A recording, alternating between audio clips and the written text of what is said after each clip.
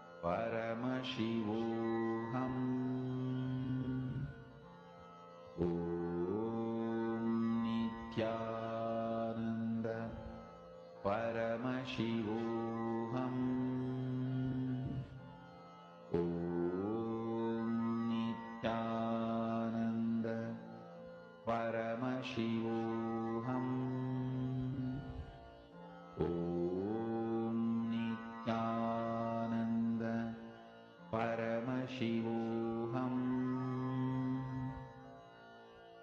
Om Nithyananda Paramashivoham Om Nithyananda Paramashivoham Om Nithyananda. Please relax. Now, can I request each of the participants, each of you can post in the chat, what was the gesture that you were able to see being projected? Whatever appeared to you in your third eye. I request each of you to post it in the chat. Please take a few moments and share all the details. Whatever you are seeing through the third eye, the exact gesture that you saw, and all the details that was revealed to you, go ahead, take a moment and post in the chat.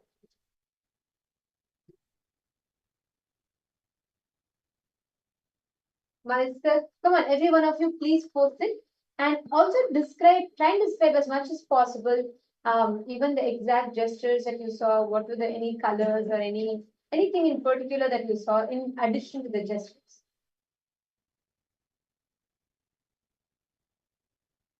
Okay, I see different answers. Can I request all the participants to post, please? Can I request every one of you, all the participants to please post? Nithyanandam Vittal Navi. Nithyanandam Ayya, where are you joining us from? Vittal Navi Ayya, Nithyanandam, welcome to the program. Where are you joining us from, Ayya? And D. Chuan Chen, Nithyanandam, Vidyarupanaya, Nithyanandam. Wonderful to have all of you here today. Did you all do yoga? Ma Alice Wong, Nithyanandam Ma Lingo, Ma D. Chuan Chen, and all the others that are here. Please take a moment and share. Okay, so now let's verify what is the exact what is the exact gesture that you saw? Go ahead and describe it. And now we're going to be actually seeing the answer. I see many of you have already posted. So I'm going to go ahead and show the answer. It was Namaste gesture. Pranjali Mudra, it was this. And also you can see there is like a mandala or like a design behind it. So and there's like pink and white. So anything if you saw, that's great. You have manifested it. You have manifested the power. And see, even if you did not get the right answer, the experience is what matters. So each of you can even share your experience. What the space that you are in during the manifestation, you can share that as well.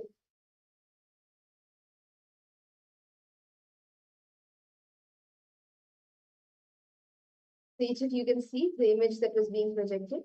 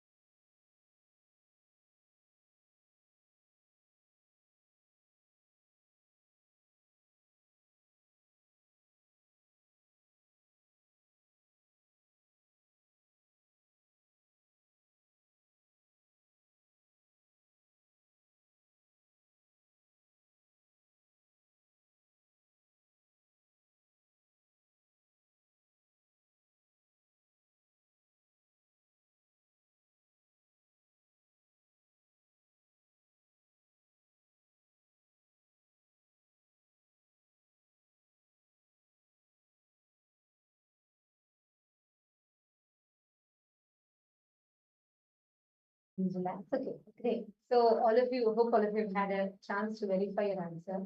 Now, so many of you have put various different answers, correct?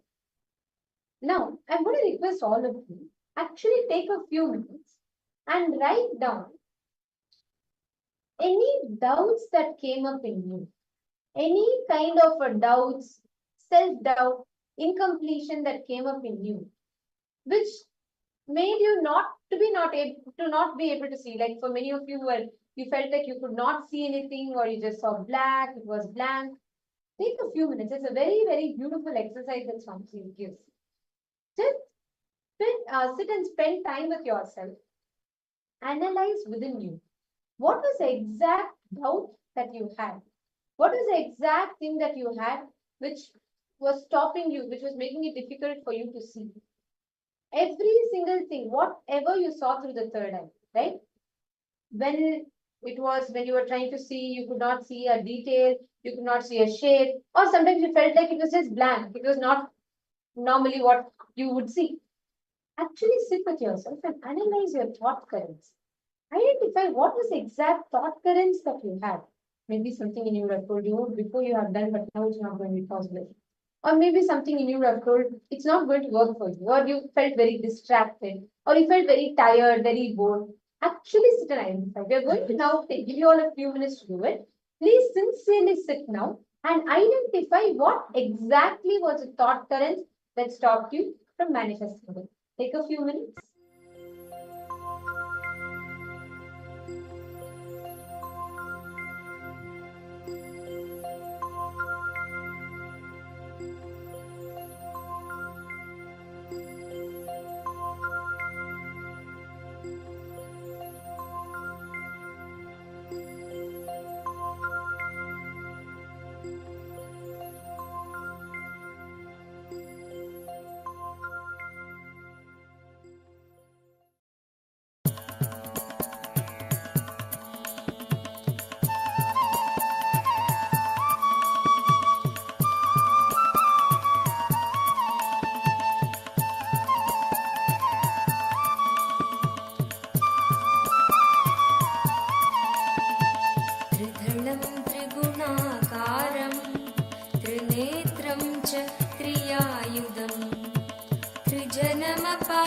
संहारम् एकबिल्वं नित्यार्पणम् एकबिल्वं नित्यार्पणम् त्रिसाहैर्बिल्वपत्रैश्च अच्छित्रैर्कोमलैश्चुभै तव पूजां करिष्यामि एकबिल्वं नित्यार्पणम् एकबिल्वं नित्यार्पणम् सर्वत्रैलोक्यकर्तारम् सर्वत्रैलोक्यपावनम् सर्वत्रैलोक्यहर्तारम् एकबिल्वं नित्यार्पणम् एकबिल्वं नित्यार्पणम् नागादिराजवलयम् नागहारेण भूषितम् नागकुण्डलसंयुक्तम् एकबिल्वं नित्यार्पणम् एकबिल्वं नित्यार्पणम्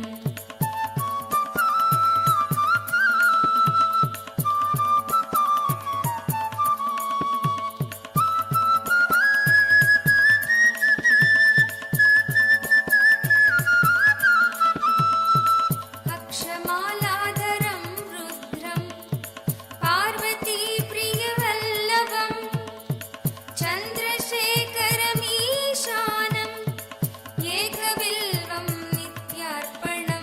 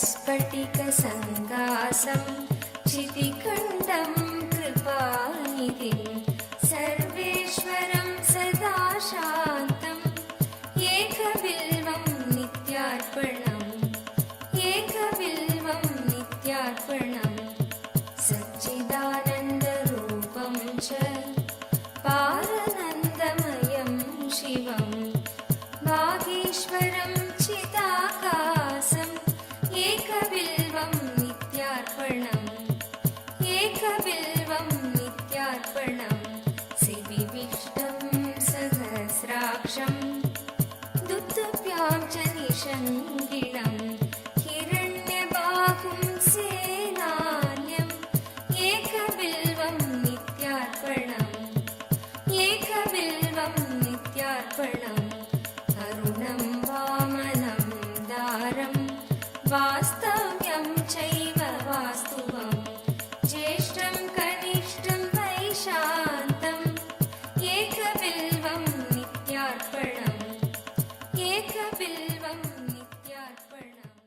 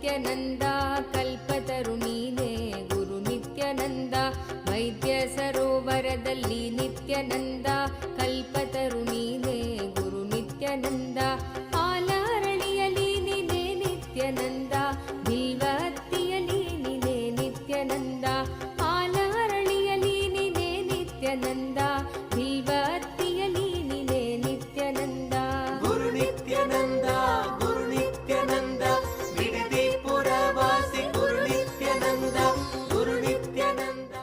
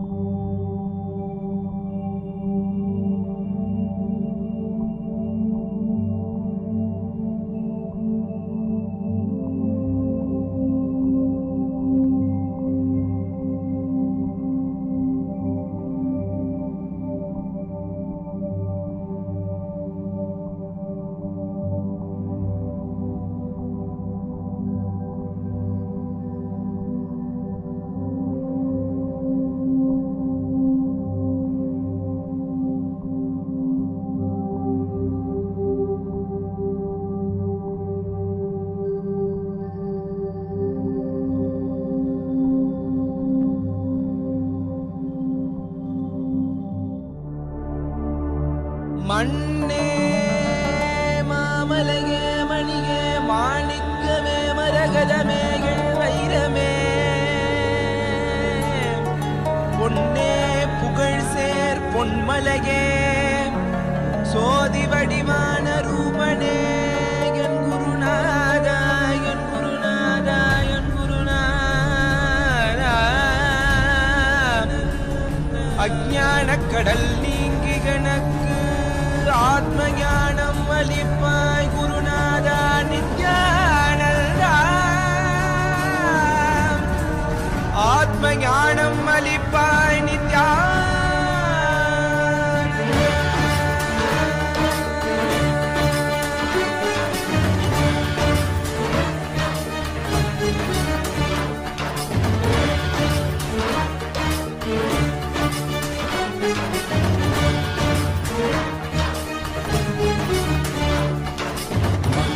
கொண்டு கங்கை முடிக்கொண்டு நர்த்தனம் புரியும் ஈசனே சுடலை பொடி பூசி உடுக்கை தனை ஏந்தும் காலனே புடிதோலனே நீரு விழியால் உள்ள முறைகின்ற மதுரை மாநகரின் ராசனே இன்னல்களை கலைந்து இன்பங்களை அளிக்கும் சுந்தர வடமணி நேசனே ஞாயிறு திங்கள் நித்த முறைகின்ற செவ்விழி கொண்ட செல்வனே சொக்கனே எந்த சோமனே ஐயா சோதி வடிவான ரூபனே அடிமுடி காணா மலையே அகிலமும் போற்றிடும் ஐயனே நாதாவரணனே நால்வர் போற்றிட நயமுடனாடிடும் நாதனே ஆழ காலம் உண்டு ஆழம் காடுதனில் ஆனந்த நடமிடும் ஆதி செய்வனே மங்கையிடம் கொண்டு கங்கை முடி கொண்டு நர்த்தனம் புரியும் ஈசனே சுடலை முடி பூசி உடுகை கடையேதும் காலனே புலிதோலனே மீனின் விழிகால் உள்ள முறைகின்ற மதுரை மாநகரின் ராசனே இன்னல்களை கலைந்து இன்பங்களை அளிக்கும் சுந்தர வடமணி நேசனே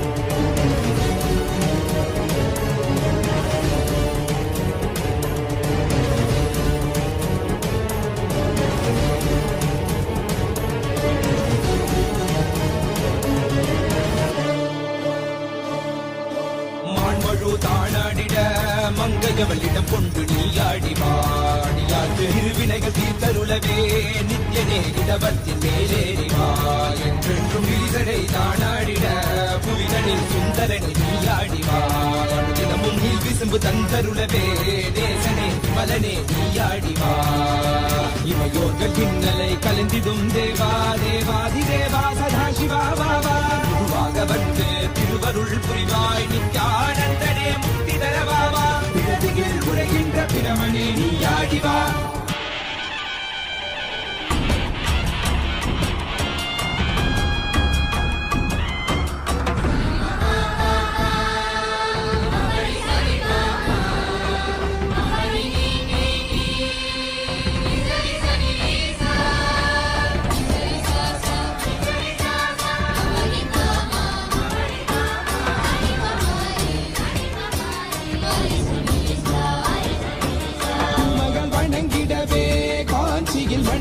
உரைபவனே அப்பாய் காட்சி தரும் எங்கள் ஆணை காவலசே ஆதியந்தமில்லாத ஜோதியாய் அருணகிரி உரைநாதனே உலகை இயக்கிடும் வாயு வடிவே காலசக்தி ஈசனே சொல்லுதிடத்தில்லை நகர்தனி வானில் ஆடும் கூத்தனே பஞ்சபூதமும் நித்தம் பணியும் பரமனே பரமேசனே रचित नित्य वैभव गुप्त कैलैवासने ईशने सर्वेशने परमेशने जगदीशने नित्यने आनन्दने जीवने गुरुदेवने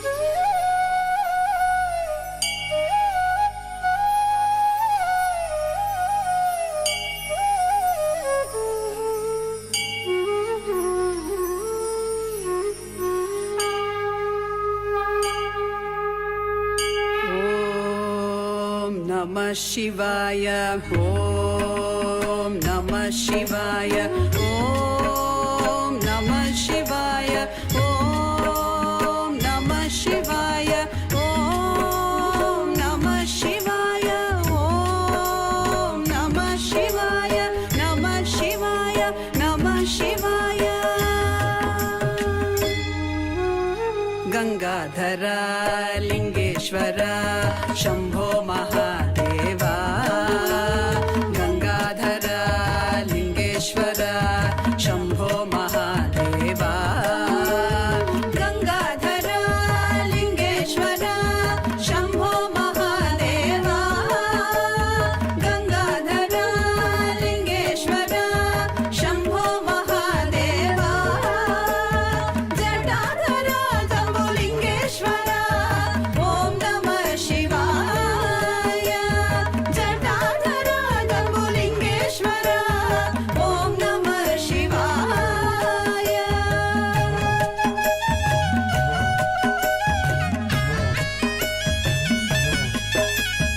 Chidambaresha Kanakasabhesha Trinetradarisha, Chidambaresha Kanakasabhesha Trinetradarisha,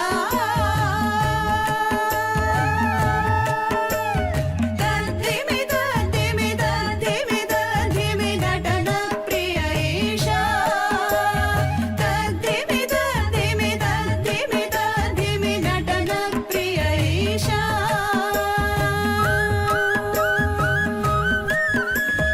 Om Namah Shivaya, Om Namah Shivaya, Om Namah Shivaya, Om Namah Shivaya, Namah Shivaya, Namah Shivaya.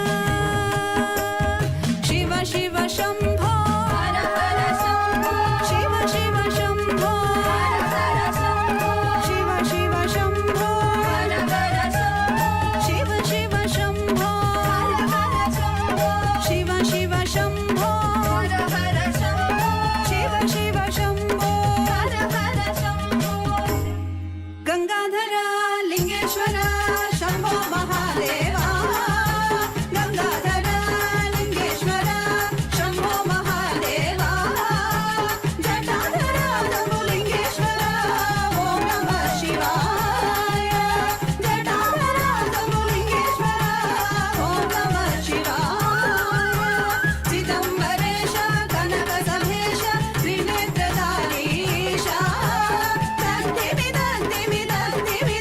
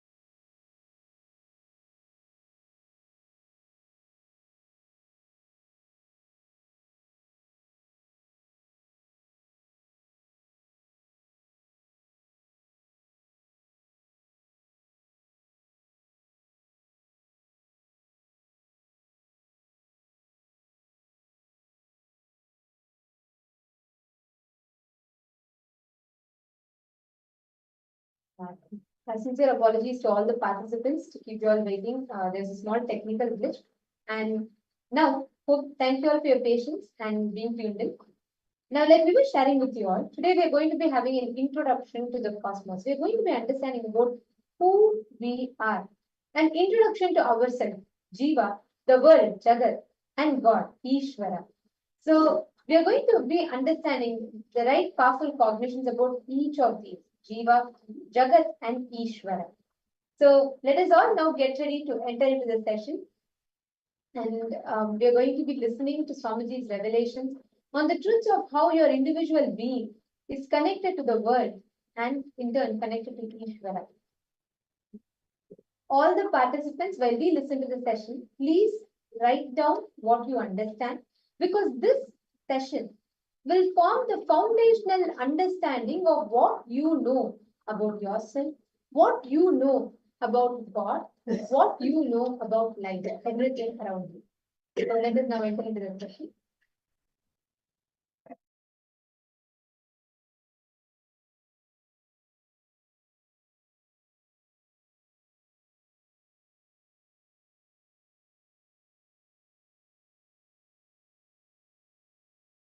Jiva, Ishvara, Jagat. The exact English translation of these three words is self, God, and world. Jiva, Ishvara, Jagat. All three are made of same stuff. How you respond to all three will always be same. Please understand. If you are confused about self, you will be confused about Ishvara, God.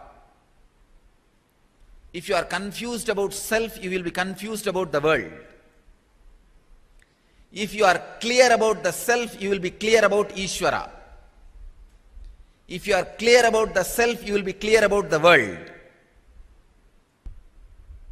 If you have visual understanding about yourself, for example, when you look inside what you are, if you get an idea visually, you will be able to see Ishvara visually. You will be able to see the cosmos, anything, anywhere visually. If you close your eyes and see yourself, you have only verbal idea. What thoughts are going inside. You can see Ishvara also only verbally. And about world also you will have only verbal knowledge. The basic thing needed for enlightenment is psychological revolution. Clarity about the self, world, and God. Jiva, Jagat, Ishvara. Jiva is the self. How you think, how you are driven, what is your inspiration, what makes you run in your life, what makes you move in your life, why you think, how you think. This understanding is Jiva. Then Jagat. How the clarity which happened in me, or the desires and fears I feel in me, how I am going to connect it with the world. If I have some desires, how am I going to get it from the world? If I have some fears, how am I going to avoid it? Avoid those things being forced upon me by the world. That relationship is Jagat. Ishvara means the source for both. The source for individual self and the world is the Ishvara. Achieving that source, all these three is what is called enlightenment. First, having clear understanding about Jiva. Why you think, how you think. This clarity will give you the experience about Jiva. Then, how to connect with the world through your fear or through your greed. Achieving what you want to achieve or keeping away from what you don't want. This is the realization about the East Jagat world. The third, Ishvara, which is the source of these two, experiencing it. Actually, it's a very subtle truth, but very strong truth. Just by understanding, it can liberate you. Just a simple understanding, it can solve so many problems, so many things. The click will straight away happen just by understanding. This sutra is the Nitya Sutra. Nitya Sutra means you need to practice it eternally. 25 states of consciousness, Jiva, 11 dimension of the universe, Jagat, 5 operations of the Sadashiva, Ishvara, Jiva, Jagat, Ishvara. Understanding of all these three and how they meet, how they connect, who means what to whom, what means what to whom, who connects with what in what way. This whole matrix is Maya. Realization of this whole matrix is Sadashivoham. Jiva, Jagat, Ishvara. And now when they understand the matrix between these three, the experience of Sadashivoham starts as a everyday happening. Please understand, happening means how the 9 body fluids are happening as long as you are alive in this body. Like this Sadashivoham will be one more oozing happening of as long as everything exists.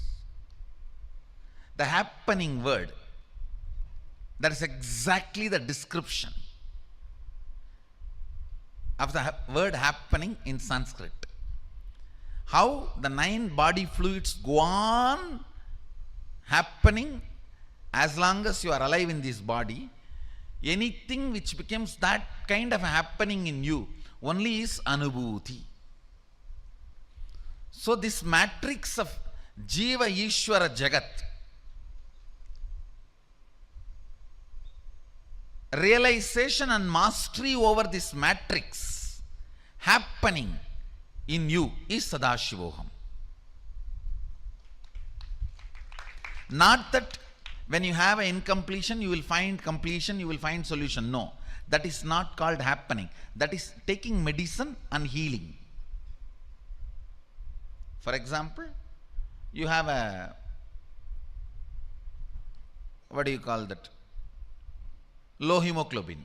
You take medicine and then hemoglobin, you become iron lady and then hemoglobin becomes all right.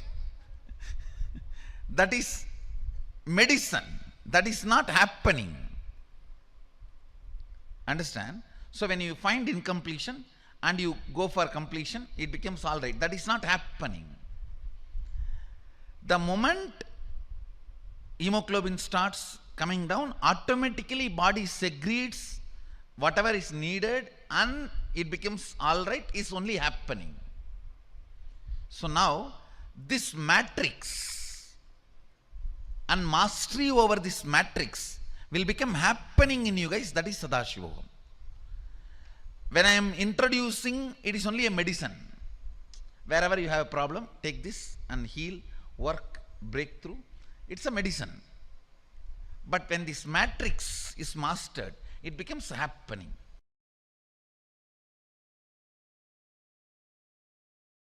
If your idea about you changes, your idea about the world and the God will change.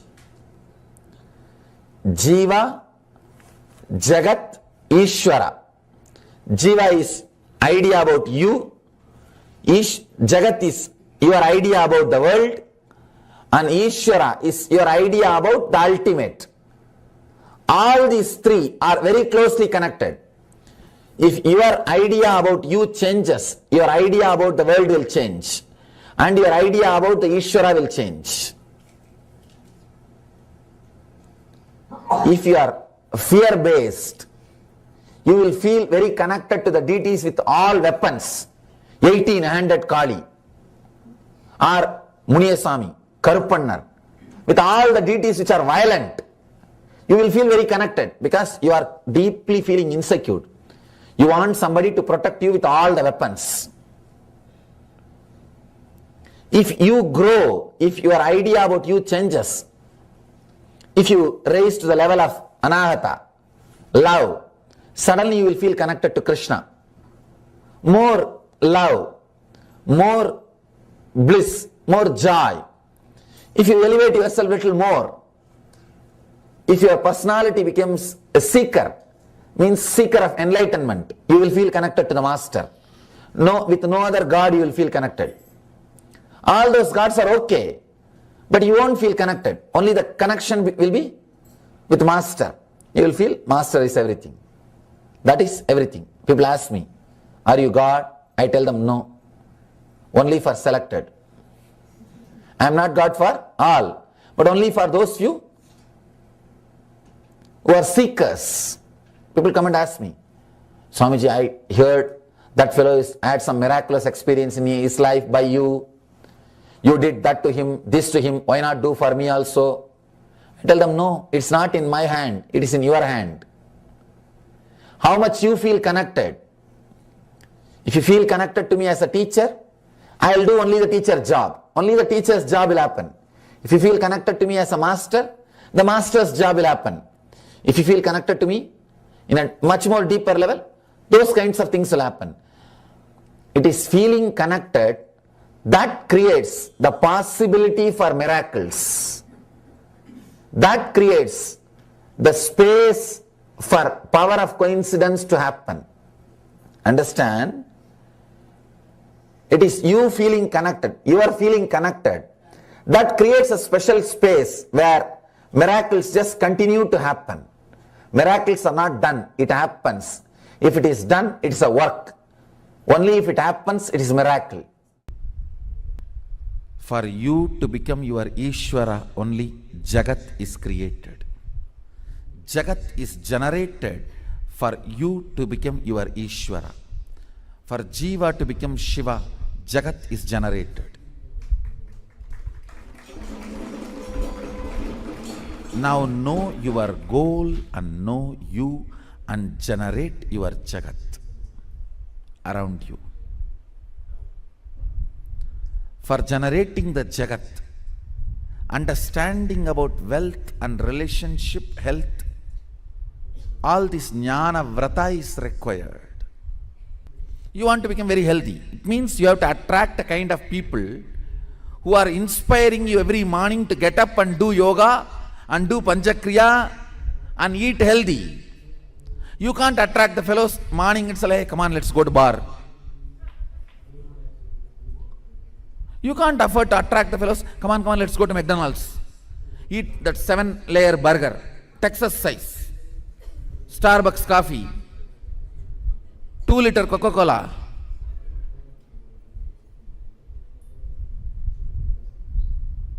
If you attract that kind of friends and that kind of world around you, then don't expect to be healthy. So if you want to be healthy, you need to attract a kind of people, setup, system, place where people are all happy and wake up early morning and breathe that fresh ozone and bend the body, do the yoga and eat healthy, live happily, don't accumulate toxins.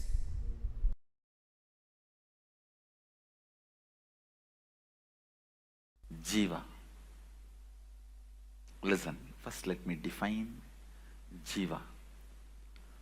What you perceive yourself as of now to whatever you can perceive you.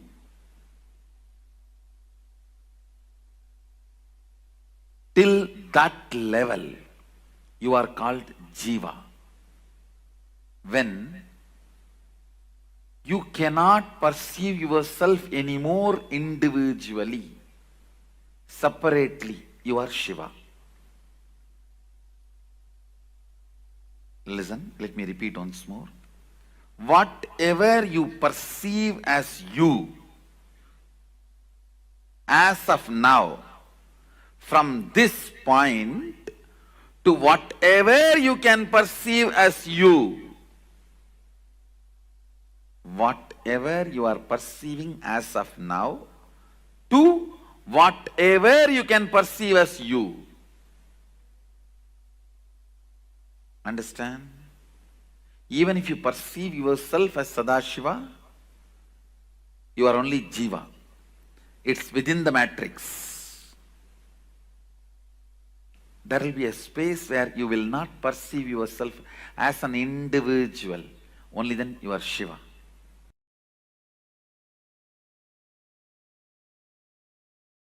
Sadashiva. Please listen. What Vedas describe as Brahman, Agamas describe as Sadashiva, is not what English word God means. God means generator, operator, destroyer, three.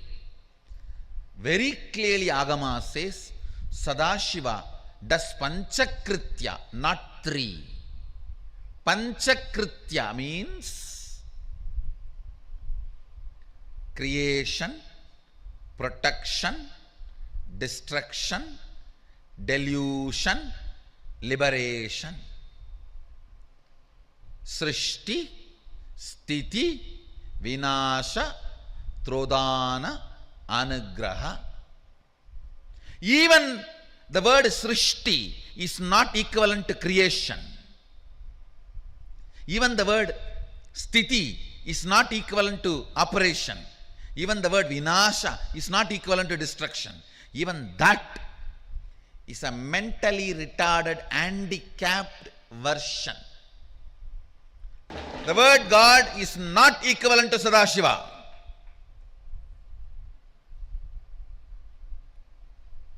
The very scope. West does not understand something called delusion and liberation. It understands only creation, operation and destruction. What they understand from their scope, they created their God. Understand what they could grasp, based on that they created their concept of God. What we experienced, from that we expressed Brahman and Sadashiva. So the Brahman in Vedas, Sadashiva in Agamas is not described, presented properly by the word God. I am first making this statement clear. So, the moment I have discarded even the word God, where is the question of getting absorbed into that God? Understand, supernatural, paranormal, magical, all these words no way relates with what Agama describes, Upanishad describes as Shaktis.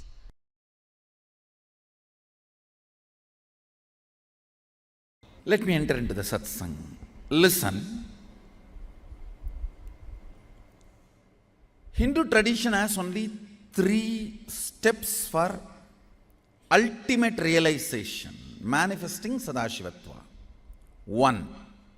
Shravana, listening. 2. Manana, internalizing.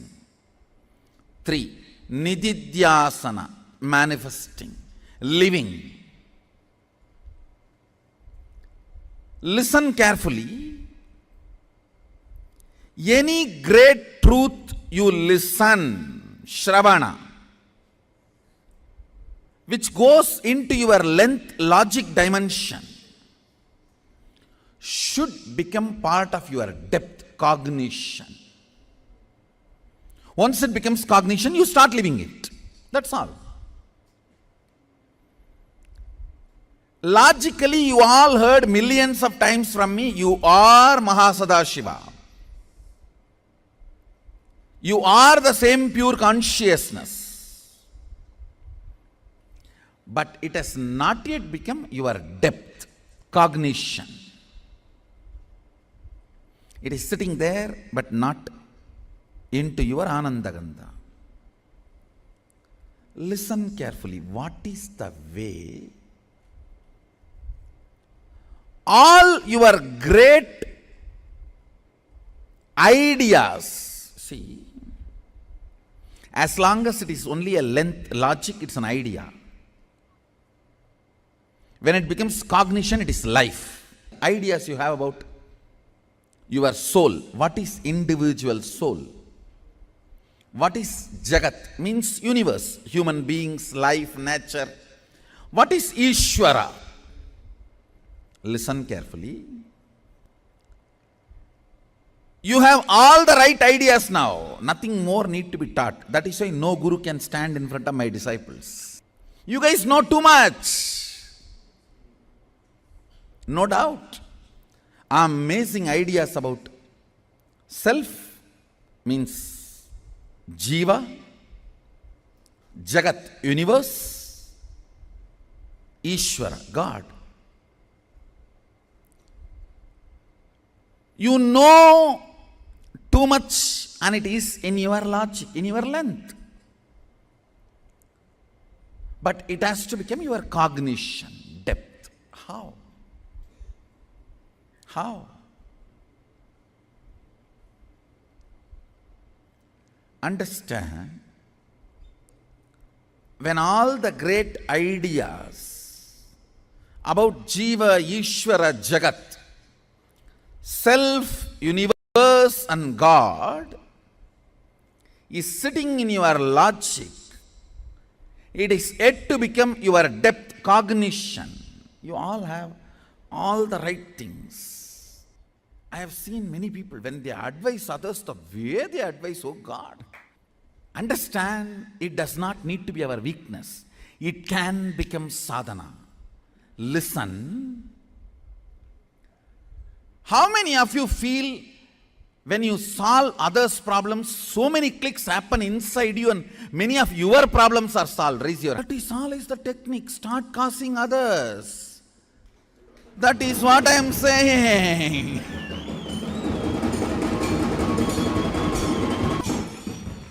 Understand, all the great understandings you have about each self, universe and God, Jiva, Ishvara, Jagat. Jiva, Ishvara, Jagat. All the great things, great ideas you have need to become part of your cognition, depth. How many of you feel, everything I have in my length, if it becomes depth, now I will become enlightened. I have so much. What is the methodology then? Causing, that's all. Understand, causing is a spiritual practice, because every time you cause others, you just lift yourself to the higher understandings, cognitions, where the understandings you have in the level of logic length becomes part of your depth cognition. Sivam, ungal பெயர் அல்ல, ungal சத்தியம். Shiva is not just your name, it is your Satya. It is your Satya. It is your existence. It is you. It is you. It is your very you. The core of your existence is Shiva. Shiva, Shiva, Shiva. Listen. Even when you have self-doubt, see, always, all of you move from one thought to another thought because your mind moves from one thought to another thought. You get self-doubt about anything you try to understand. Understand? The believers will have a self-doubt about their bhakti. Non-believers, even atheists, will have a self-doubt about their atheism. Any philosophy you try to believe, you will have a self-doubt. Only when you experience, your self-doubt will be burnt. Self-doubt, when it is unattended, becomes self-hatred. Self-hatred, when it is unattended, becomes self-denial. That's what I call SDHD. Just like ADHD.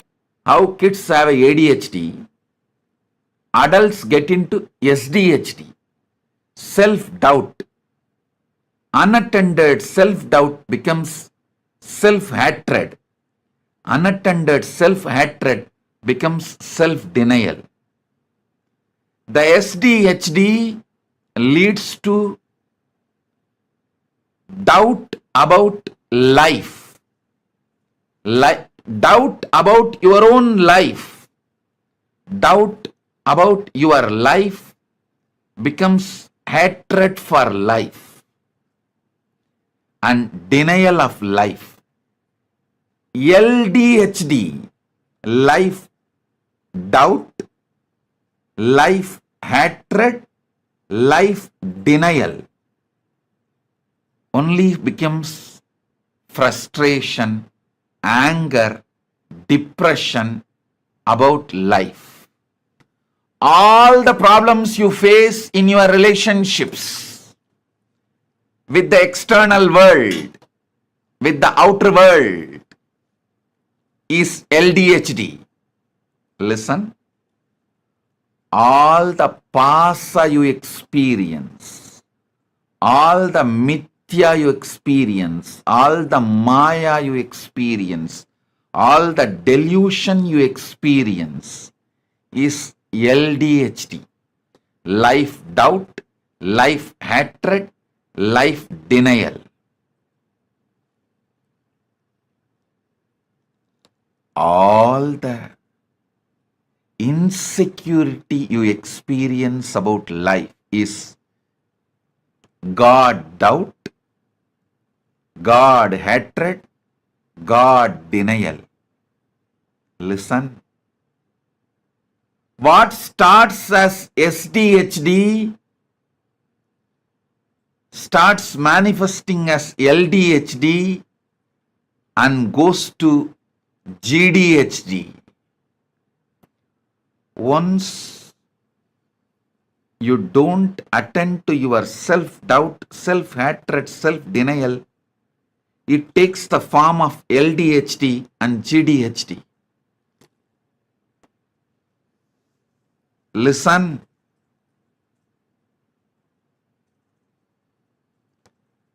Come to the source core of you. The source of you through experience. How you experience, you exist with that same strength, power, you can experience Paramashiva exists today. With that experience of Paramashiva, your SDHD, LDHD, GDHD, all of it will disappear, dissolve. You will experience Paramadvaita. Parama Advaita. Understand that first. You always think, only if I can visualize the great truths inside me and concentrate on it without getting oscillated, I will get enlightened, I will experience Paramashiva. No. Paramashiva is larger than your ability to visualize. That is why Upanishads declares. Upanishads very clearly declares, Avangmanati kocharam. It is beyond your ability to visualize and verbalize. He is the frequency which cannot be verbalized. He is the vibration which cannot be visualized. The nada which cannot be verbalized. Bindu which cannot be visualized. He is Satya, only can be experienced. Before entering into the sutra, just few understandings, few words about the scripture, Shiva Sutra. This book is not even just a manual for enlightenment. It is a manual to create spiritual traditions. The technique which we are going to enter today is the base of whole Buddhist tradition.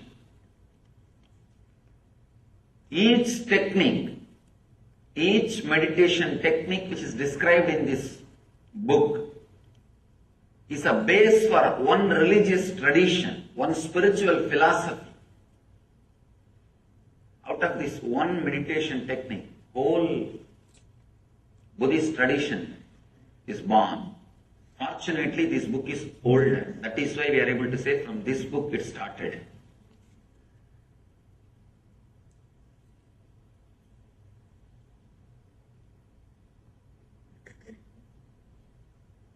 People ask me, how can you keep Buddha also along with gods? Because Buddha did not accept Vedic gods. If you read deeply, Buddha never said there is no God or God does not exist. Whenever he was asked the question, he just avoided. Just not to waste the time. Because whenever you say yes or no, you have enough arguments. You will come and ask me, Swami, is there God? Atheism with a decent, cultured, responsible is straight path to enlightenment. There are many masters who led people to enlightenment through atheism. Very rational, logical, responsible. There are many masters who never accepted God but led people towards godliness. People ask me, is there God? I tell them God is not the thing to argue by saying yes or no. The moment I say yes, I'll have 1,000 more questions. The moment I say no, again 1,000 more questions. Both are not going to help you. Neither yes nor no is going to help you. Just give a technique through which he will realize. He himself will achieve the truth. Buddha did the same job. He never said yes, never said no. He just gave the method. he just gave the technique and led people to achieve the enlightenment, achieve the truth. In a very beautiful way, without accepting the authority of the Veda, he contributed to Vedic tradition. See, there will always be 50% of the people saying no for everything. See, when you say no, it feels very juicy. Saying no is really very juicy. That is why, kids, why do you think constantly kids say no for anything and everything? Because it gives them the feeling that they are grown up now. Only when you say no, you feel you have freedom. There is something called positive freedom. Freedom of acceptance and saying yes, the ultimate freedom. But unfortunately, neither we are taught about it, nor we experienced it. I can tell you actually, this moment you can liberate yourself. All you need to do is accept you as you are in the outer world and the inner world. Suddenly you will see you are unclutched. You are clutched by only one thread, non-acceptance. Sutre Maniganaiva, Krishna says, I am the thread running through the whole existence. There is one thread in you which is running through the whole suffering of your life, non-acceptance. Just like a Lord is the thread. Krishna is the thread running, connecting the whole existence. Your non-acceptance is the thread running and connecting your whole sufferings. What you call as samsara roga, bhavaroga, suffering of disease.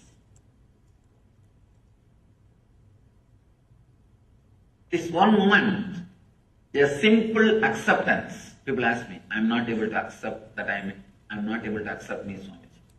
I tell them, alright, at least accept that you are not able to accept you. That's all. Even that is an acceptance. Even that acceptance can suddenly unclutch you. There is no need for thought flowing in you. There were one group of people who are very simple, who are able to straight away connect and accept and realize the truth. For that group, the Vedic tradition was helping. But slowly, unfortunately, a kind of a negative wave, a negative group started developing because the spiritual techniques and the transmission of the spiritual enlightenment was not happening at one point. Transmission of enlightenment was not happening. So the antagonistic crowd, the crowd which started saying no to everything. If you say no logically, there won't be any problem. Saying no, just, I don't want, just for the sake of feeling strong. For that group, there is nobody to guide them. It is not that just because they have gone astray, they can be dropped or they can be completely thrown out. No. Somebody has to take care of them. So then, divine descends as Buddha, who gathers all the dropouts. He gathers all the people who are saying constantly no. He also gathered all of them and said, yes, he played the same tune. He played the same tune. But I can say among the masters, Buddha is the master who contributed maximum number of enlightened beings to the planet Earth. Maximum number of enlightened beings are contributed to planet Earth from the Buddhist tradition. Directly from Buddha. When he was alive, fortunately he was in the body for more than, you can say, 80 years. And he became enlightened around 40. 40 years enlightened public mission. He created at least 10,000 enlightened beings. I think even now, it's a achievement. I don't think anybody else has done much more than that. He contributed so much without directly saying yes or no to the question whether God exists or not. He straight away gave the technique. And that technique is from this sutra. This is the sutra which forms the core, center of the Buddhist tradition. That is why the Upanishad says the person who is initiated, the initiated person, for him whole world is heaven. Amritasya, immortal heaven. The person is uninitiated. See, understand the word initiation. It means not that doing some ceremony or ritual. Initiation means the click happening in you. When a master expresses the truth, the realization, if the click happens in you, if suddenly you feel, oh God, right, what he says is right. I was always thinking this. He put it in a right way. If you feel, whatever I am speaking, always you thought about it, but I am verbalizing it. I am properly putting it in word. Initiation has happened. That is the scale, whether initiation has happened or not. If the initiation happens, the whole world is heaven. If the initiation is not happening, then the whole world is hell. All you need to understand is this two quality. When you do not accept this moment, starts the greed. When you do not accept the moments which may come, there starts fear. Out of greed, the quality of rajas gets added into your system. Out of fear, the quality of tamas gets added into your system. All you need to understand, the more and more time you spend in the middle path means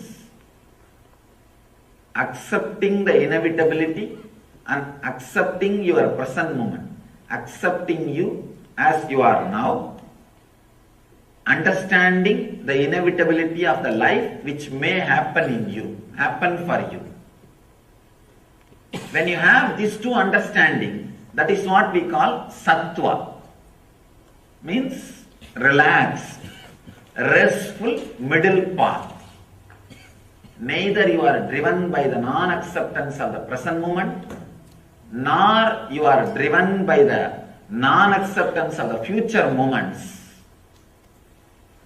Non-acceptance of the present moment and future moment are the root of rajas and tamas, restlessness and fear, restlessness and inertia.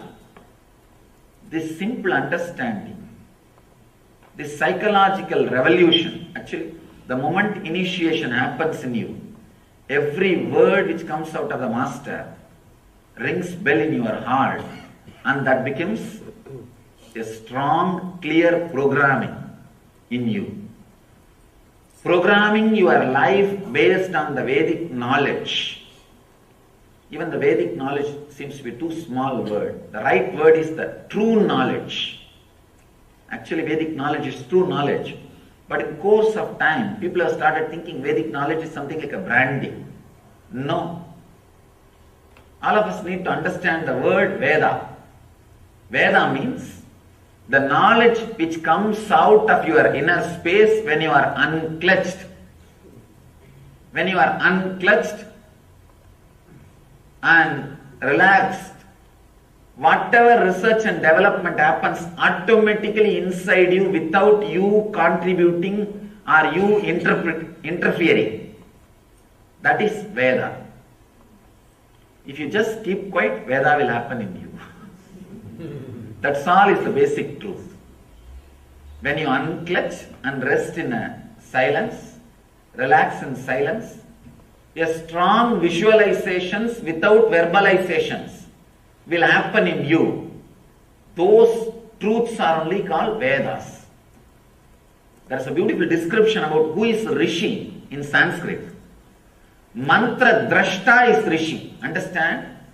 Not the person who heard the mantra, but the person who sees the mantra. Mantra Drashta. Drashta means who sees. Means the whole knowledge or truth will happen in you as a visualization, not as a verbalization. When you drop from verbalization, unclutch from verbalization, mantra drashta will happen. Now we are all only listening the mantra. Means like a sound, either from outside or from inside. It comes out only as a verbalization. Then you are not Rishi. Relax. Then it is not Vedas. It is not the true knowledge. It is perverted knowledge. In Sanskrit we use the word, the perverted knowledge. Means half truth or perverted truth. When you unclutch from the verbalization which is constantly happening, your strong visualizations beyond your verbalization will come out. All you need to do is put all your effort and relax from unclutching. Suddenly you will see a very strong visualizations will start happening in you. Those visualizations are only called as visions. Mantra drashta. You will see the mantras. Mantra means knowledge, truth. You will see the mantras. You will see the truth. That is what is called Veda.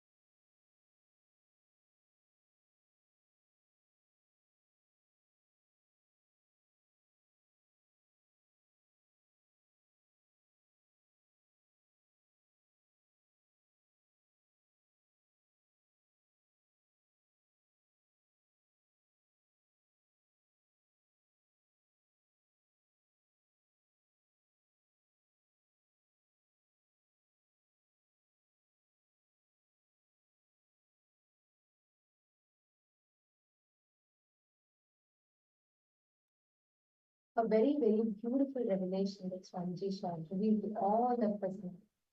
Understanding how each of the states, your individual soul, Jiva, the world around you, Jagat, and God, Ishvara, what you cognize as you, how you connect with you, how you relate with you, is precisely how you relate with the world, how you relate with God. Many times we think, whatever happens, how I relate with me is not going to be affected. Maybe I may think anything about me, but I will definitely be different to how I am. Others will not be affected by me. Please understand, the truth of life is this. What you think about you inside of you, that is precisely how you respond to life and to the world. This session establishes the fundamentals of what you're going to be learning today. If you are confused about yourself, do not think you will have clarity You will have some amazing clarity about how you're going to deal with the world. No. What you think about you is exactly how you relate with the world, relate with God. Are all of you understanding this? This is what is called Jiva. Jiva means your individual self. Jagat is the world. And Ishvara is God, ultimate. Now, how you hold yourself inside you is exactly how you hold yourself outside you. How you hold life, how you hold others, how you hold people, everything is getting impacted. Ma Lin Yi Ting and Ma Ramani Devi, all the others, are you all understanding? Ma Hag Chuan Liu, Ma Han Yan Hui Jing, are you all understanding? Ma? I request every one of you to post as you're understanding.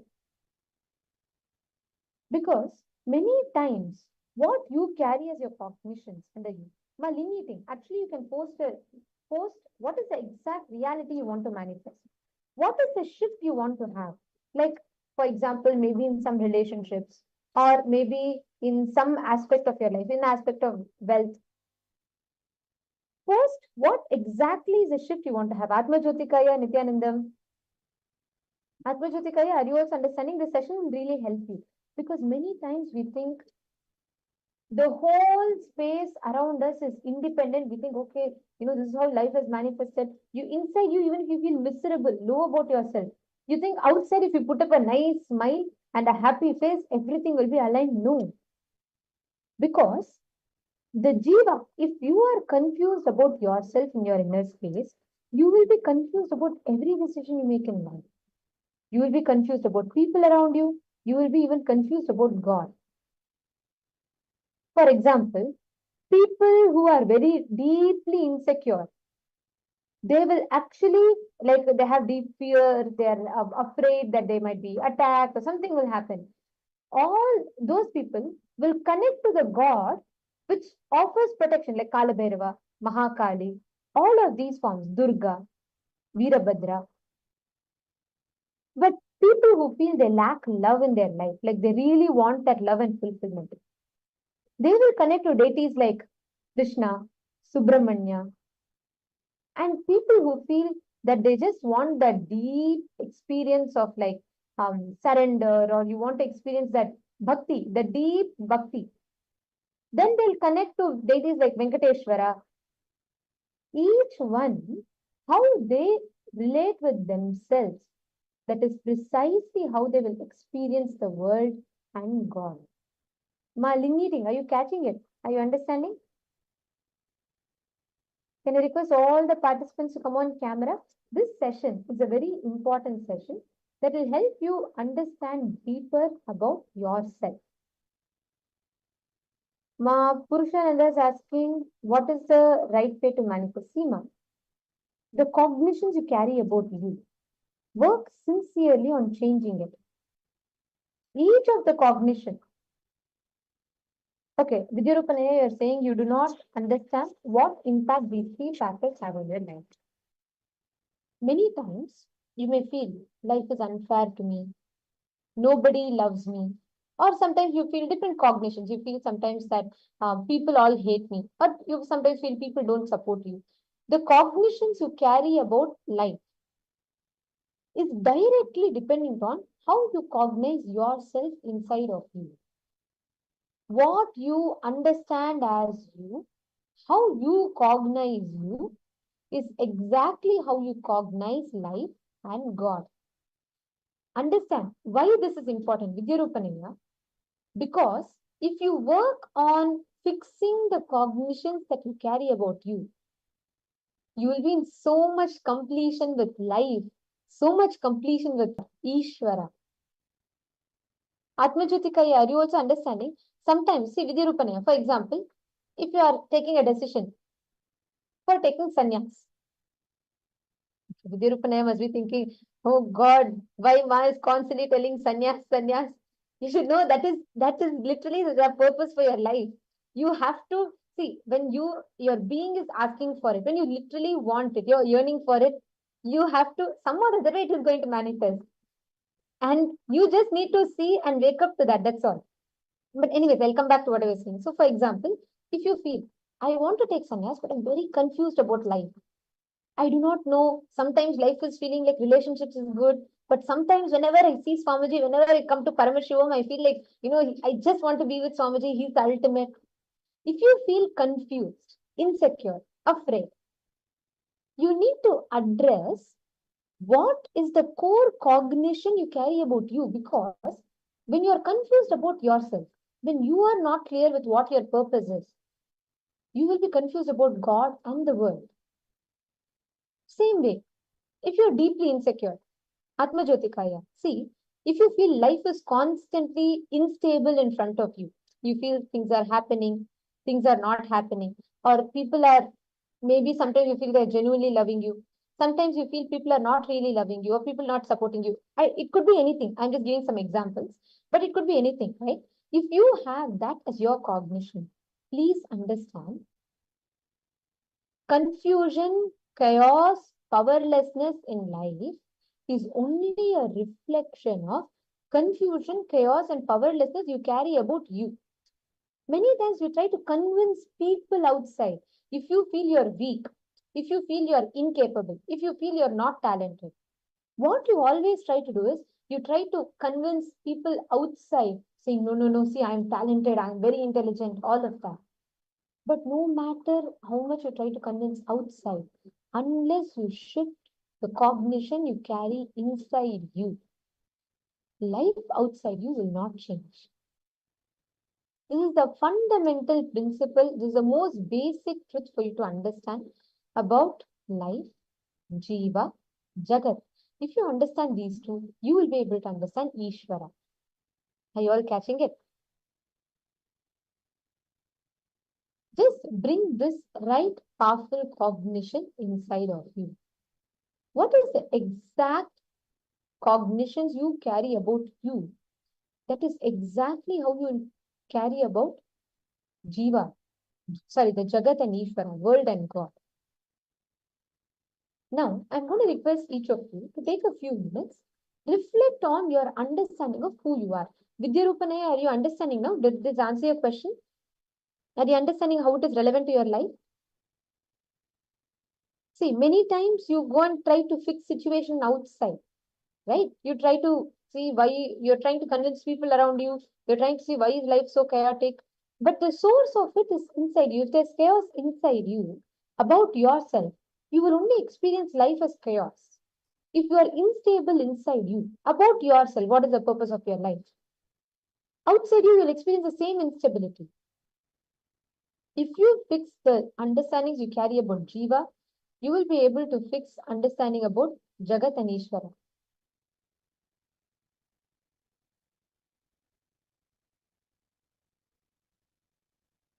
Atmajyotika, I'm not quite understanding your question. What does it mean? You're asking, should you go back to before you were 7 years old to achieve completion? Is that what you're asking? Am I right?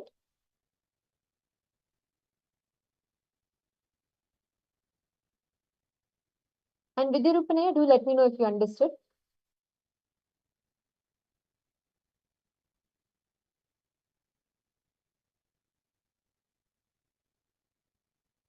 Okay.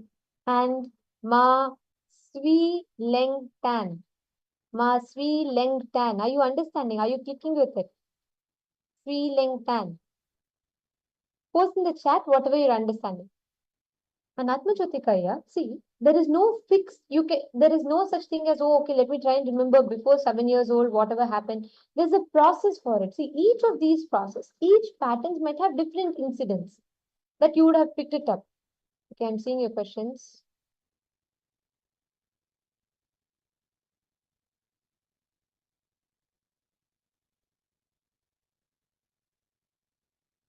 Okay, very beautiful. I'm happy that you're expressing clearly. That means you know there's a problem. See, if you understand where the problem is, fixing it is not an issue at all. Swamiji will take care of it. But first, you have understood it. So you have said you have all the feelings that I mentioned, and sometimes you feel like down, lonely, and all of that, and sometimes you feel very confused what decisions to make in life. Understand. First, bring clarity within yourself. Ask yourself, what is the purpose of your life? What do you want to achieve? Swamiji beautifully tells her, yeah, listen, there is nothing called right or wrong in life. You can never say this is the right purpose, this is the wrong purpose. A very beautiful example Swamiji gives. If you believe money is the purpose of your life, be completely integrated to it. And at one point, when you are integrated to it, that integrity will lead you to the more matured goal. You will start understanding even after achieving money, you're not getting inner peace. So slowly it will push you towards seeking. So each time, whatever you experience, now listen, Atmajyotika, this is for you. What confusion you're having, right? Sometimes you feel this is very nice. Sometimes you feel very low, very lone. Sometimes you feel people around you are really nice, really loving. Sometimes you feel life is not good. This entire projection is a projection of your inner dilemma. Sometimes you feel Swamiji is my life. I want to go and live with Swamiji in Kailasa. Or sometimes you feel, no, what about my dance career? What about my dreams? What about my hopes? What about my desires? Now, what you need to do is, don't try to address external situation. Okay. Don't try to see, okay, should I go right now? Should I take sannyas? Right now, should I do this, do that? Forget about the external situation. Sit and analyze within you. Swami has given a very beautiful exercise for this. Sit and analyze within you all the understandings, identities, and belief you carry about yourself. Write it down. How do you see life currently? How life is occurring to you? You feel it is unstable, or you feel people are not loving you. Whatever you see as how life is occurring to you, first write it down.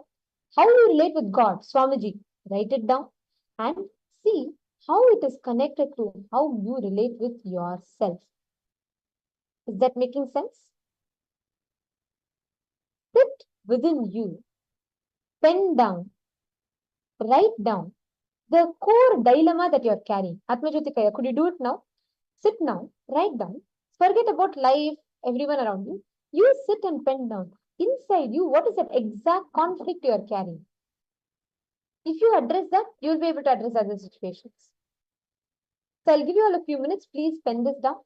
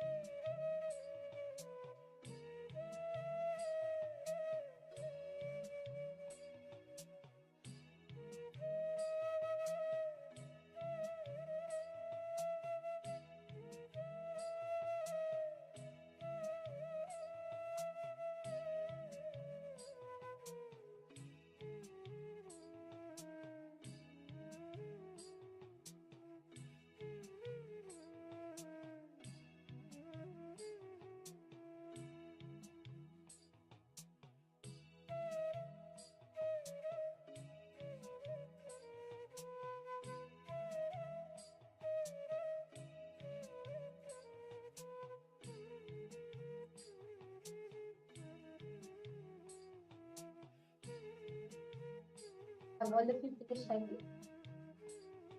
Request all the participants. All finished. If you observe and if you have identified exactly what you understand as Jiva, Jagat and Ishvara, all the conflicts, contradictions, confusions that you have, the chaos that you experience in your Jiva, in your individual self, reflects in the Jagat and in Ishvara. What you cognize as you, how you understand you, how you see yourself, impacts how you see God, how you see world.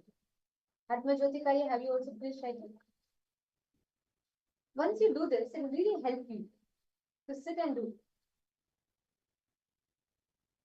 I request each and every one of you to post in the chat what you have been able to internalize and what your understanding is. Okay, Atma Jyotikaya, I read what you have posted. You have posted your view of the world is cold and cruel. My view of God is strict, and my view of myself is childish. Listen carefully. This is because you view yourself like that, you perceive the world around you, God under that lens. See, for example, just see, if you complete with the way cognition you carry about yourself, if you start having matured conversation with yourself, automatically you will not anymore feel that the world around you is cruel or God is strict. I'll give you an example, okay? Let's say a small child is trying to play with fire. So the mother tries to stop it. It keeps, every time after mother moves, the child keeps running away back to play with the fire again. So the mother just picks up the child, puts it in another room and locks the room where the fire is there. That time the child will look at the world as the world is cruel, and then mother is very strict. She's not allowing the child to do what he wants. But the same thing, if the child matures, completion, even if other stops, maturity to understand it is being harmful. Correct? Here, the incident is not something different, but the maturity, the conscious maturity from which the child looks at the situation is different. Is that making sense to you, Atma Jyotikaya? So, right now, don't expect the world around you to change or experience of people around you to change. Just focus first on changing your view about yourself. I'm not saying your view about people, no. Your view about yourself. How do you cognize you, Jiva? Work on developing deep, mature conversations, the talking with yourself, working on mature cognitions that you carry about you. If you change that, the Jagat, the world around you, everything will have a shift. Now, if you see like all the different perceptions that we are holding about the Jiva, because of that, you are seeing the Jagat with a lens. Like now, if you wear green lens or blue lens, you will see the world like that. You will see the world blue. You will see everything around you blue if you're wearing blue lens. Just like that, if you just remove that and see the world with a different perception, from a different lens, even the Jagat will change. That is why, for example, if you feel you are very unloved, you are very childish, you need to actually look in more, Atma Jyotikaya. So you need to look in more what you experience as you, the powerlessness that you carry about yourself. Only when you address that deeply, you will be able to see life and God and understand it with that same depth. Making sense? So now, analyze your perception about yourself, how that affects the views of the world and God. If you feel you're very chaotic inside, if you feel you're very too confused about yourself, you will feel God is distant, unapproachable, because you'll be so confused about how to approach God. The solution is not to try and change different paths to achieve God. No, it is about you changing your perception, the core cognition that you carry about you within you. Is that making sense to you? All of you now take a minute or two to pen down this. How your perception about you is affecting the world and God. So can I request each of you to now start penning this down? Write down how the perception that you carry about you. is affecting the perception. Now, Atmajyotisaya, what you have written down. Write down, look in and see, why do you view God as strict? Why do you view world as cruel? What exactly is the cognition that you feel inside you? Write it down. Just take 2 minutes, analyze this after. Each of you can analyze that cognition, which is acting like a lens, which makes you see the world the way you see it.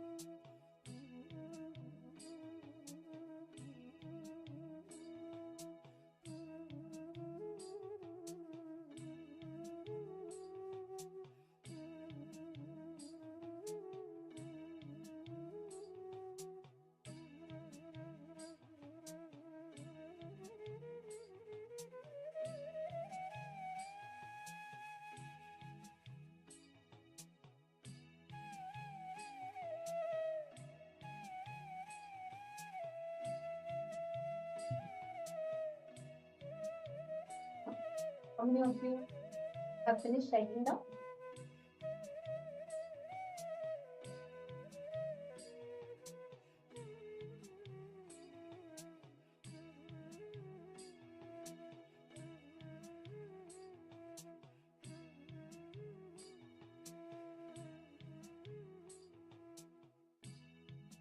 Have all of you finished? See, if you finish this, it will be easier for you to understand and cognize the principles of how Jiva, Jagat and Ishvara, the cosmos, the world around you and yourself, how all three are deeply connected, interconnected with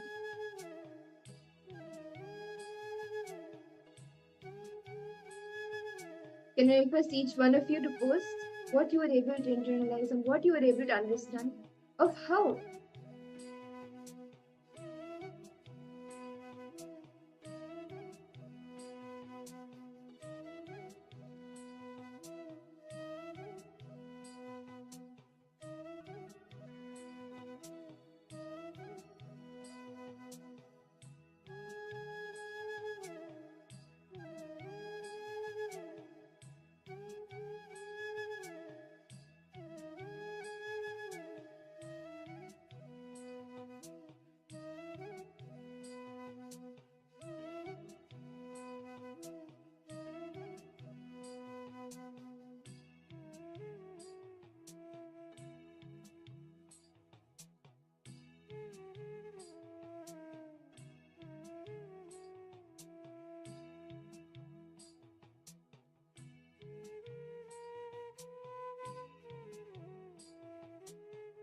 sorry for the technical glitch. See, if you have understood this now, from this space, revisit all the ideas, opinions, and cognitions you carry inside of you about Jiva, Jagat, and Ishvara. Address it sincerely.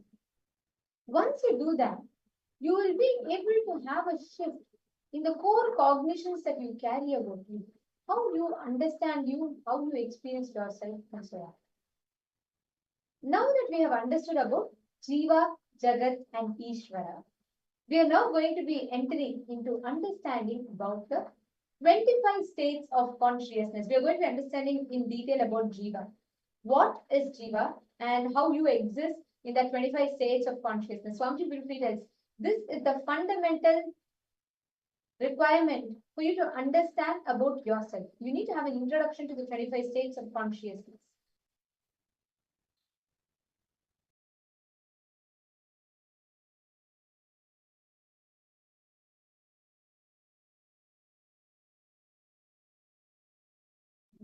Hope all of you were able to understand. Now, in this same, with this same understanding, listen carefully. When you consciously decide to look in and understand deeper about yourself, the core cognitions that you carry about you, inside of you, when you understand that, all the cognitions that you cherish about Jiva, Jagat, Ishvara will all simply align in tune. You will be able to experience them. You'll be able to experience oneness with all the three. And in that space, you'll absolutely have no conflicts, no chaos, no confusion in any decisions that you take. Hope this is clear to all of you. Now we're going to be entering into the session. And if any of you have any questions, please post it in the chat.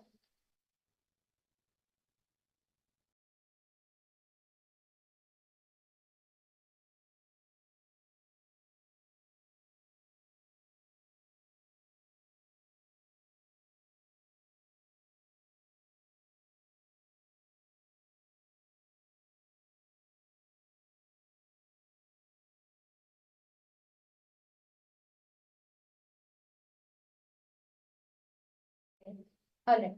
So now before we enter into the session, I'd like to share with you a little bit more deeper about what this will be. So today, whole day, it is focused on understanding about introduction about Jiva, yourself, Jagat, the world, and Ishvara, God. And ultimately, when you understand this, Swamiji will say, when you understand the Pancha Krityas, how you manifest that God, What is the right introduction to God? All of it you're going to be visiting today. When you understand the right cognitions about yourself, about world and God, all the things that you have in you, the powerlessness, all the lower cognitions you carry about you, all of them you will be liberated from. You'll actually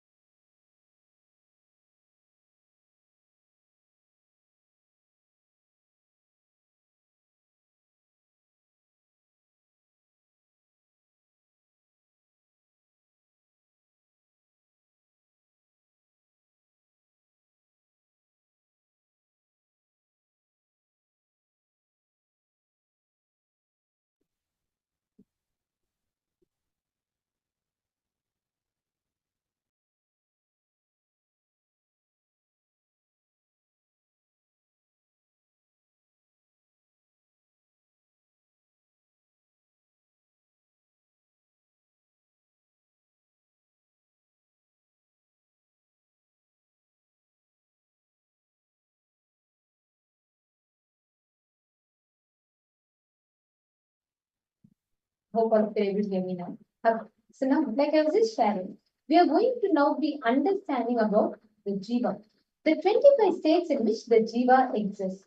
Let us listen to these revelations now. And if any of you, this is a very elaborate session, so you may have a lot of questions and doubts. Note it down. So at the end of the session, we can go over with what Swamiji has revealed. Let us enter into the session now.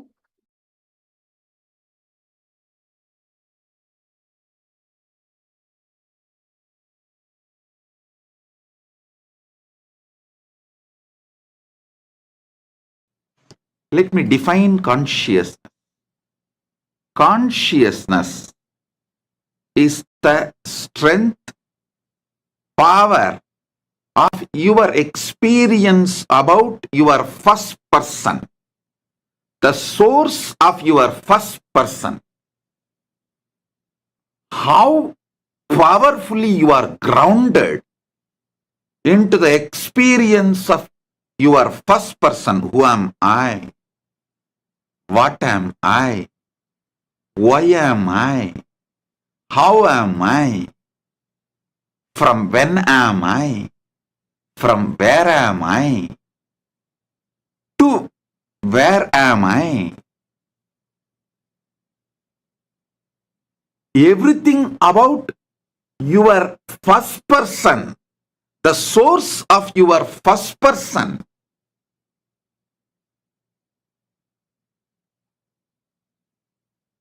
your experiential cognitions about the source of your first person is what I call consciousness. By focusing your energies, your kalas, your manifestations. What are your manifestations? Your emotions, your ability to cognize, your ability to think, means your manaha, chittaha, buddhihi, your intelligence, your manas, your chitta, your buddhi, your body. All these are different manifestations of you. Panchakoshas. Annamaya, Pranamaya, Manomaya, Vijnanamaya, Anandamaya. These are your manifestations. If you make all these five focus on the source of your consciousness and raise the frequency of your existence, that is only strength going to come with you, for you, save you during this whole AI revolution. I wanted to reveal some of the sacred secrets, nuances of this 25 states of consciousness, 5 aspects of Sadashiva, 11 dimensions of the universe. Please understand. The moment I utter these big words, you think this is going to be useful for me after my death. Let me accumulate it and keep it like a death insurance. No, please understand. Understanding 25 states of consciousness will directly help you even your day-to-day dilemma. Should I smoke or not? Should I live with this husband or not? Should I divorce this wife or not? Should I go for this diet or not? Even as simple as these dilemmas. In this situation of my life, given the time, intelligence, money and future I have, is this decision right? Is this decision going to be the best possibility for me? Even in your day-to-day business, career, life, relationships, everything. In every level, the 25 states of consciousness can give you an amazing breakthrough. Understand? All dilemmas and doubts are nothing but your dream state interfering with your waking state without you calling it or invoking it. Your waking state, Jagrat. Without you calling, dream state comes in attacking you, interfering with your waking state. Constantly keeping you in a very low frequency, overlapping or unnecessary interference. Actually, whenever you are in dilemma, confusion, very simple. Just sip 30-40 ml of neem juice. No, because of the taste of the neem juice, you may never fall into dilemma and confusion afterwards. That is secondary. Very simple. I give you, it's like an experiment. Try. Because neem juice rudely brings you to the waking state.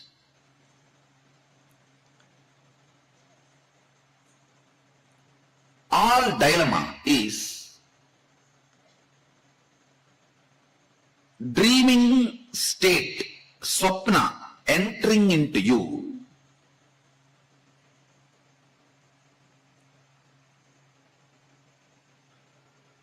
and convincing your waking state that dream state is part of your waking state. So the deluded information, less informed frequency of you, actually, less informed frequency of you is your dream state. Little more informed frequency of you is your waking state. Completely, fully informed, awakened state of you, dimension of you is Turiya state. Not only fully informed, all empowered to manipulate, manifest, play with any of the, where knowledge is power, that state is Turyadita. Understand, this less informed dream state entering into your waking state and convincing your waking state that your dream state is part of your waking state. So it is like a less informed person and more informed person having a debate. How it will be?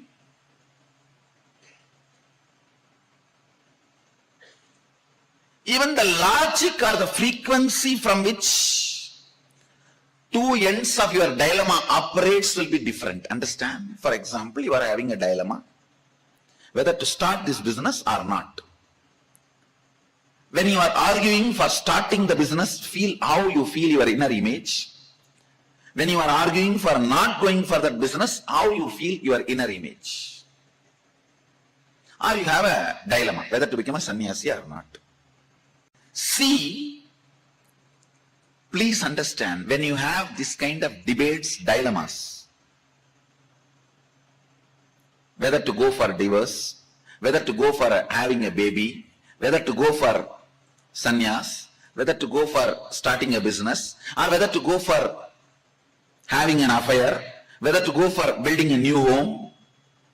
Whenever you have this, just observe one debate, one side of the debate will always be from more alert, higher inner image of you.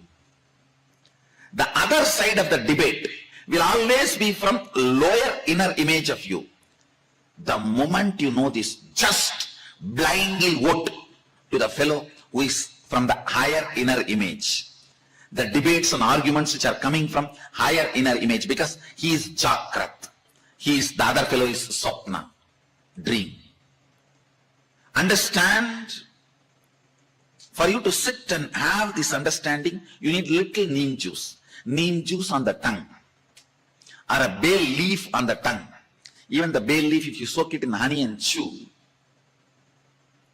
it will bring you to Jagrat state.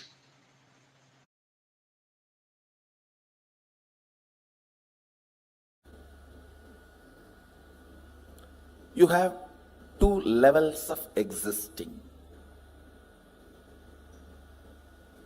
Listen carefully. Two levels of existing. One, with the thought currents, without the thought currents. With the thought currents means an active inner image, constantly spitting thoughts.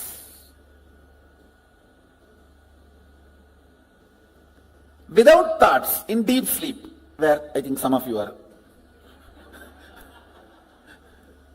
in that state now. If you are not hearing me, you are in that state. If you are hearing me, you are not, fortunately.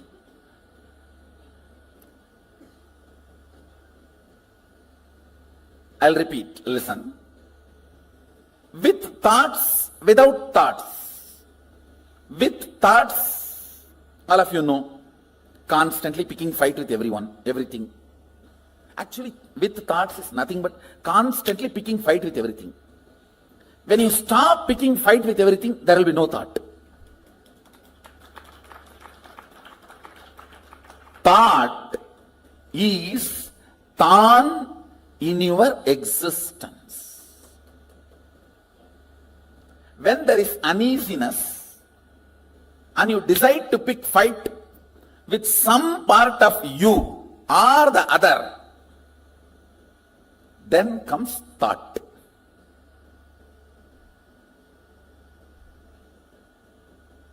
Without thought, you know, deep sleep in the night time or sometimes in the daytime. Whenever you are in the deep sleep, no thought. So these two, same way, listen. With thought, without thought. Same way, with your existence, remembrance of your existence, without the remembrance of your existence.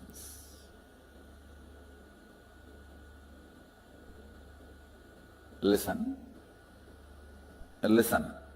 You need to listen to these words very carefully.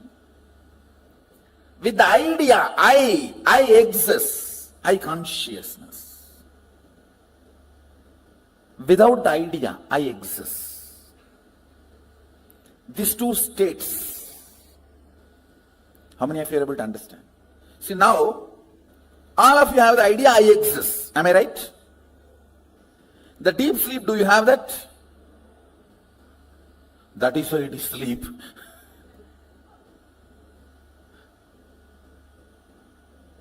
So, there are two ways and two states. Two ways is with thought, without thought. Two states is with the idea I exist and without the idea I exist. How many of you understand that? Projector. Listen.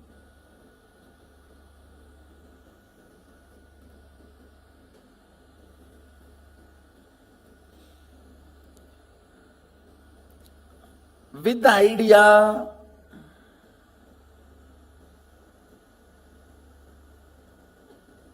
I exist, and with thoughts, listen carefully, because you need to understand this unit. This is the fundamental unit. How the states of consciousness is formed in you. Why you go through what you go through in your life. Understand, ignorance is not cute. Ignorance of traffic rules is not going to save you from the traffic ticket.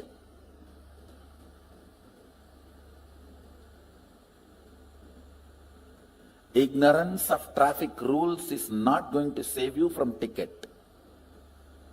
Ignorance cannot be a reason for not following. Same way in the cosmos, ignorance is not cute. Yes, you can be victim, singing song, oh, I am ignorant, innocent devotee. Who is going to care? No. A devotee cannot be ignorant. Jnana varishta bhakti, devotion established on knowledge and understanding, with thoughts, with the idea I exist, I consciousness. That state is called thinking, Jagrat. All of you are able to understand the word wakeful state, Jagrat? If you understand the word Jagrat, wakeful state, raise your hand. Great. I am using the Sanskrit word so that I will not forget, and all of you also will not forget. So let me go to the next word. I am introducing these 4 words. With thoughts, without the idea that I exist. That's called swapna. You may say, no. In dream also I remember I exist. No, listen carefully. In the dream, you will be writing your college examination sitting with your son. How can that be? College exam you wrote much before the marriage. How many of you had this kind of a completely overlapping dream? You need to know the identity you feel in the dream does not have independent understanding. It is just overlapping, crisscrossing of few thought currents. See, like laser beam, if 4 or 5 beams cross, that point looks like independently shining, which is not. Same way, in the dream, few thought currents crossing, you feel as if your identity exists, but it is not. It does not have consistency. In one dream itself, that will change 20 times. How many of you have observed? In the waking state itself, it changes. Why dream state? How many of you say that? But in the waking state, at least little decent. In the waking state, it's more like an unstable spouse. Every half an hour divorce. And every 1 hour patch up. But in the dream state, it doesn't even behave like an unstable spouse. It behaves like a 10 minutes son, 10 minutes boss, 5 minutes brother, 5 minutes enemy. You just don't know how it behaves. Listen carefully. The number of thoughts gives idea that you exist for a spark. That's what happens in the dream state. How many of you are able to understand what I am saying? That is why the idea of I in the dream state is so illusory. Many times you don't even remember you when you come back from dream. What was your idea about you? Seen but does not exist. That's a direct translation of the word swapna. Seen but does not exist. Where the idea of I does not exist but the thoughts exist. Means the frequency of the thoughts is much higher. The idea of I, it has no existence. That frequency is almost like a zero. Then third word I am introducing, listen, where neither the idea I exists nor the idea thoughts exist. That is what is called deep sleep, sushupti. These three all of us experience in our day-to-day life. The fourth word I am going to introduce, it has no word. That is why it is called Turiya. Turiya means fourth in Sanskrit. In Sanskrit, the word Turiya means fourth. That's all. Because there is no word for it. Where the idea that I exist is there. I am there, but there is no thoughts. That is called the fourth state, Turiya. With the idea I exist, but without thoughts, is Turiya. With I plus with thoughts is waking state. Without I but thoughts is dream state. Neither I nor thoughts is deep sleep state. Only I, no thoughts is Turiya. Now I want you to remember these four words. Let me repeat. Jakrat means waking state. Swapna means dream state. Sushupti means deep sleep state. Turiya means fourth state, awakened state. There is a fifth word Mahadeva introduces in Agama called Turiyatita, means not only you are awake, you are alive, you can move anything you want. See, if you have manifested the powers of moving a matter, how many of you are successfully able to move a matter? You have seen the glimpse of Turiyatita. Turiyatita is the state where awakening becomes power manifestation. Means you are able to play with your awakening. These are the 5 states. Listen, let me repeat once more. Jakrat, waking state. Swapna, dream state. Sushupti, deep sleep state. Turiya, awakened state. Turiyatita, alive state. Where you are awakened to the higher reality and you are able to manifest it as you want. Alive with your awakening. Where when you say, hey, static matter, dynamic activity and strategic existence is one and the same. Move, you are a static matter, I am saying, and it moves.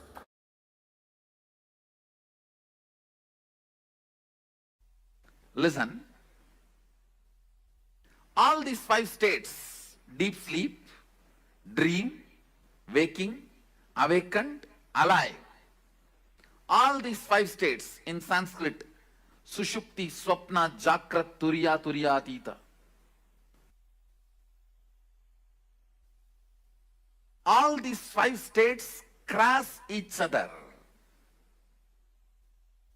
You may ask, how? Because You are no more a single integrated being. All the time, one part of you is planning, strategizing about your future and possibilities. The other part of you is just interested in denying you, which is strategizing. The part which goes on strategizing about you and your future is called mind, head, intellect, logic. The part which goes on denying you does not want the direction. Not because it is right or wrong, just it does not want. It's like a tantrum throwing child. What do you call as heart emotion? Please understand. You have been given a very wrong idea. Your heart and emotion is always right. No. Both are corrupt. Understand? Both are corrupt. Both carry deep incompletions. Heart wants something just because it does not want that. Heart denies something just because head wants it. It's not that always heart is right. No. If you feel heart is right, no. You are wrong. Head is wrong. That does not mean heart is right. Head is wrong does not mean heart is right.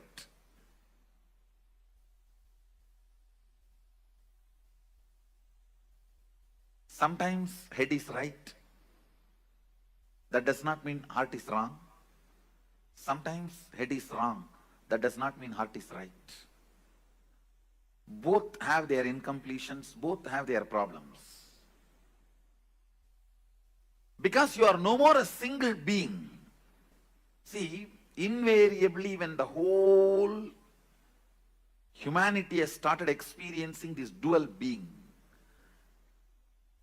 two-part, that is when our masters declare the Kali started.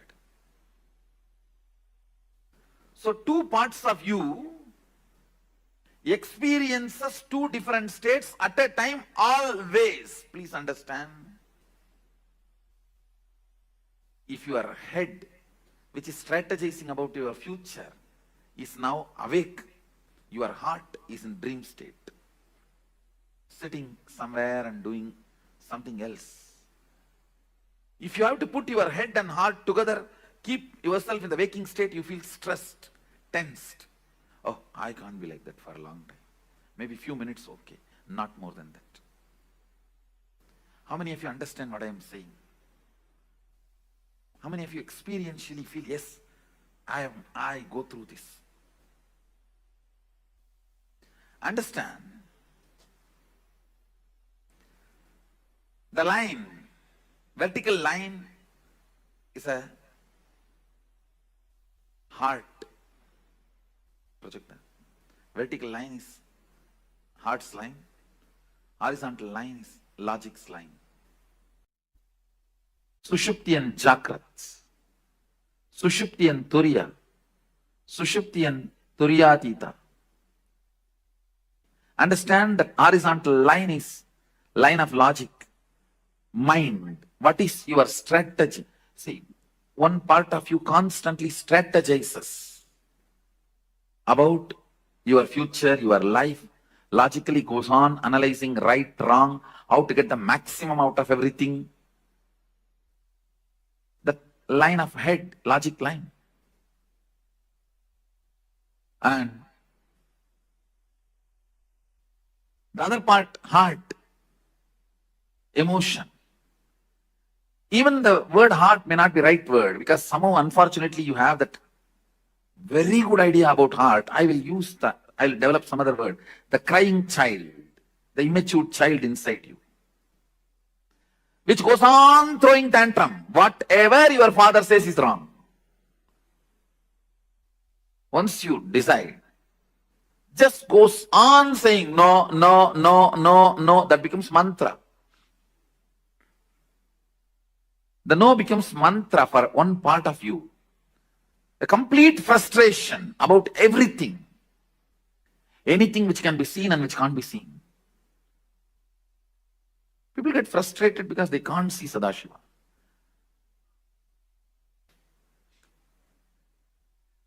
It is good. Sometimes you are not able to see. No, we get frustrated even with things which we have never seen, we never experienced, we never perceived. The tantrum throwing child. So better I use the word TC, tantrum child. The tantrum child is the vertical line. The tantrum child in you is the vertical line, and logical, strategizing mind, that is the horizontal line. Both of you go through, please understand, some of you are small family inside, some of you are joint families inside, some of you are apartment complex inside. Please understand, do not believe you are one person. If you think you are one person, even you will not be able to answer many of your questions about your own self. How many of you feel there are many things which you are not able to answer about you? Then how will anybody else find the answer? That is why if somebody questions you too much, you get angry about them. Even I don't know, how can I explain to you? How many of you feel many times even you are not able to handle yourself? Raise your hand. That is what I mean, exactly the tantrum throwing child. Just saying no, no. I will face whatever it comes, whatever it may be. Whatever comes, I'll face. But when it actually comes, you will not be able to face that. Now, how many of you do? Listen carefully. Clearly, you take a very stupid decision with the thought current. When it comes, I will face. Whatever come, what may. And when it comes, you will collapse, you will not face. How many of you? That is what I'm calling tantrum throwing child. Just saying no. Does not bother even about you getting lost something. You just want to collapse, destroy everything. Even if I die, that is okay. Let me destroy the world and die. Let me pull the whole thing down and die. The tantrum throwing child experiences different state, and the logic, strategizing logic, which constantly plans for your life. That personality experiences different state of consciousness. That is why you go through 25 various states of consciousness. Listen. The TC, tantrum throwing child, goes through the deep sleep, and logic goes through the deep sleep. Both experiencing deep sleep. That's what I said. Maximum you may experience 20 to 30 minutes, even if you lie down 8 hours in your bed. Then tantrum throwing child going through the dream, and the logic going through deep sleep. Earlier I explained that side, now I am explaining this side. Listen carefully. Earlier I gave an example. You going to dream, falling asleep without waking up. That is what is the example I gave for your logic experiencing dream, tantrum throwing child experiencing deep sleep. Then tantrum throwing child going through the dream, and the logic going through deep sleep. Earlier I explained that side, now I am explaining this side. Listen carefully. Earlier I gave an example. You going to dream, falling asleep without waking up. That is what is the example I gave for your logic experiencing dream, tantrum throwing child experiencing deep sleep. Now I am showing you this side. The tantrum throwing child experiencing dream, but the logic experiencing deep sleep. Listen carefully. That is what I call, if I have to find an English equivalent word, frustration. In Sanskrit we call it virakti. Vrakta means the tantrum throwing part of you is active, but the logic is completely absent. Listen carefully. In Sanskrit, it's called vrakti. In English, I'm trying to translate with the word frustration. I'll give you the context where the tantrum throwing you is so alive, wildly active and dreaming. But the logic with which you need to control you, the reins are not in your hand. It's like you are sitting on a wild horse and the horse is running on a hill. It may even jump into cliff now. I'm talking about this part. Where, see, this is TC. Means TC, tantrum throwing child, this whole line. This whole line is logic. Your mind.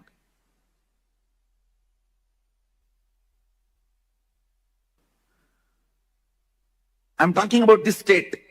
The tantrum throwing child experiencing swapna, dream, wild, going literally wild. And your logic, which is supposed to control, put a rein, is sleeping. It's like you are sitting on a wild horse and you are not able to control the wild horse. It is running. It may jump anytime off the cliff. All the decisions you take in frustration, please understand, all decisions you take in frustration will destroy you. Even if you think it is good decision, I tell you, do not do permanent damage to you because of your temporary sadness.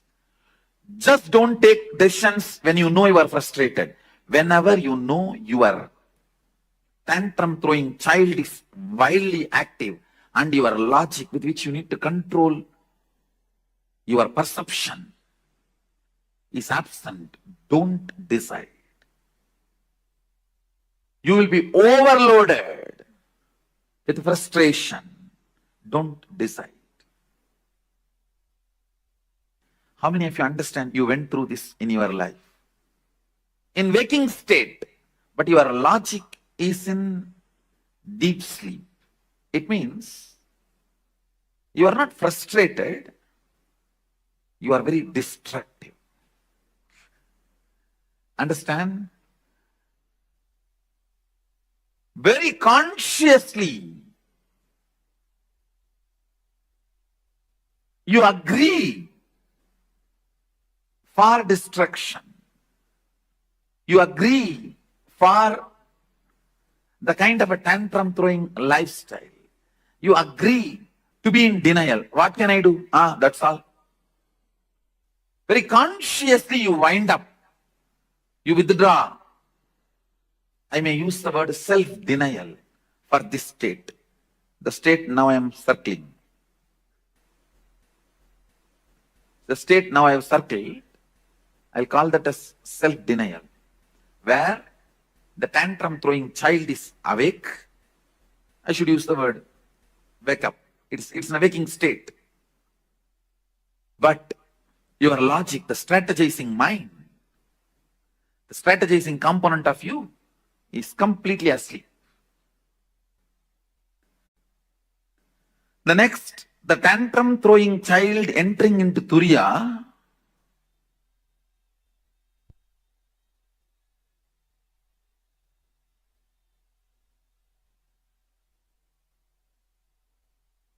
tantrum throwing child entering into Turiya, and the logic in deep sleep.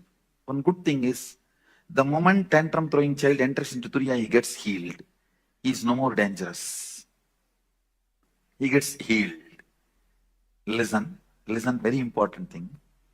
If a tantrum throwing child in you catches the glimpse of thoughtlessness, Turiya, even once, the whole thing becomes seeking. That is why the hippies become seekers even if they get one glimpse. The tantrum throwing child in you becomes a powerful seeker even if you catch one glimpse of Turiya. So I'll call this state as Turiya plus Sushupti, the which I marked, seeking awaken but don't know what to do. Your logic does not know what to do, how to proceed, but you know something you need to discover. I'll call that as a seeking, but not active. This means you don't plan about how to go about it. Your logic has not found any method. It has not discovered any way to seek. But the tantrum throwing child is now throwing tantrum about everything which is seen and or felt, which is not matching with the reality of the Turiya.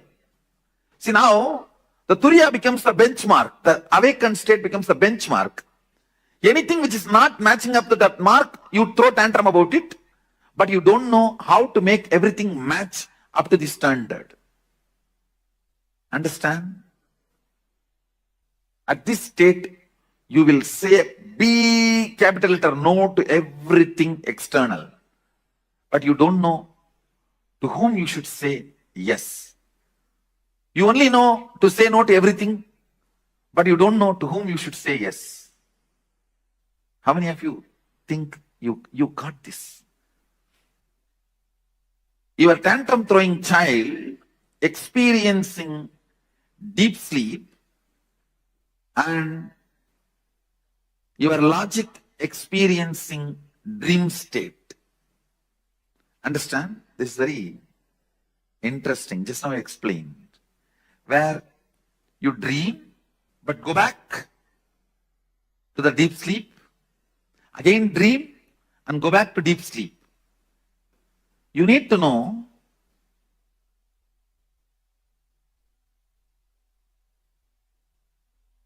maximum only 30% of you is your logic part.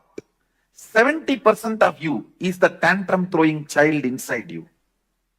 That is why how much ever you strategize, always that tantrum throwing child wins in your life. How many of you agree with that statement? How much ever you plan, finally this tantrum throwing fellow wins the game.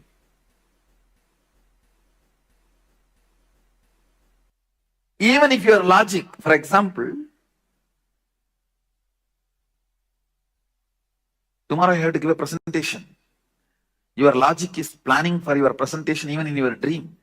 But the tantrum throwing child pulls you back from the dream to deep sleep state. That is what I will call this Sushupti Swapna, what I marked.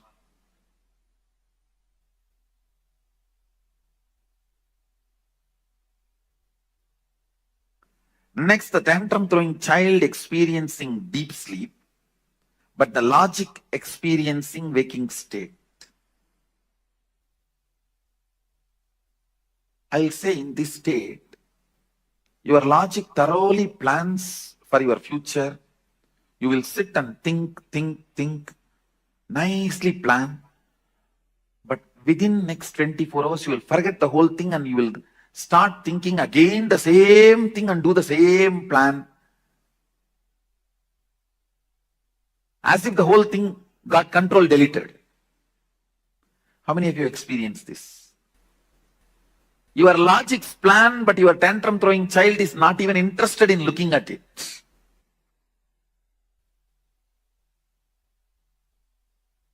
That is what this state, where 70% of you are sleeping and 30% of you is strategizing. It's like 70% of you boycott that meeting. How can any corporate meeting be successful if 70% is boycotting? What you desire is your logic. What you believe is your tantrum throwing child. You will never get what you desire. Please understand. You will get only what you believe. You desire always to have wealth, but you believe you will never going to get it. You are never going to get it. You desire to have health, but you strongly believe that is not part of your life. So you will not manifest what you desire. You will only manifest what you believe. People always confuse between desire and belief.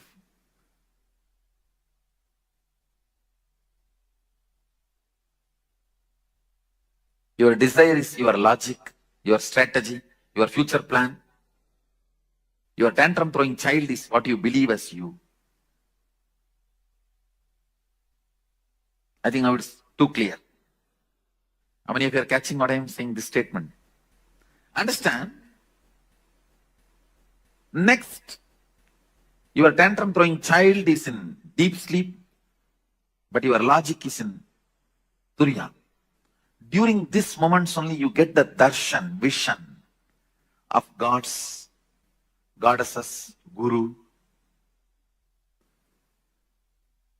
But it goes away. It doesn't stay permanently, because anything only if your tantrum throwing child also cooperates only stays with you.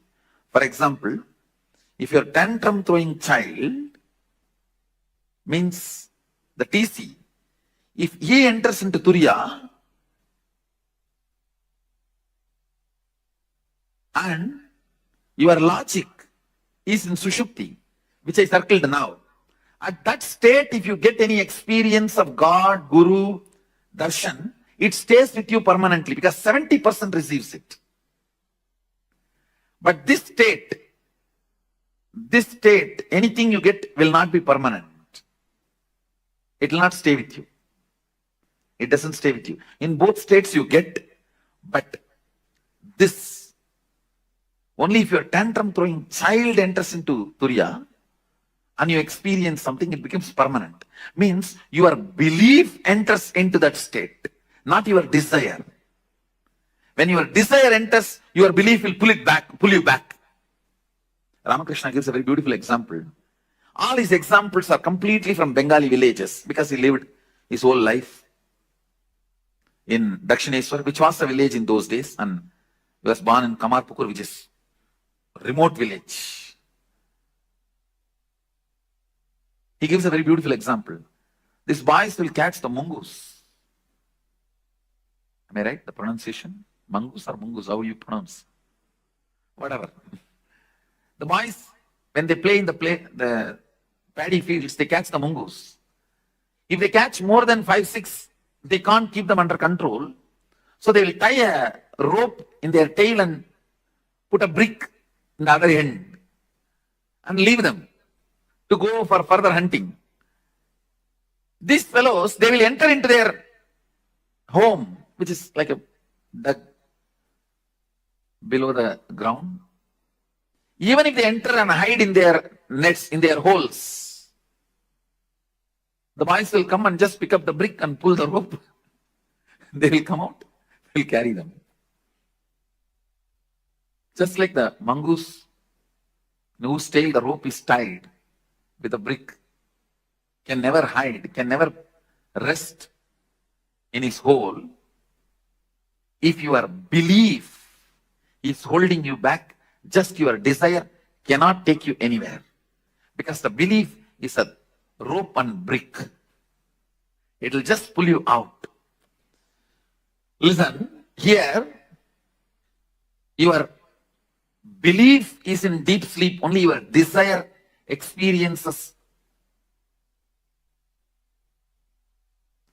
higher awareness. Then it doesn't stay permanently. If your desire, even if your desire is in deep sleep, if your belief enters into the higher consciousness, you don't lose it.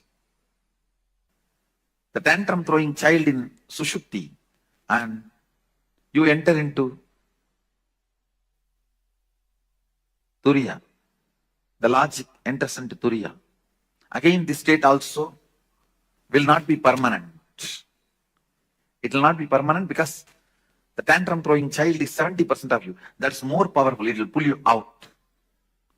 But very good introduction, because with your logic, deep seeking, sometimes you catch the glimpse of unclutching. You caught the glimpse of unclutching, but you lost it. How many of you have that experience? This is the state you experienced. The state I have circled now, that's the state you experienced. If you got, Unclutching comes by your desire, not by belief. Bhava Samadhi comes by your belief, not by desire. Understand? Unclutching comes by your desire, logical seeking. Bhava Samadhi comes by your belief, a deep feeling connection. The tantrum throwing child, when he feels connected, you experience Bhava Samadhi. Belief is in deep sleep and desire is in Turyatita. That's the state I have circled. You do catch Satori, but which does not stay back. It doesn't stay back. It goes away.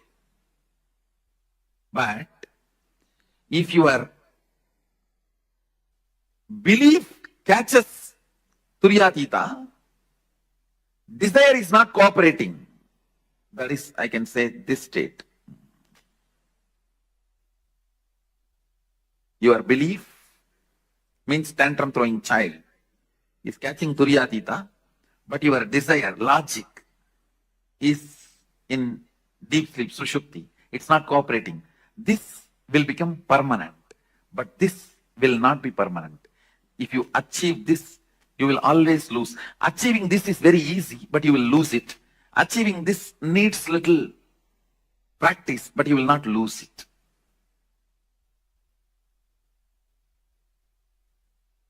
This comes by Bhava Samadhi, feeling connection. This comes by unclutching, your own effort. If both happens, that is what. If both happens, that is what is called Turyatita, which becomes permanent. Few basic truths. 25 states of consciousness is multi-dimensions of you. Listen. All the 25 states are part of you. Nothing is good, nothing is bad. Deep sleep is as much you need.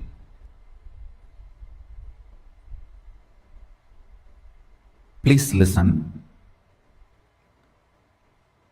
Deep sleep is as much needed to you as you need Turyatita. The whole 25 states is your 25 dimension. Only thing, you becoming powerless during the deep sleep or the dream state is the problem. But if you decide to become powerless, you can be powerless anywhere. If you decide to become powerful, you can be powerful anywhere. Fundamentally, this whole 25 state is 25 phases of you, 25 dimensions of you. Nothing is bad, nothing is good.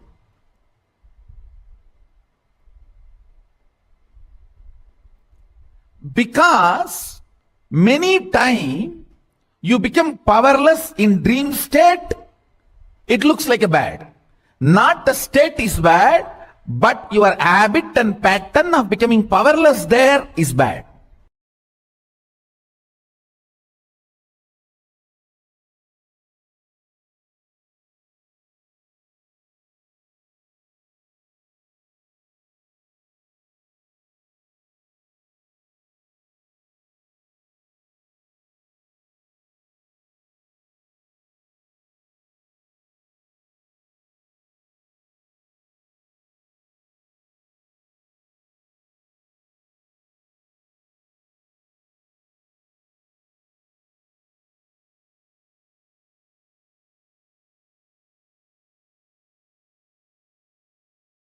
States of consciousness that Swamiji doing is a very, very important and an amazing trick.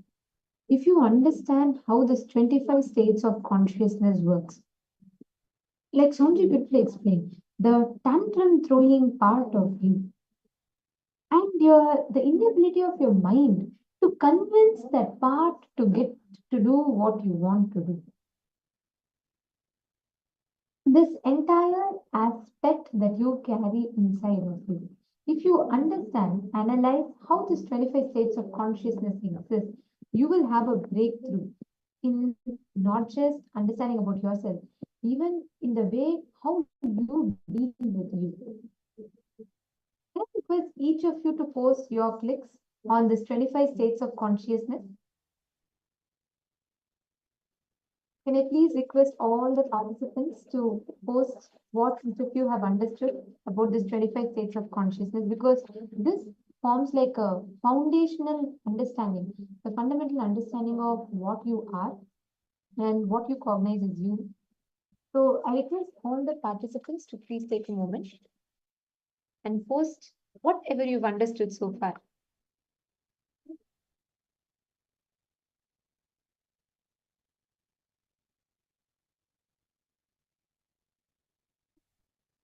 Yuvin Chung.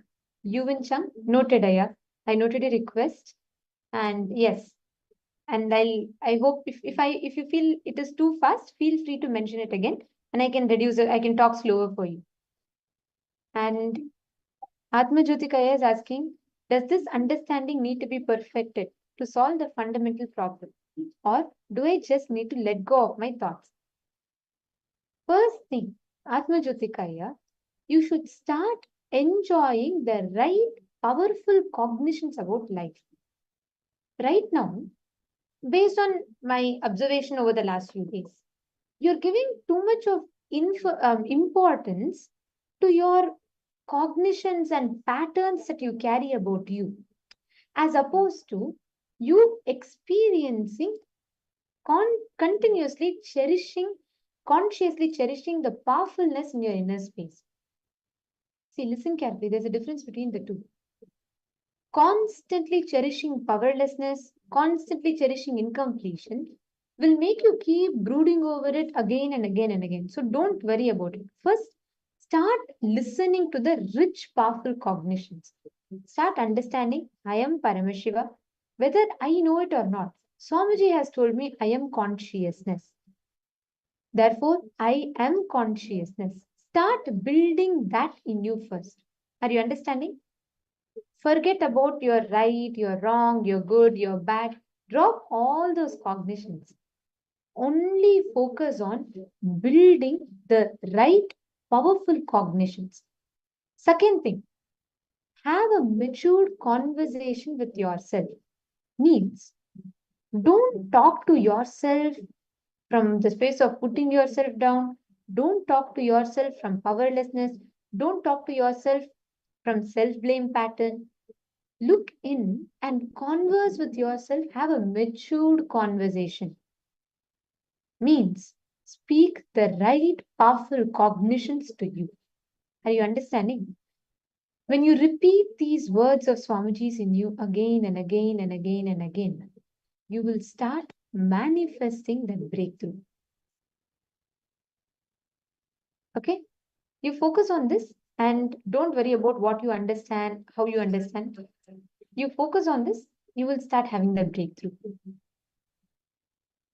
Now, I'm going to request all the participants to take a few minutes and I'm going to project the chart. We will be discussing about this further.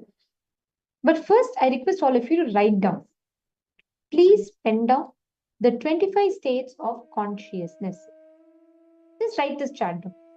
We will, if you don't understand also, it's fine. Just write it down. So you will, we will be able to discuss on this deeper.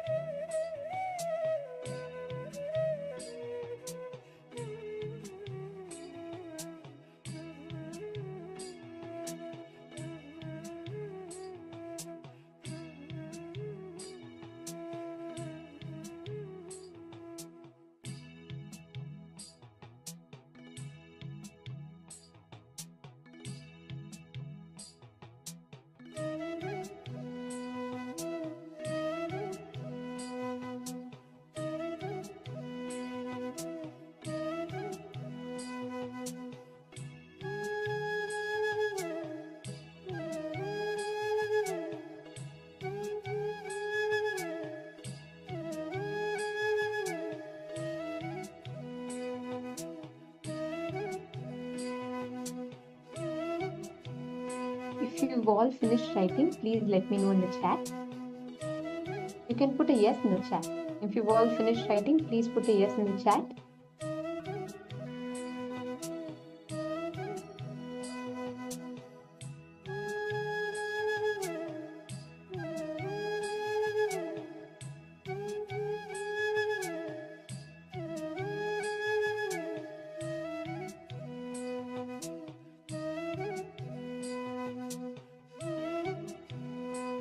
Now, each one of you, listen carefully. The various different states of you that you carry, all the different states of consciousness, each of them determine how you experience your reality. For example, I'll walk you all through detailed way now. Please listen carefully. If you feel constantly tired and bored, and that means if your physical body, each of this is just which state your body and mind is in. So if your physical body is in the state of tiredness and boredom, and mentally you're very active, right? You feel like very active and you're feeling very alive and awake. That state where you feel extremely sleepy, when your body is in the sleep state, mind is in the awake state. This kind of state leads to things like where you experience, let's say, where you experience states like coma or deep boredom and tiredness. Same way, when your mind is awake and your body is asleep, that is coma. When your body is awake but mind is asleep, that is sleepwalking, the extremes of it. Similarly, even for boredom and tiredness, for example, when your body is experiencing the state of sleep, but your mind is experiencing awake state, that is tiredness. Your mind wants to do something, physically you're tired. But when your body is awake but not wanting to, mind is not active, that state is what is called boredom, where you're feeling bored. If you understand these 25 states of consciousness, you will be able to understand your moods. You will be able to understand what is influencing your decision making in certain states. Why you behave the way you behave. How to handle your day-to-day dilemma. Actually, this is the fundamental principle to understand the 25 states of consciousness. And if you understand the 25 states of consciousness, that is a foundation for you to understand your hormonal ups and downs. Many times you feel hopeless, powerless, weak, giving up on life, all of it. And that entire pattern will just be a hormonal up and down in you. But you get so affected, you beat up yourself with that. If you just sit with yourself, if you understand why you respond to life a certain way, why you handle life a certain way, why is life happening to you the way it is happening to you, you will understand the part of you which throws tantrum, which does not align to what you say, which does not listen to what you want. Each of these states of consciousness, the 5 main states, I'll repeat like Swamiji elaborately explained. The first one is Sushupti. Sushupti is deep sleep, where your mind, your eye consciousness doesn't exist and you have no thoughts.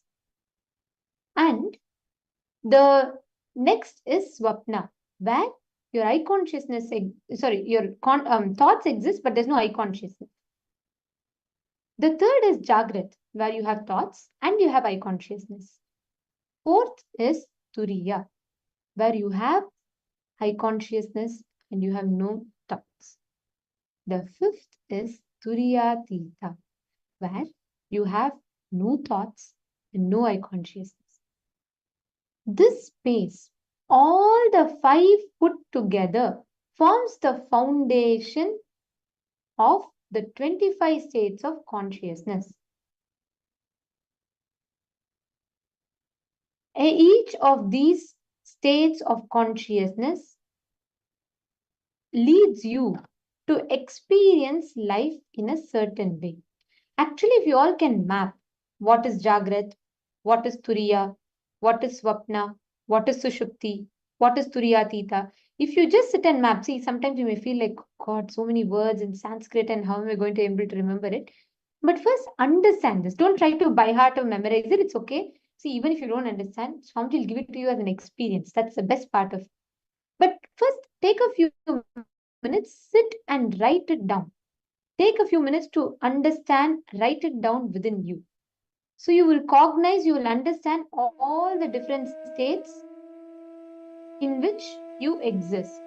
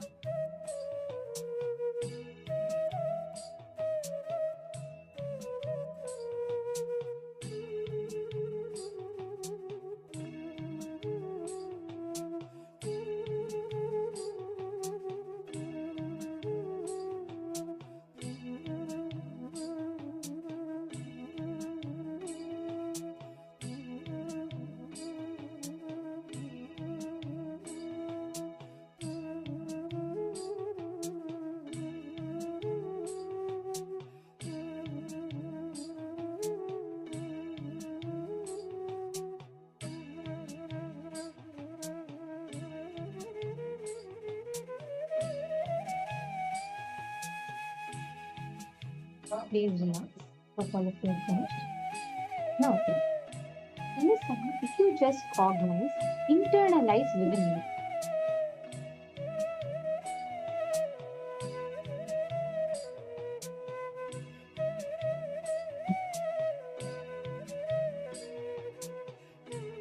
So if you just cognize and internalize this cognition inside of you, you will have an in-depth, deep, powerful shift over how you experience you, how you understand you, and how you cognize yourself. All you need to do is just have this powerful cognition about yourself, and you will shift.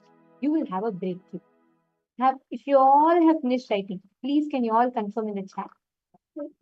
Don't worry about how much you're able to understand. See, all these things, even if you just intellectually sit and understand, that itself is good enough for you to start having the deeper understandings and having a breakthrough. So focus on understanding these powerful cognitions and these truths, and you'll be able to have a shift within you from that. Now, we're all going to be, once you understand this, the 25 states of consciousness. We are now going to be getting introduced to the 11 dimensions of the universe. We learned about Jiva, which is 25 states of consciousness. Now we are going to be learning about Jagat, the 11 dimensions of the universe. Universe, the whole world as you see it, is made up of 11 different dimensions. Length, breadth, depth, time, space. Science only knows 3. Length, breadth, and depth. But actually, what you can experience, what you are, the human brain can fundamentally cognize up to 11 dimensions. Every one of you today are going to be mastering this ability, the ability to cognize 11 dimensions of the cosmos. Atmajyotikaya is saying, Ma, I didn't understand the 25 states of consciousness. Can you give me an example? Okay.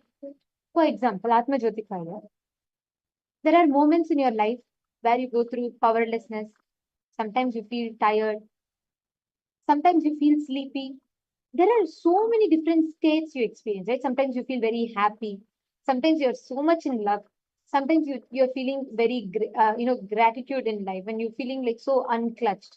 When you manifest powers, you're experiencing so much of completion. When you watch darshan, you have inexplicable bliss. Each of this corresponds to the different states of consciousness that you go through.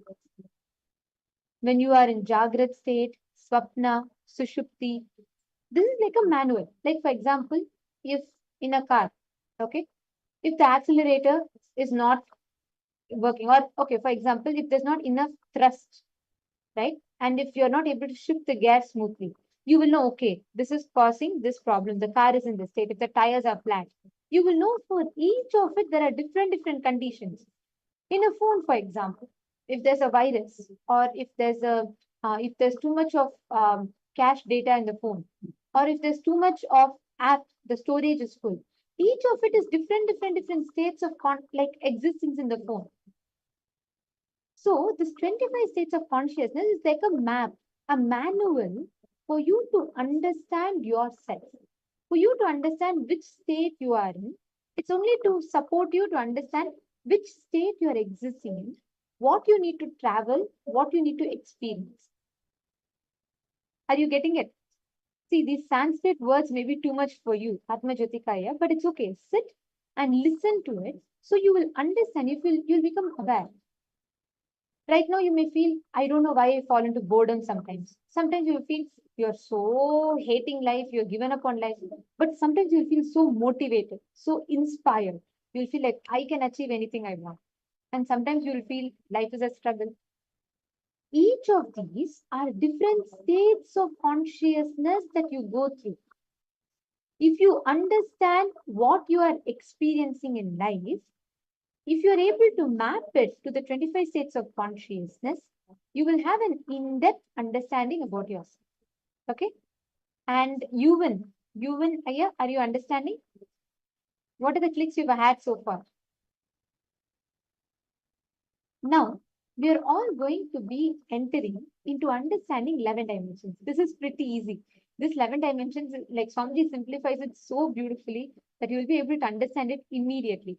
So now we're going to be entering into the session because today we're all going to be manifesting the powers related to the 11 dimensions. So let us now understand what are these 11 dimensions of the universe and how you can experience or access them.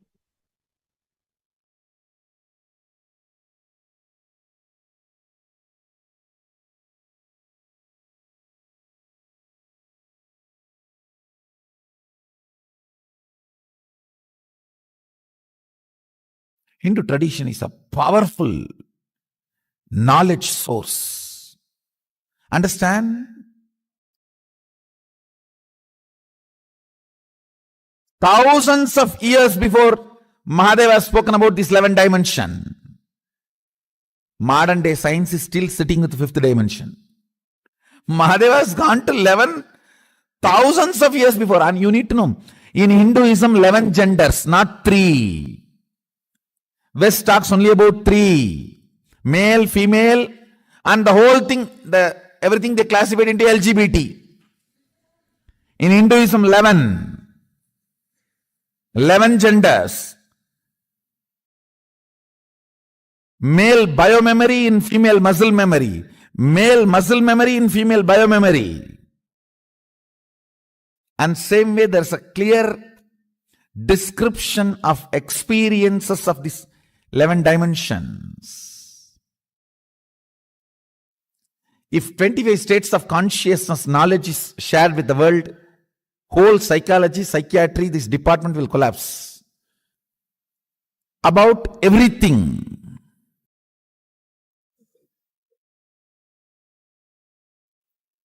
Life, desire, good, bad, purpose of life, right, wrong, about everything. Having powerful cognition, getting matured, having powerful cognitions, getting matured.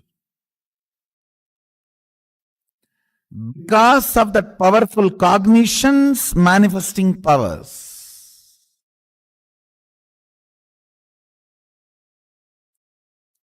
Now,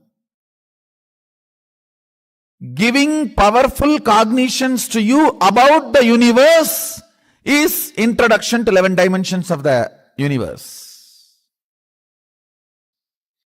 Listen, the modern day so-called science is able to understand only 4 dimensions: length, breadth, depth, time.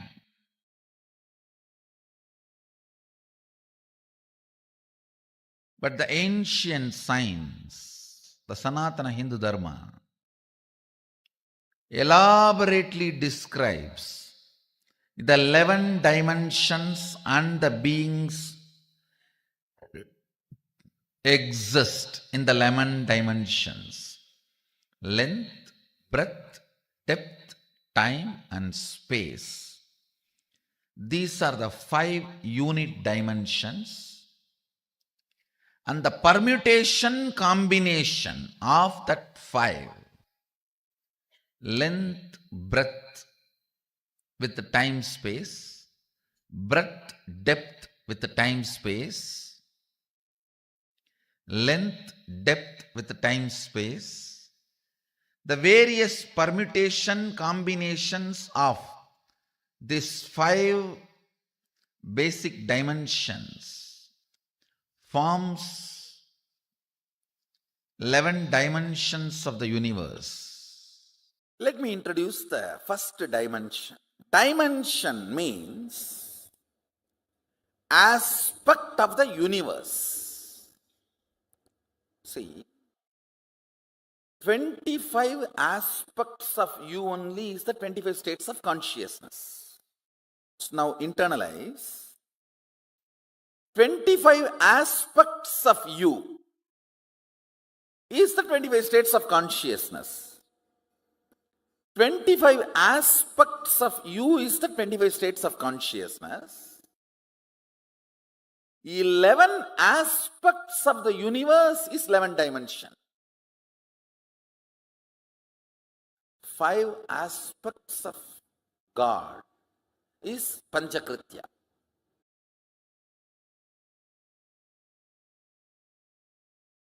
First dimension, it's called length. Listen. Each of this dimension has its own tattva, unit. So understand these basic principles.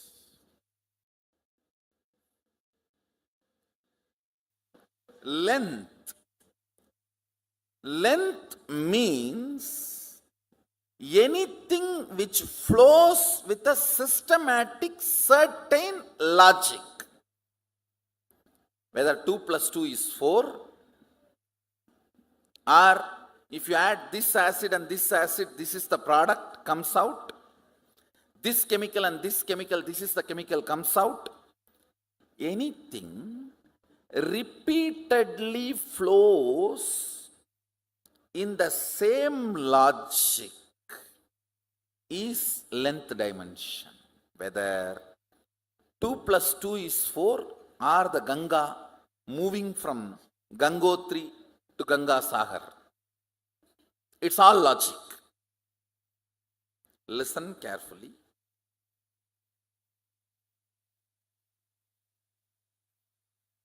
All logic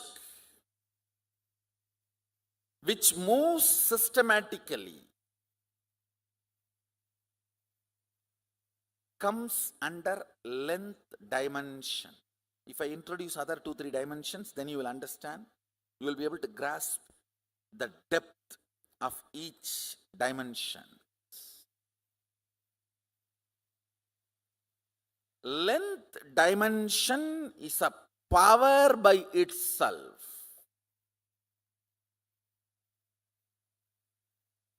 If you master the length dimension, anything which works as per the logic will be under your control. You are master of it. Everything which flows in the rhythmic logic is breath dimension. Listen, rhythmic logic is different and simple logic is different. Simple logic is length. Rhythmic logic is breath. Breath does not mean, it does not have a logic, and it does not mean it's a rigid logic.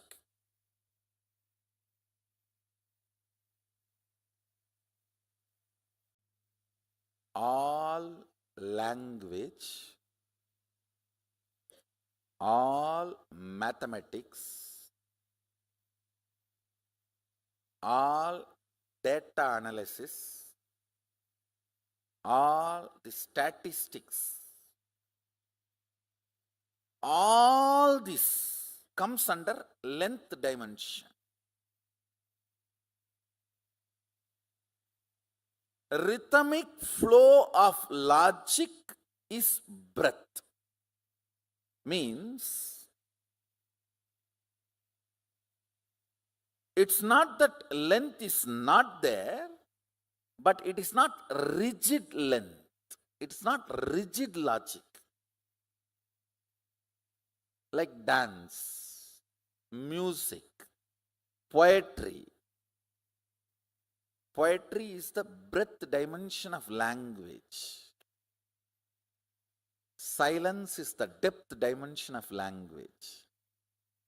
Speaking is the length dimension of language.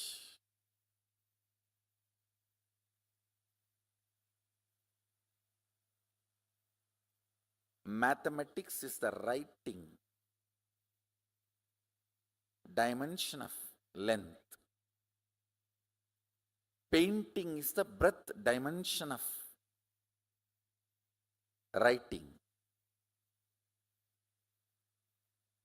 Yantras are the depth dimension of writing. Listen, now I am giving you a very important understanding. You need to come to these cognitions. That is why the lessons about the 11 dimensions, these cognitions are needed. Actually, I am teaching you how to come to powerful cognitions with this 11 dimension. With this 11 dimension, the two important result you need to achieve. Mahadeva says the first result is manifesting powerful cognitions, then manifesting powers. Listen, there is a big difference between these two.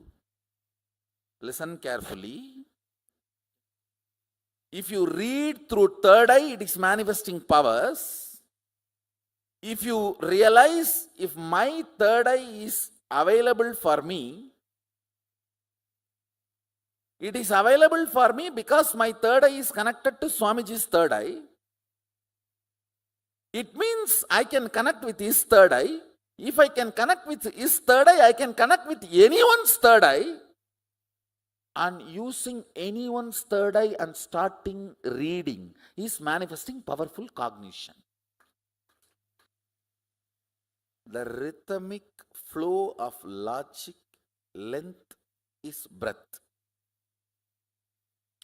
All the actions and activities of heart and art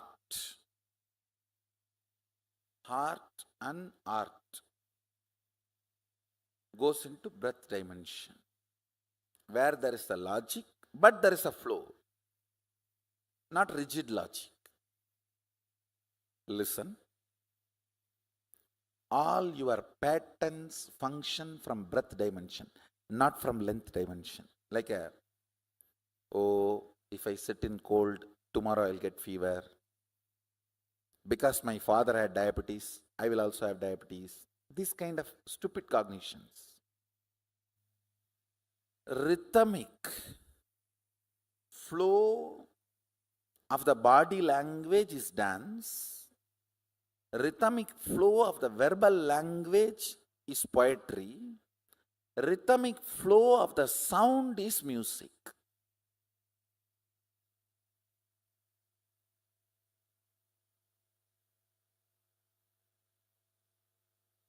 Rhythmic flow of the life is peace. But depth of life is bliss. Peace is not bliss. Understand?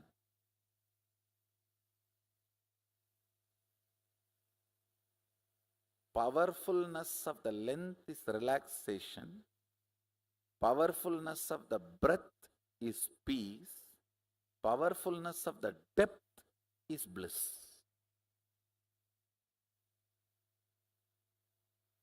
Length is your logic, breath is your emotions. What is emotion? A logic out of which you functioned many times, now you automatically function based on that logic is emotion. Packed logic is emotion.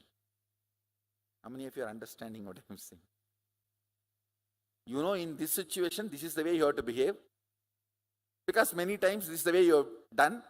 This way your father has done, your grandfather has done, your grandmother has done.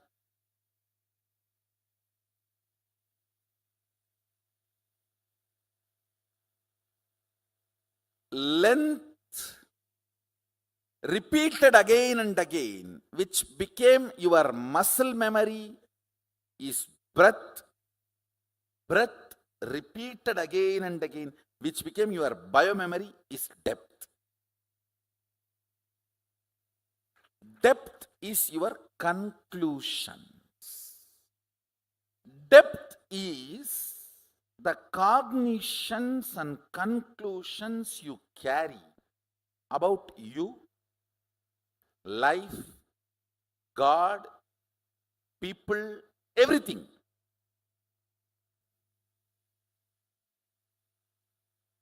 I'll repeat. Logic of you and the universe is length dimension. Rhythmic logic of you and the universe is breadth dimension. Cognitions from which the logic and rhythmic logic of you and the universe manifests is depth dimension. Listen to the fourth statement. Time, kala. Time is a rough word, English word. Let me use the word kala directly. Kala, that's the fourth dimension. No difference between your kala and kala of the universe. Listen carefully.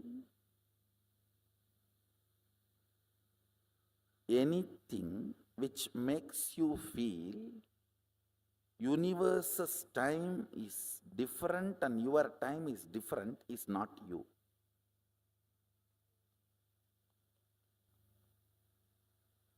Your length, when its frequency increases, becomes breadth. Your breadth, when its frequency increases, it becomes your depth.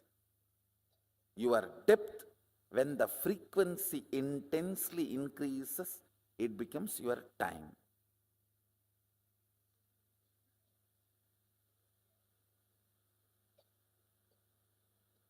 In breadth, length is included. In depth, length and breadth is included. In time, length, breadth, depth is included.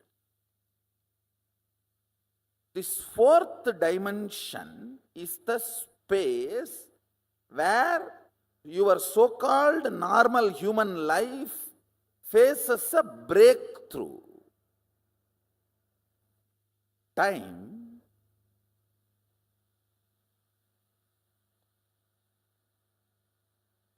is a frequency dimension of the universe,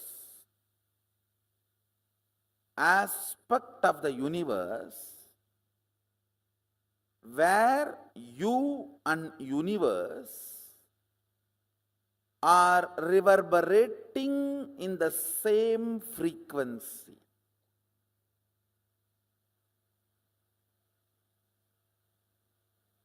Unit of time of the sun, moon, Kailasa and you is one and the same. Listen, yesterday I said, our 1 year is 1 day for them, but unit is same. Only quantity difference. How many of you are understanding? It's only quantity difference, but not. So in Tattva, principal unit, listen carefully, your logic and logic of the Devatas are different. They are not same. Your breath and Devata's breath, not that far away, little closer. Your depth and Devata's depth, little more closer. But in time, your unit of time and their unit of time is one and the same. There is only quantity difference.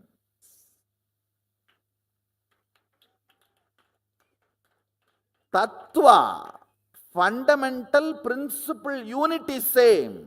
How many of you are getting it?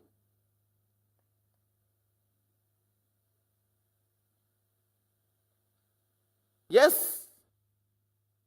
For us 1 year is their 1 day, but our 1 year is 1 day for them.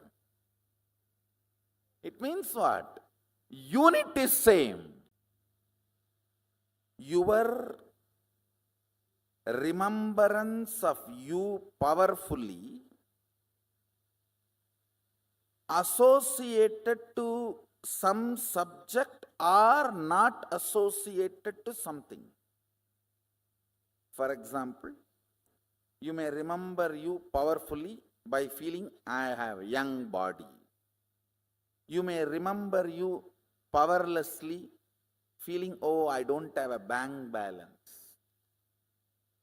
If you associate yourself with some things, you remember you powerfully. If you associate yourself with some things, you remember you powerlessly. How many of you are understanding this? This binary is time. That's all. Catch it. Listen. This binary is time. Kala. Kala, Sanskrit word, means jumping between associated powerfulness and associated powerlessness. Understand. Listen carefully.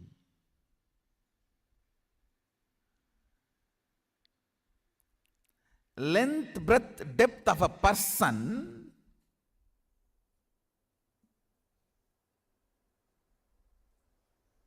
is not he. The space he carries is he.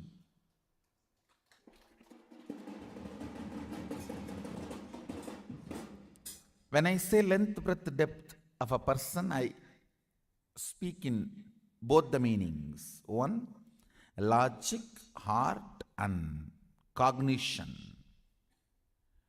Length, logic, breadth, heart, depth, cognition. This three does not really constitute a person. And length, breadth, depth of the size, shape. Size and shape does not constitute a person. That is why you fall in love with the size and shape, get frightened when you see the space.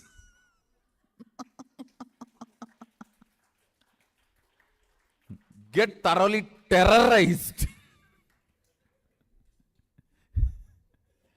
Getting mesmerized by the size and shape and getting terrorized by the space is called marriage.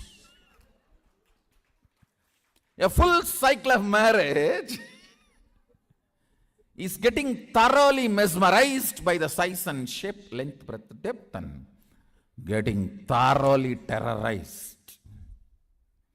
I have seen some of the people getting terrorized by the marriage so strongly, they decide forever in any janma no marriage.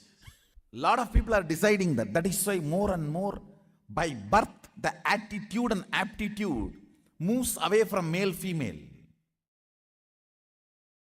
Length, breadth, depth does not constitute a person. The space constitutes a person. Understand, the space you carry decides who you are.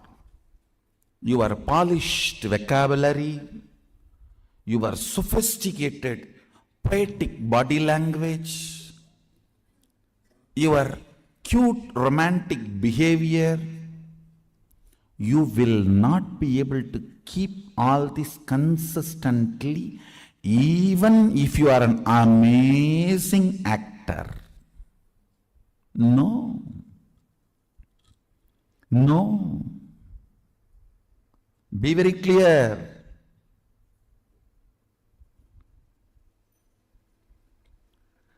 The space you carry, its smell, its flavor comes out of you like energy.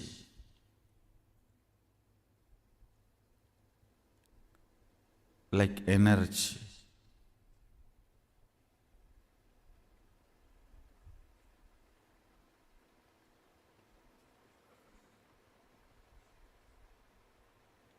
Many of the Indian restaurants use this as a tactic.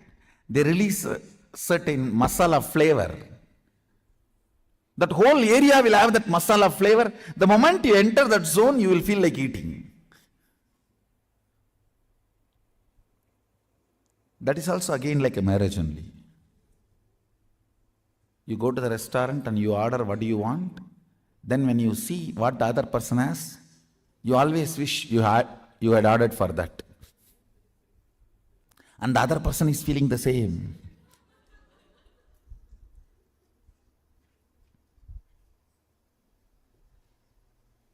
And you can't even exchange the plate, owner will not allow.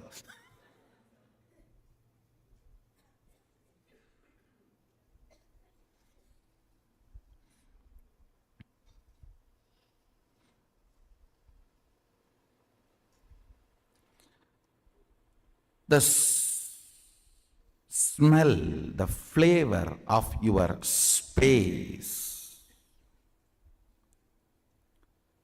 the flavor of your space is what I call Shakti. Understand? The explosion happening in your inner space is Shakti. Please listen. This is the good news for you.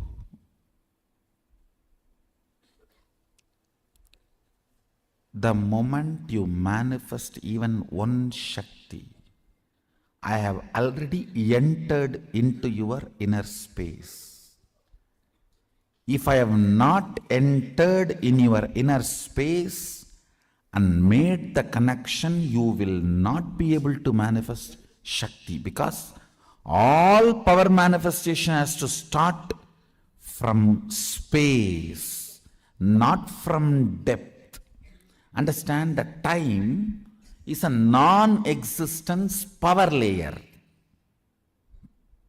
It has no existence, like a length, breadth, depth.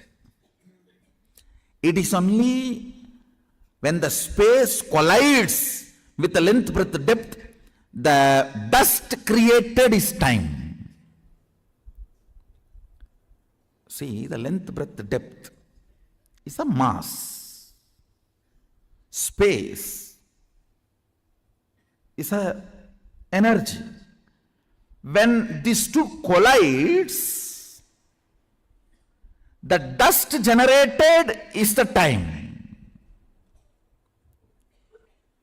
I can roughly compare it to the Vatavarana, the layer around the planet Earth. We call it Valimandalam in Tamil. In English, I think it's called atmosphere. Yes. See, it's like an atmosphere.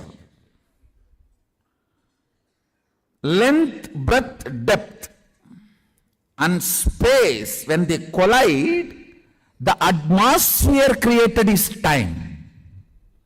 It has no independent existence. If the length, breadth, depth moves away from the space, the time will not have its existence.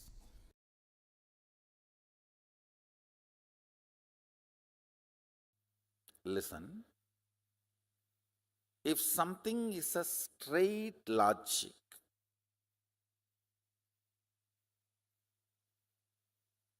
it is called length dimension. Almost there is no blind spot. Same way, there is no depth. Listen carefully. Playing your whole life in length dimension is like a ship in the port, shipyard. Safe, but ship is not built for it. Ship is safe in shipyard, in port, but ship is not built for that. You are always safe if your life is based on logic, but you are not built for that. Anybody who feels secured by the logic dimension's abundance is foolishly feeling secured. Please listen. If you are cognizing you are very secured because of the bank balance zeros you have, electronically generated zeros in the bank computer screens by the exploiting ignorant stupid guys.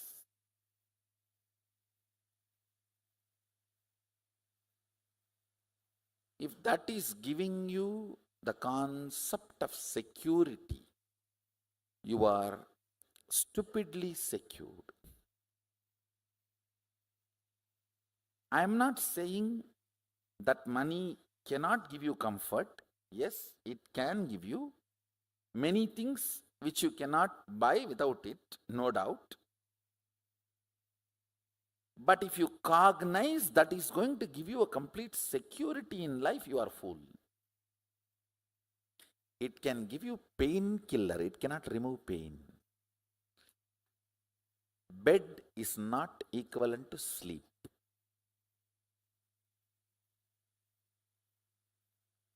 When you don't have bed, you equate bed to sleep. Only if you have multi-bedroom house, you will understand bed is not equivalent to sleep.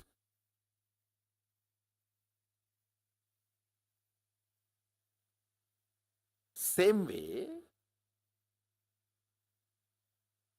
security you feel based on length dimension is the security ship feels in the port.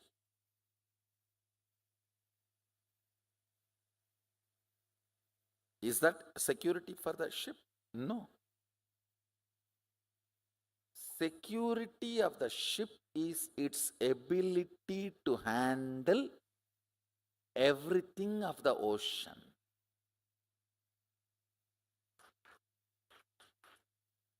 Security for you is your ability to handle all the 11 dimensions. If you don't tumble down in the 25 states of consciousness, you are secured. The ultimate security, please listen, in the doing aspect and being aspect.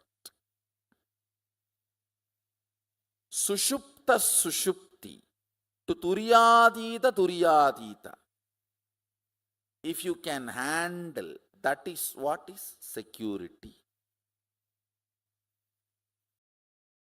With the introduction to the 11th dimension, the intensity of your powerful cognitions will just shoot up. Understand? The amount of powerful cognitions, all of you need to understand the meaning of the word powerful cognition.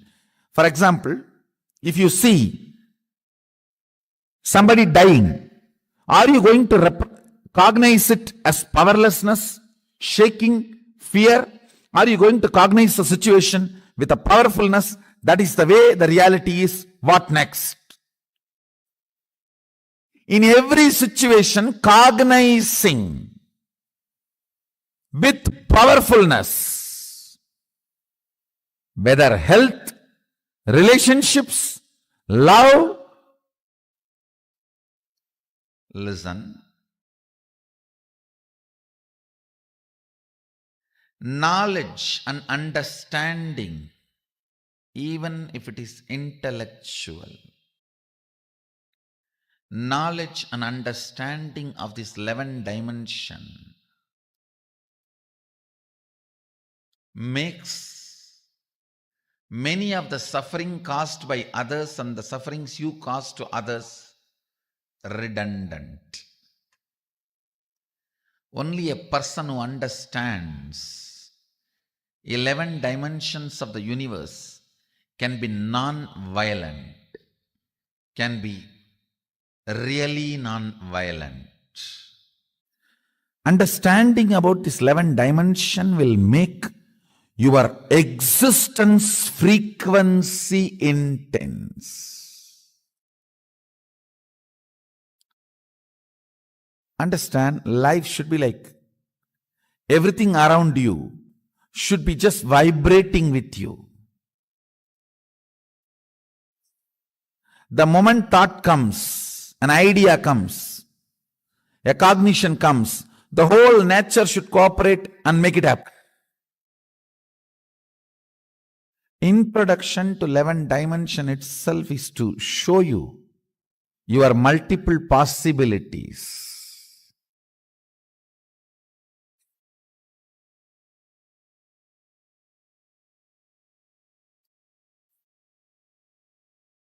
Actually, I am interested in you, not your identities. That is why when people try to come and tell me, Swamiji, I am this, what can I do for your mission?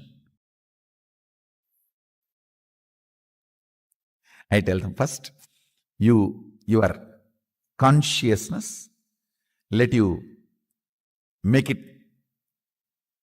to the higher frequency. Taste what I am teaching, what I am standing for. Substantially, even you will not be able to doubt you to that level.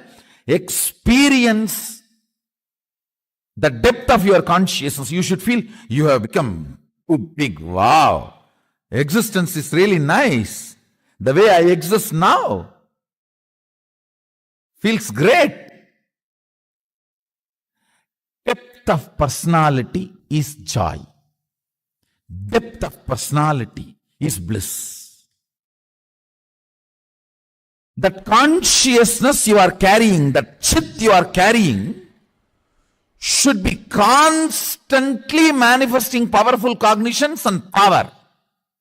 That is the biggest help you can do to me. See, I want you to know these dimensions, only then I can take you to the next level of experience.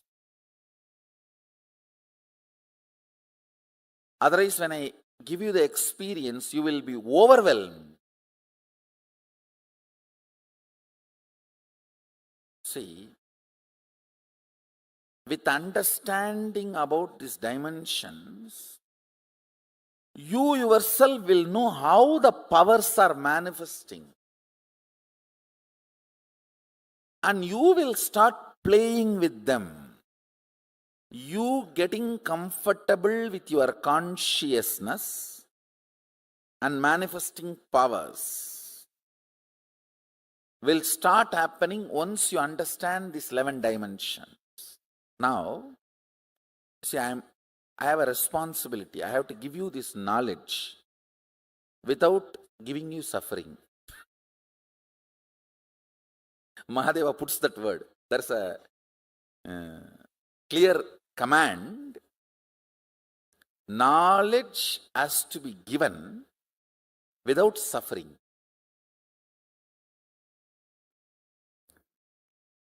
Listen, first thing you need to know about the universe because you are living in universe. Ignorance is no way cute and ignorance is not going to save you anywhere. Second, why I am teaching about this fundamental units of the universe, 11 dimensions, because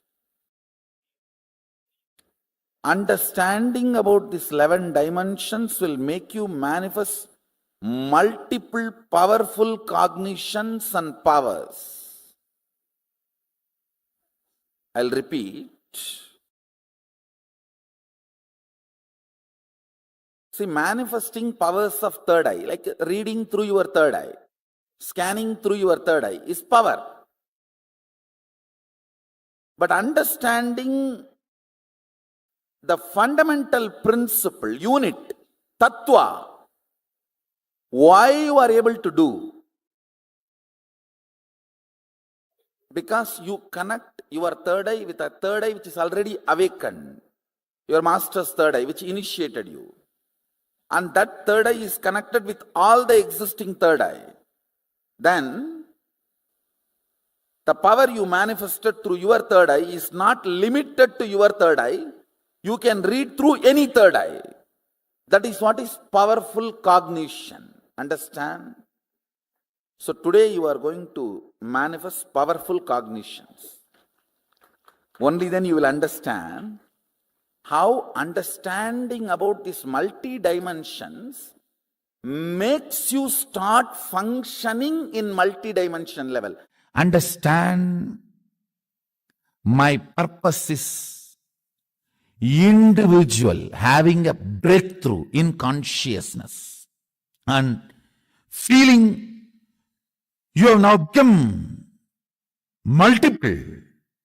Like earlier, if you felt you are in your body 100 unit, it should just become million unit. You should feel, wow, million unit, I am in my system now. That's all I am interested. If you have become million from 100, then you will know the whole dimensions of the universe, possibilities of life, powers of the consciousness. Everything starts manifesting. It's all fundamentally integrating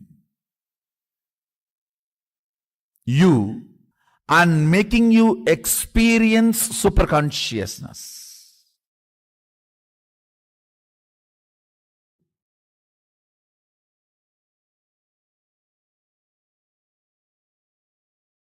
I am interested in you manifesting, you radiating. My project plan is only one.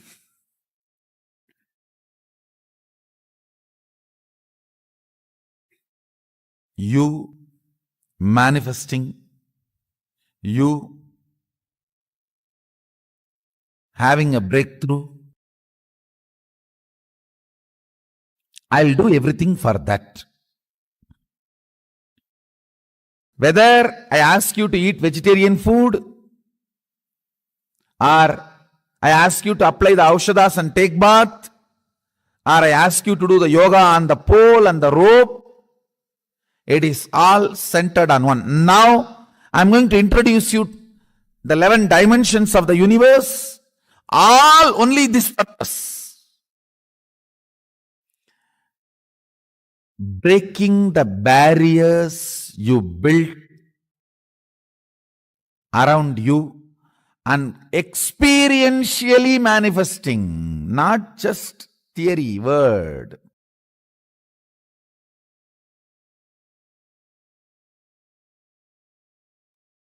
So beautifully, Swamiji has revealed to all of us the most important truths about 11 dimensions. Length, breadth, depth, time, and space. All these 11 dimensions put together makes up your existence, and a human brain can access all these 7 dimensions. You all think, okay, we can only see 3 dimensions. Even 4th dimension is only a discussion that people are having. So we think it's like each of these only you can access. But understand, your human brain can cognize and access up to 11 dimensions of the cosmos. You can access length, breadth, depth, time, and space.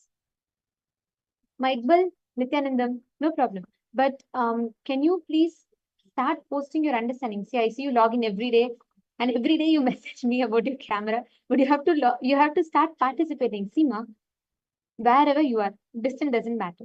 How much ever you know, knowledge doesn't matter. Whatever time zone you are, time doesn't matter. The only thing is you just start continuously sharing your understanding and powerful cognitions. Start asking questions, start interacting. You will start having the depth.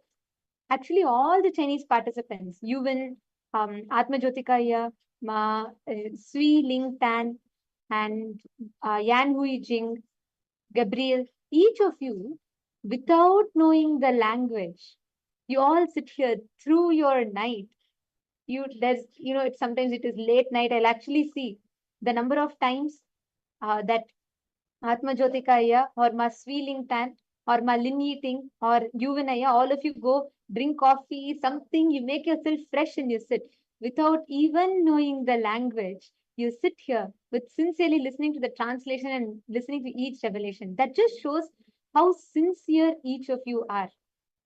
And I just wanted to share with you all, Swamiji tells beautifully, you don't need, see, even if you didn't understand, let's say even if you feel it's all too much and too many Sanskrit words, you may not be able to catch everything. Swamiji will tell, he does not go based on your qualification. There is no qualification. None of us are qualified. There's no prerequisite or anything. He gives it based on your integrity. Every one of you that are sitting here, day or night. I know for many of you it is midnight, and I'll see even when you are sleepy, you will go have something, come back and sit with that sincerity. Only that matters. Just that integrity is what Swamiji rewards to. There is nothing else. None of us who is qualified to understand the ultimate truths what Paramashiva is giving or receive these gifts. We're all literally sitting on our couches and Swamiji is giving us enlightenment to us at our fingertips, quite literally at your fingertips. It is not based on any qualification. There's absolutely no prerequisites.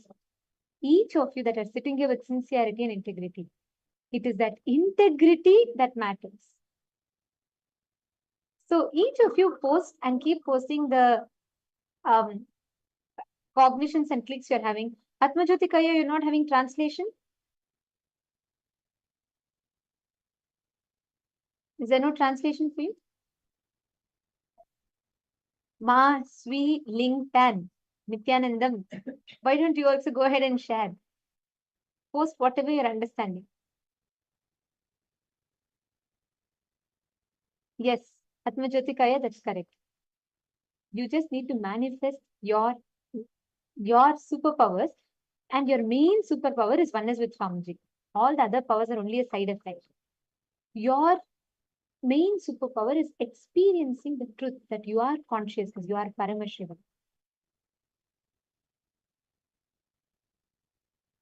Yes. Ma Iqbal Bano has posted, I have seen my dear Swamiji today and I'm so happy. Inshallah, I will get enlightenment. Absolutely, Ma. You will experience that space that Swamiji has given to you. And see, whatever your understandings are, your cognitions, even your doubts, you are not able to understand certain things or you're clicking with certain things. Don't worry about it. And sit now and connect deeply to Swamiji. Ma Iqbal Bano, the feeling connection that you have with Swamiji, experiencing Paramashiva, that is your strength. You just sit here and whenever you don't understand something or whenever you're feeling sleepy, you just tell Swamiji, can you please make sure I'm not sleepy? Swamiji, can you please make sure that somehow I'm understanding this, I'm experiencing this? That's all. Swamiji will take care. Actually, Ma Iqbal, if you're able to arrange, if you can get an Atmamurti, keep Swamiji next to you. You should virtually living with Swamiji. With Atmamurti, you are literally living with Swamiji. So start practicing the presence. It'll really give a beautiful shift to you. Because every day I notice you will join correctly. You say, Ma, I just want to see Swamiji today. Correctly, you will receive the darshan. You'll just enjoy manifest powers. So that's what you enjoy, right? So you should just sit, connect with Atmamurti and sit and listen. And that's all. Swamiji will reward you, shower you with all the experiences.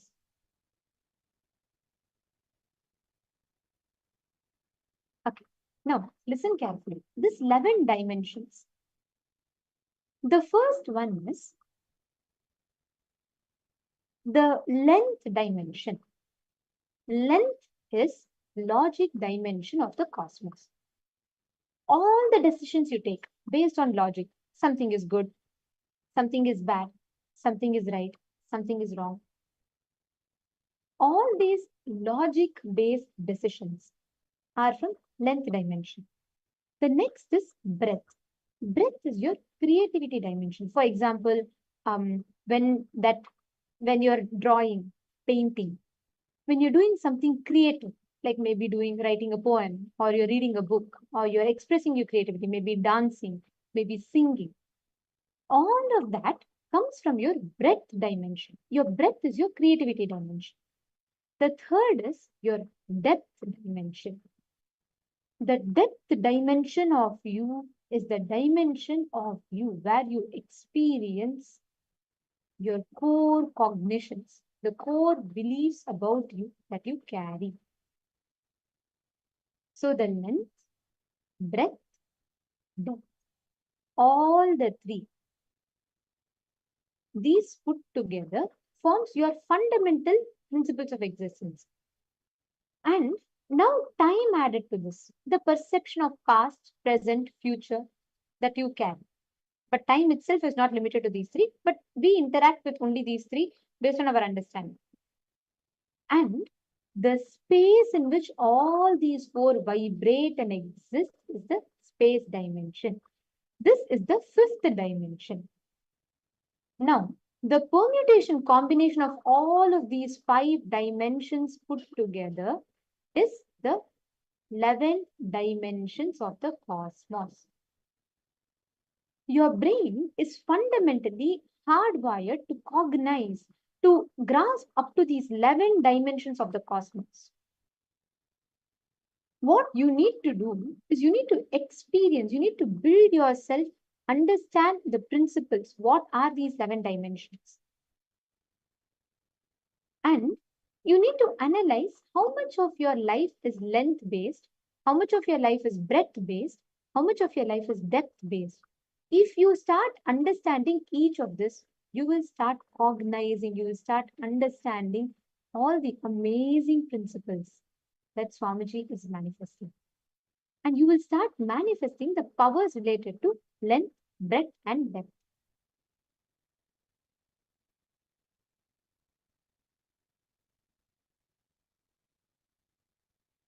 Okay, Atma Jyoti Kaya, no problem. Even if you feel like you want to learn, you want me to repeat something again, you can feel free to ask.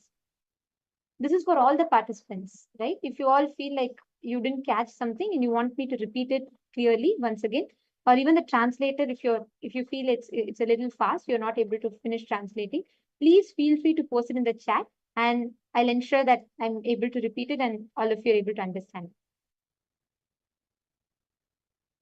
All right. So now, Gabriel Harris. Gabriel, are you able to hear Ma? Ma Gabriel.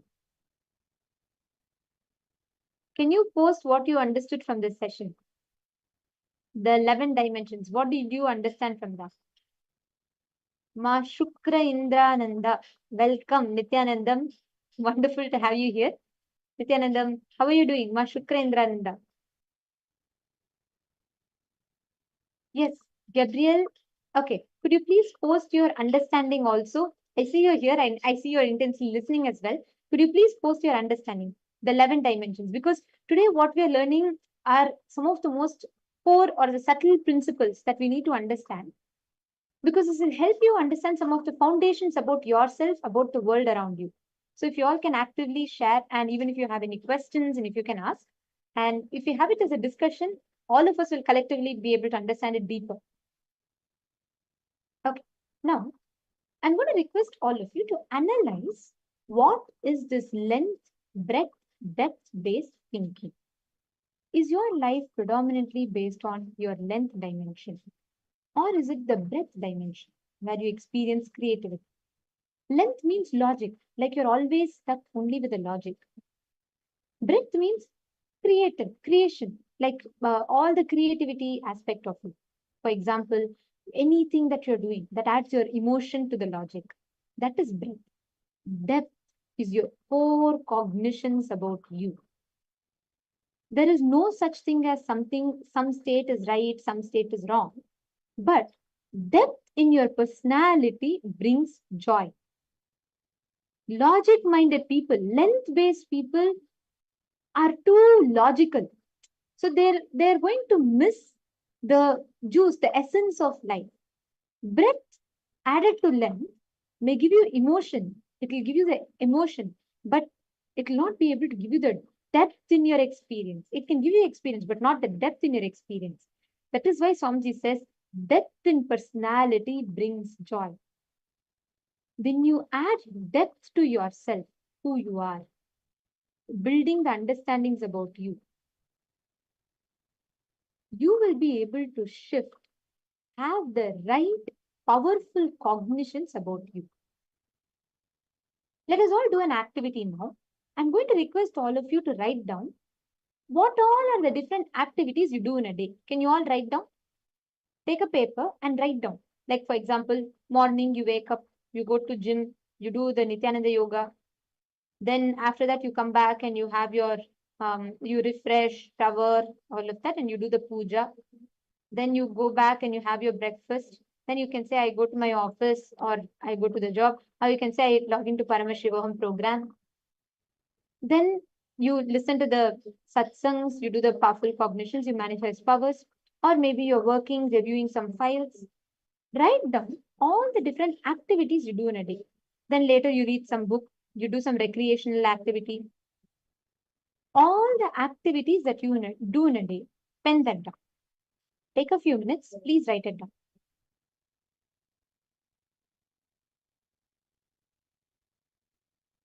Please write down, just take a few minutes, write it down.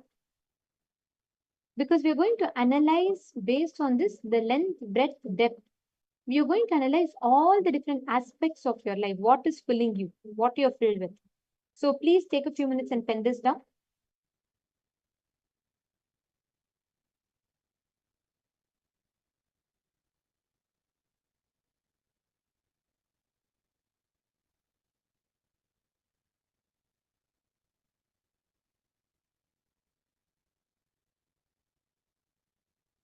Write down all the different activities, every aspect, from morning till night. Or even if like weekly once you do some activities, you go to maybe a karate class or you go to a swimming class, whatever you do, just write down all the different activities that you do. And you listen to satsang. So all of these, write it down.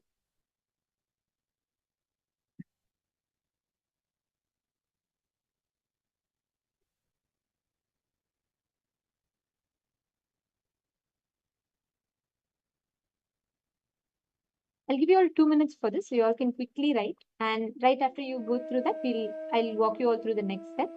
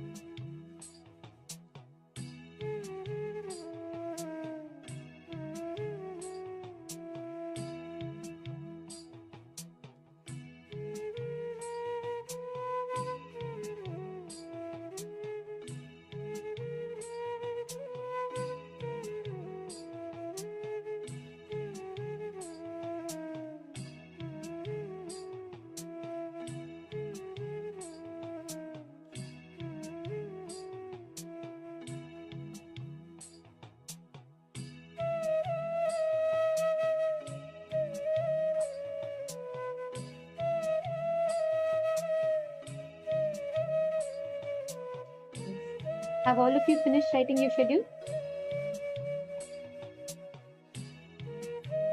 If you've all finished writing your schedule, please confirm in the chat.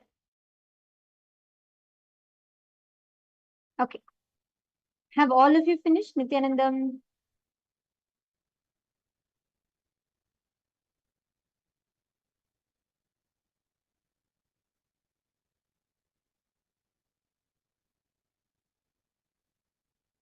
Okay. Okay. Now listen, I'm going to tell you all what exactly to do. This is only an activity to reflect. Okay. This activity will help you understand, is your day length based, means filled with only logic, or is your day breadth based, which is very creative, or is your day depth based, manifesting and empowering the core of you. We are going to be understanding this now. Okay. So if you are comfortable, you all can post some activities that you do even in the chat. So I'll be able to help you with that. And Gabriel and Ma Iqbal, can I request both of you also to please post? Ma Alice Wong, Nithyanandam. Ma Alice Wong, are you also listening? Are you there? See, in a day, if I get 15 questions per session, that means Ma Alice Wong is listening. Because I've seen you, whenever you listen, every session, you'll post your clicks, you'll post your understanding, you'll ask so many questions, and that's beautiful. So you should keep participating and keep typing out your clicks also, okay? All right. So my Dennis has posted. Now, see, analyze your schedule, okay? Read it and see how much of your, like next to each activity, for example, doing yoga, it is depth. Doing yoga is depth activity. It increases your depth. Puja, depth-based activity. Let's say you're doing some creative stuff like website designing, or maybe you're learning something on AI, you're doing some research. That is breadth-based activity. Let's say you're doing your regular reviews of docs and you're doing some content and all of that. That is all length-based activity. Now, can you all classify all the different activities that you have into length-based, breadth-based, and depth-based? Can all of you write? Mark next to each one. Okay, Atma Jyotikaya, for example, in yours, you have posted doing yoga, watching Swamiji's darshan, attending book clubs, training in Kriya. So now, for example, doing yoga is you're adding to your depth. Yoga is directly working on your depth. Same way, naturally, needless to say, darshan directly works on your consciousness itself. So darshan also once again works on your depth, powerful cognition. Same way, attending book clubs is breadth. Okay, when you read, you add to your emotion, you expand more. That is breadth based. And meditation and kriyas are once again depth based. Actually, Aya, beautiful. Your day is more filled with depth. All the activities that you're doing, it is filled with depth. Actually, each of you can analyze and see how much percentage of your day is filled with depth, breadth, and length. Time is, okay, Atma Jyotikaya, actually, all of us interact with the time dimension in some way or the other. So time is your existence. But the thing is, how you relate with that time changes. We are going to be learning about time elaborately in another day, but I'll just give you a summary now. Time is a dimension which all of us, you, me, everyone here, and even Swamiji, all of us exist in time. But even in the time-bound dimension, Swamiji is not bound by the time. See, for all of us, time is what? We cognize past, we cognize present, we cognize future. For us, future is unknown. Past is something that we know. Present is we have no control over it. This is what we think. We only limit ourselves to these three dimensions. So our interaction with time is very limited. For Swamiji, on the other hand, time is simultaneous, spontaneous. That is why he is Kalabhairava. He is Lord of Time. Because Swamiji is not bound by time. So time is a dimension you interact with. So it is not one particular activity. All your activities are interacting with time, right? And space is the dimension in which all of this exists.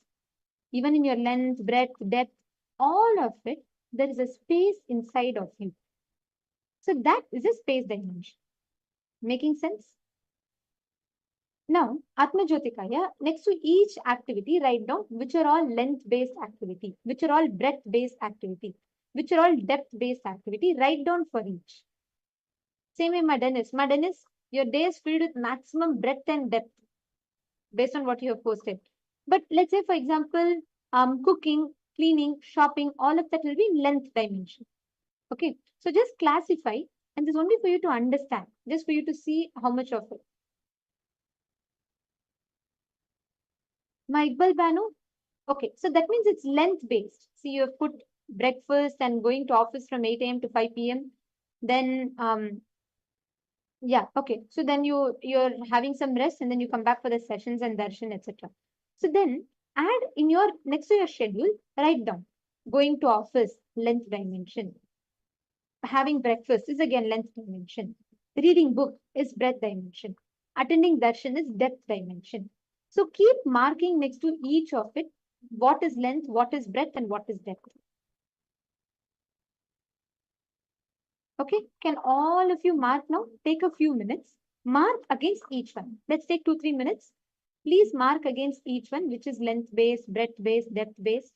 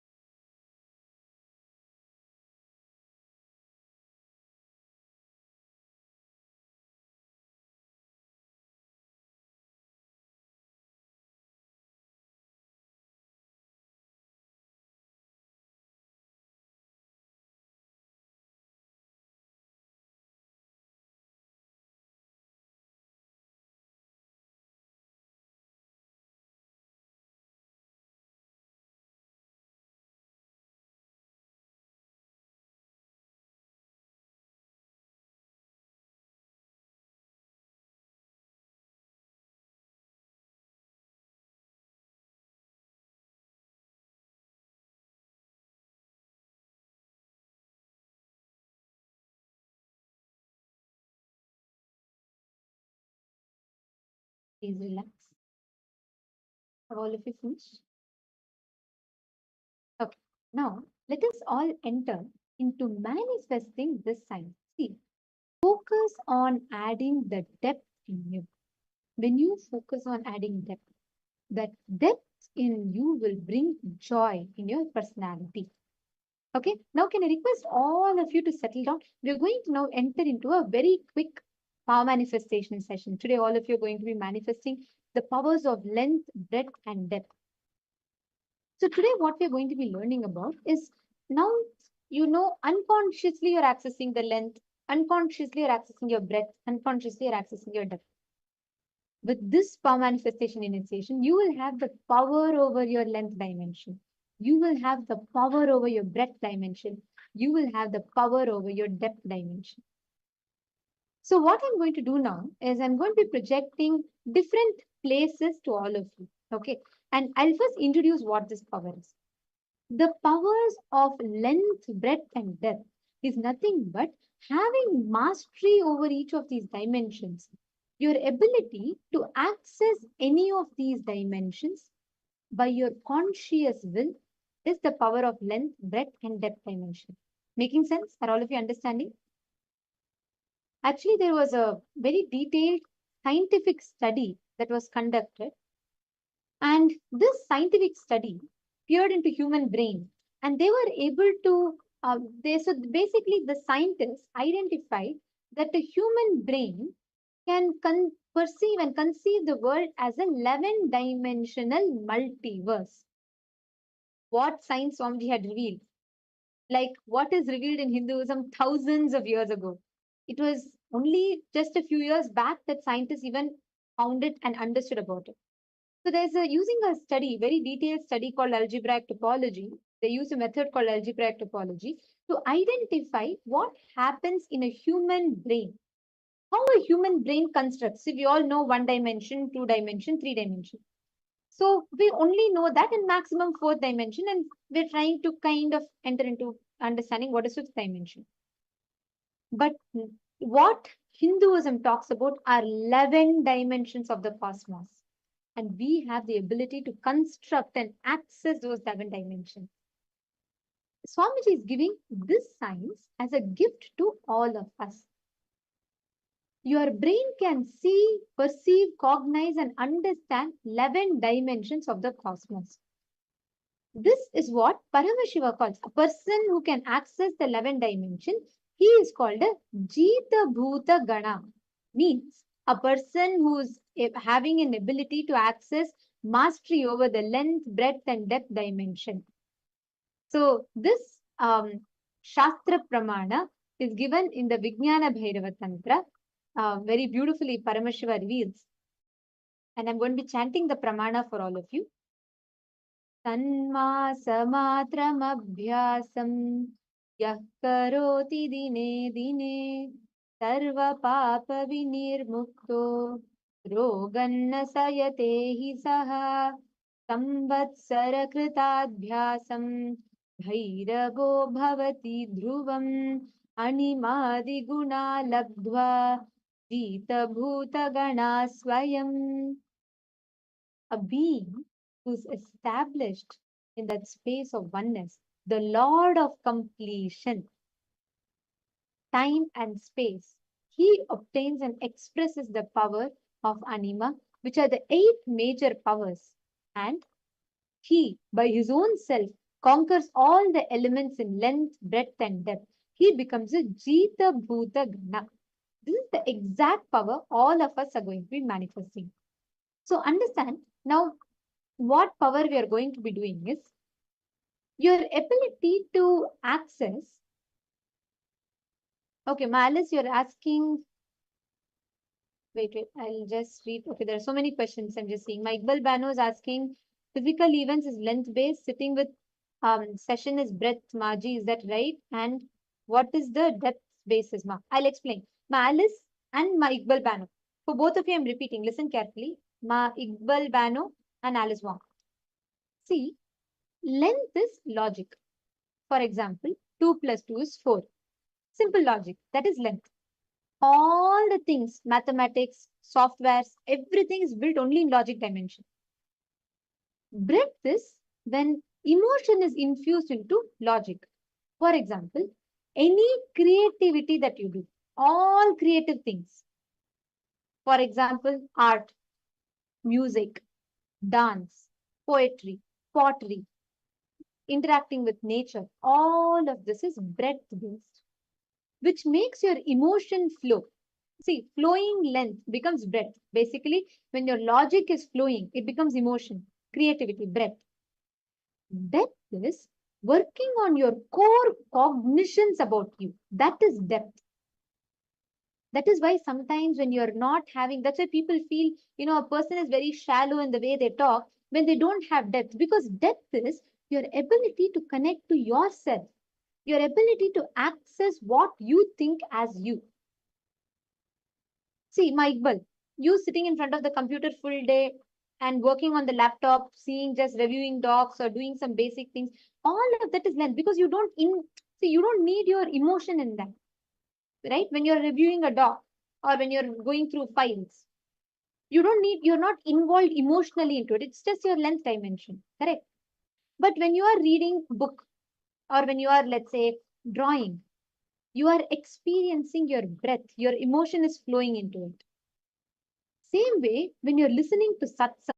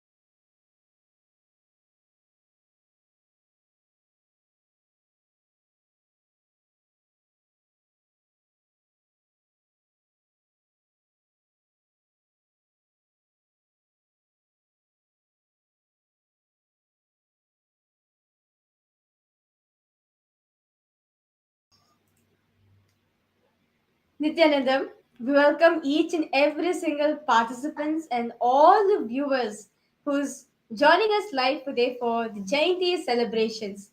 Nithyanandam, Ma Bhavadevi, welcome Ma Tanya, Kiksing Mangaya, Ma Yvonne, yes, Nithyanandam, Ma Kylie Wong, Margarita, I see so many of the participants logged in. Nithyanandam to each and every one of you and welcome all of you for the Jayanti celebration.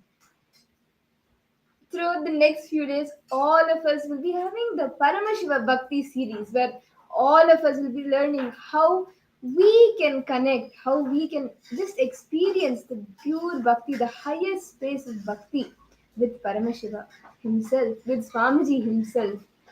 And it's so nice to see each and every one of you here and all the viewers watching us tuned in from YouTube. We welcome each and every one of you. Now, what is Bhakti? As yesterday, right, Swamiji graced each and every one of us, and Swamiji was saying that for the next 21 days, let us all soak ourselves into Paramashiva Bhakti.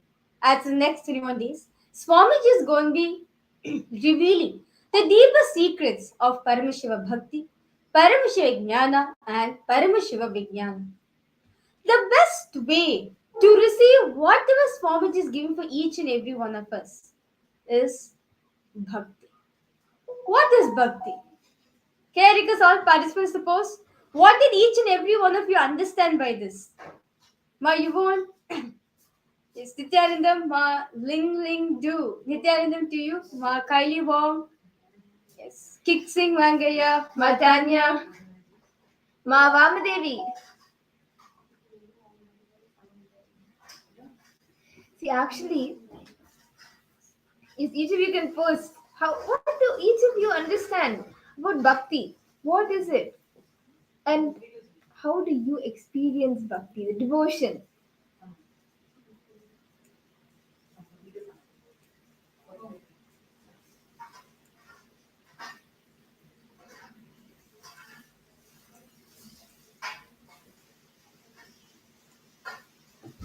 Yes, Nithyanandam, Ma Saroj Joplush, are you able to hear us? Was this better?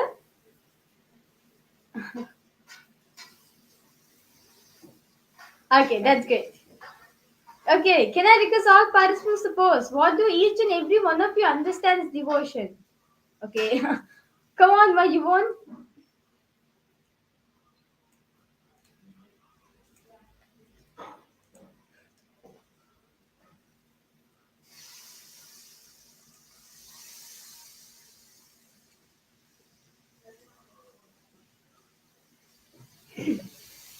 Okay, devotion is like one of the way we can connect to Swamiji. Okay. Yes, Ma Marva. Yes, Nithyanandam to you.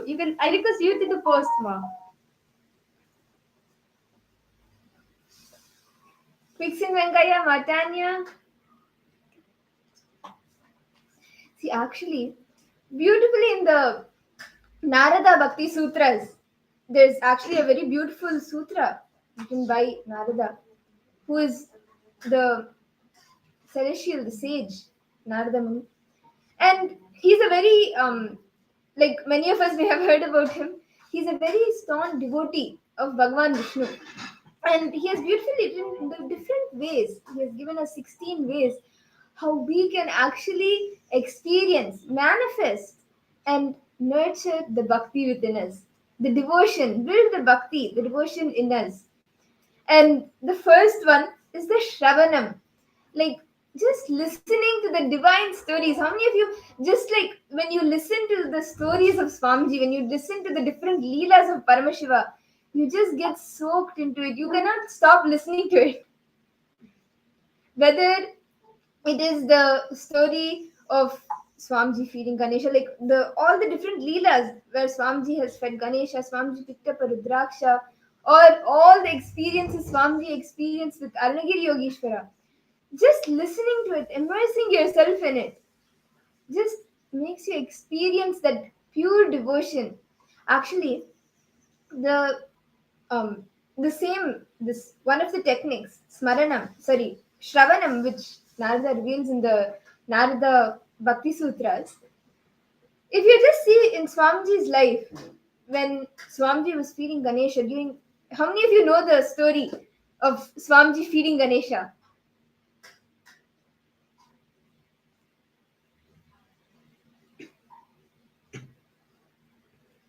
Yes. At a very young age, Swamiji fed Ganesha, right? And if just the backstory behind this, like what made Swamiji decide, yes, I want to feed Ganesha.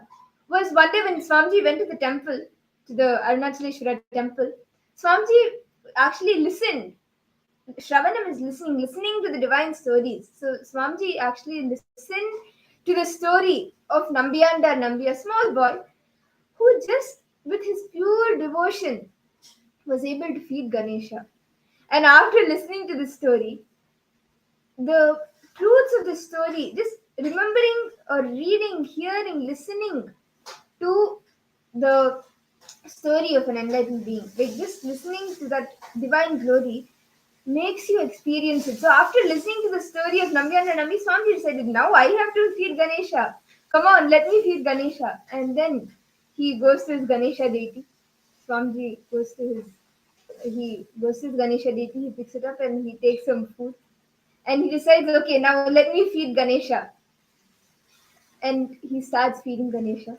He starts requesting Ganesha, please eat. One day goes, 2 days. Ganesha still doesn't eat. Swamiji tries so many techniques, whatever all like the adults, like his family, his relative told him, like what they do usually to kids. If you don't eat, I'll put you in the well. If you don't eat, I will not give this. Swamiji tried all techniques. Swamiji actually even put Ganesha into a well. How many of you know that? Swamiji tried multiple techniques. See, actually, there is a beautiful journey in this story. Kutarka, like the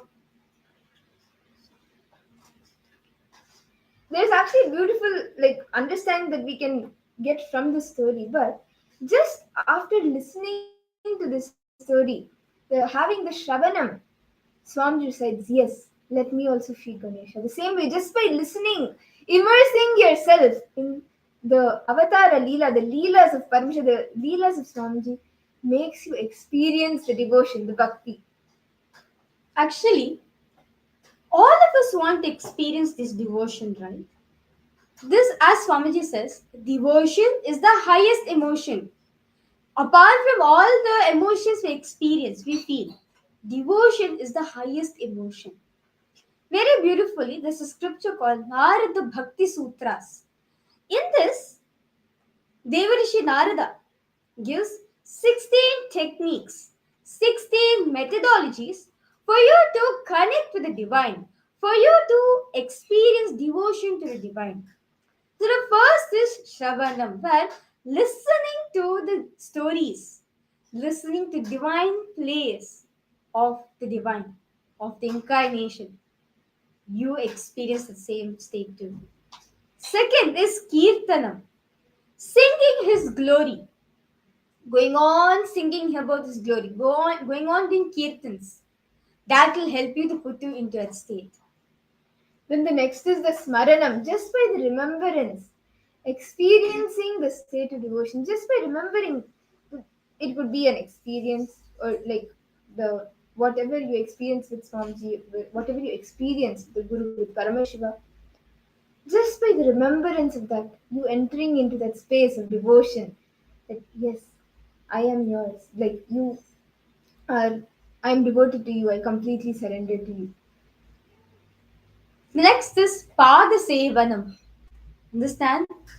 The feet of Guru. The feet of the divine is so auspicious that literally through the form, through the padakas, right? Through the feet, just through worshipping the feet of the Guru, it is equivalent to worshipping the Guru itself, as the feet represents the Guru. So when you're doing Pada Sevanam, meaning when you're doing the Pada Puja, when you're doing Seva to the feet of the Master, through that state also you can experience devotion. And the next is the Archanam, the worshipping of the Guru, which is one of the most, one of the best ways that you can experience devotion. So Narada has given 16, Devarishi Narada has given 16 ways, and each of the ways has its own unique qualities. Just by doing the Archanam, like offering worship to the Guru, to Swamiji, you manifest the different qualities of Paramashiva, the different qualities of Swamiji in you. whether it is the quality of being the ultimate, doing the ultimate sacrifice, Tyagaraja, or being the most compassionate mother, or the most ferocious form of to break all the patterns. Any form, any quality of Paramashiva you can manifest by doing the Archana, the worshipping of the Guru. Then the next is Vandanam. Just by offering salutations to Guru. Just by surrendering yourself to doing the Vandanam, meaning invoking the grace and blessings of the Guru, you do achieve. Invoking the grace and blessings of the divine, you experience that same thing happening in you. And the next is the Dasyam, being like a servant to the being like a servant to the Guru, to Paramashiva. You can see how Bhagavān Hanuman was for Bhagavān Rama. Just like that, just being a servant for the divine. That way, you manifest, you are continuously remembering, serving the divine. And that is one way you can manifest the bhakti, the ultimate space of devotion in you. And the next is the Sakyam, befriending the divine. Just having that pure friendliness. You can have it like Arjuna and Krishna, Arjuna and Bhagavan Krishna, or Sudama and Bhagavan Krishna. Just befriending the Guru, befriending Paramashiva, experiencing that bhakti of friendliness with the divine is the Sakyam. The next is Atma Nivedanam, meaning surrendering of the self to the divine. When you surrender your identity, when you surrender your ego, that I identity in you, offering that at Guru's feet, offering that at the divine's feet, you experience devotion. As in devotion, it's only one. It's oneness, not one. Understand, in devotion it is oneness. You and the divine are one and the same. Therefore, you don't carry that identity, that separateness which is there in you. The next is the Nama Smarana. Just remembering the Guru's name, Swamiji's name continuously, whether it is through the Mahavakya, whether it is in any way. Like Swamiji shares, right? Whatever he does, always thinking, does my Guru do this? How does my Guru react? That is one way. And always just chanting the Guru's name. Just doing that puts you into that space of devotion. The next is Sankirtanam, meaning singing, where as a group, right, together, collectively, remembering the Guru and singing the praises of Guru, just through the powerful place, that space itself, you can experience devotion in your life. Then we have the few other ones is the Vatsalyam, just experiencing the motherliness towards the divine, experiencing the divine like a mother. That is the Vatsalyam. Then the Nishta, just pure surrender, pure devotion to the Master, to the Guru, to Paramashiva, to Swamiji. By doing that, you can experience devotion. You can experience bhakti, the Paramashiva bhakti that Swamiji is blessing us all with.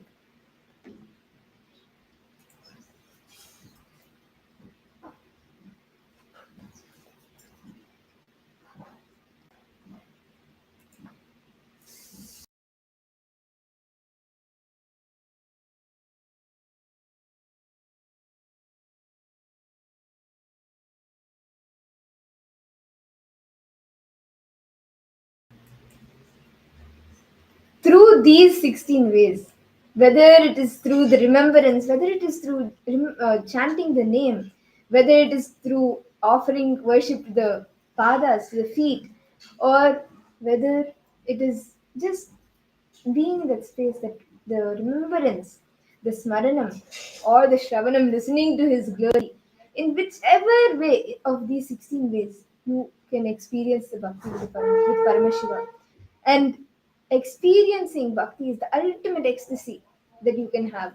Let us now listen to what Swamiji says about how you can experience bhakti.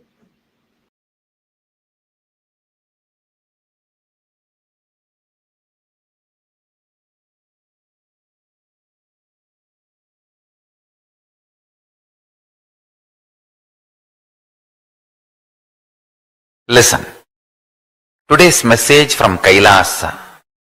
Understand? Devotion is the highest possibility and power of human being to get back to his original state of Paramashiva. Understand? His original state and his present state, the bridge, the connection is devotion. Because of the devotion to Paramashiva, he becomes Paramashiva. All beings. Understand? To whatever you are devoted, you become that. In Vedanta and Siddhanta, we have a beautiful Nyaya, multidimensional logic. Pramarakita Nyaya, we call it Pramarakita Nyaya.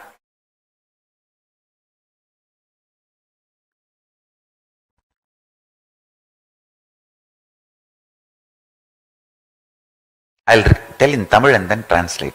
Kulavi புழு கொணர்ந்து கூடு சமைத்து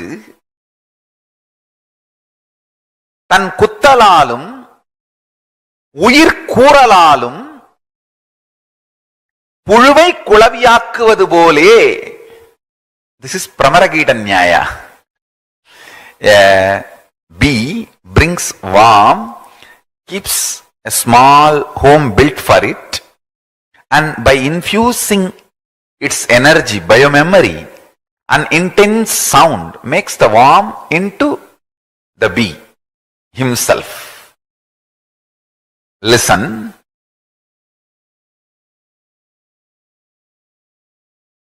Devotion is the intense power, possibility, levitates you to Kailasa.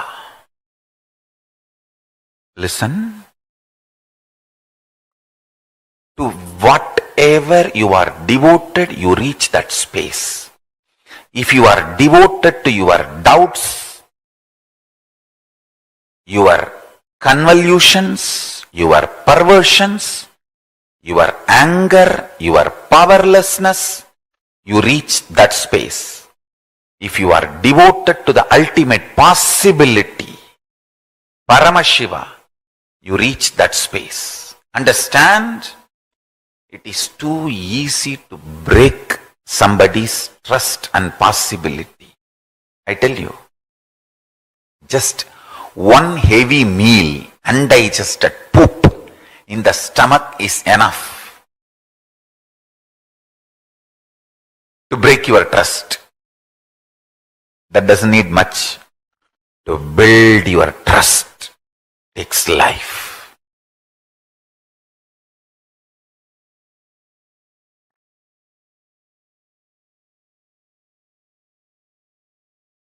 Devotion, feeling connection is something extraordinary. The great power of the being. Understand?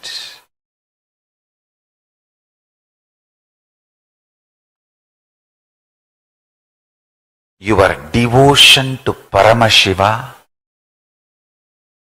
literally becomes a power protecting you and manifesting Paramashiva in you.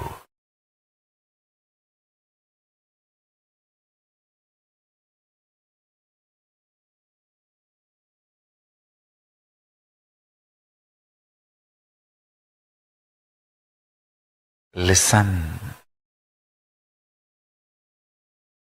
It is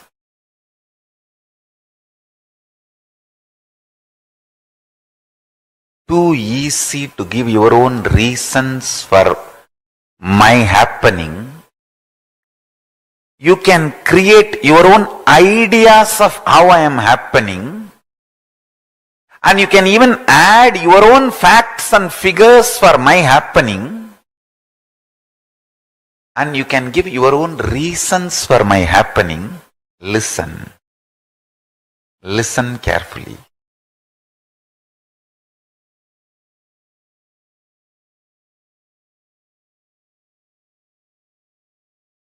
When I enter into your dream to wake you up, your dream cognizes me. You can never cognize real me. The delusion you are in, based on that you cognize me. Understand? Whenever Guru appears, the right way to relate with Guru is devotion. Because any cognition will be lower. Good or bad, your cognitions are lower than the existence of the Guru. He is there to wake you up and raise you to the higher state. Devotion, if you just keep the bhakti alive, if you protect your bhakti, bhakti will protect you forever from everything. Dharmo rakshati rakshitaha. Protect your bhakti, bhakti will protect you from everything. That's all I have done in my life. I have protected my bhakti to Paramashiva, and he is protecting me forever from everything. I have protected my bhakti to Paramashiva, and he is protecting me forever from everything. Understand?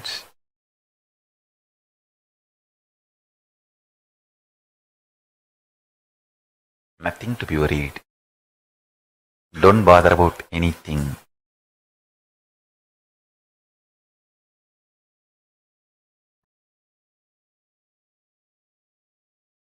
Just intensely keep your devotion alive.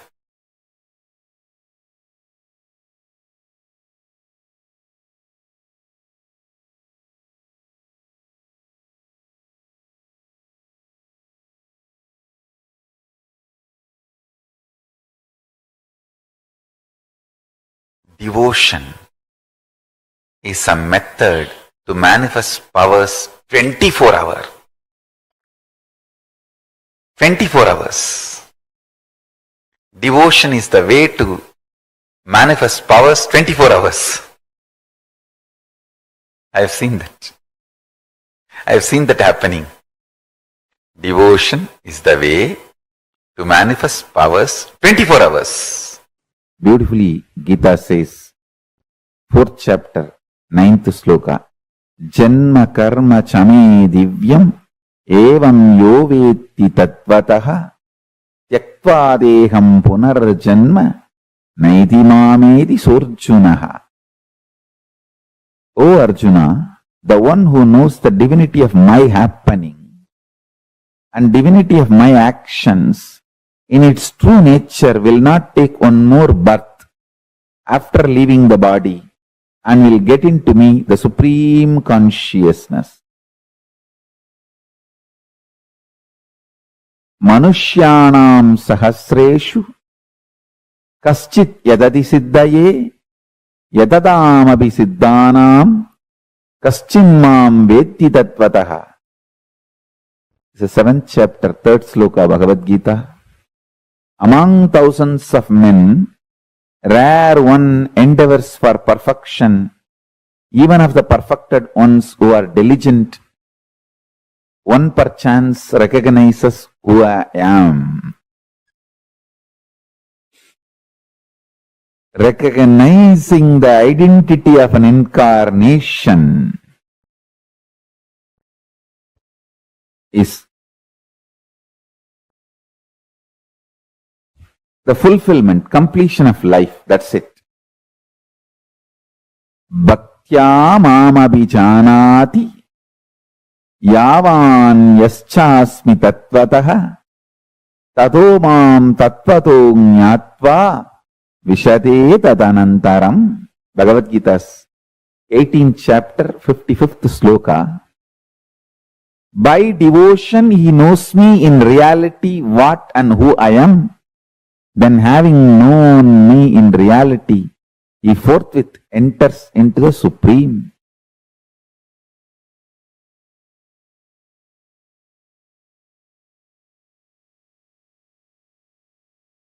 I am not here to teach you. I am here to initiate you. My initiation will teach you. Every day I come to Satsang not to teach you, but to initiate you, to give you the Shakti Pada.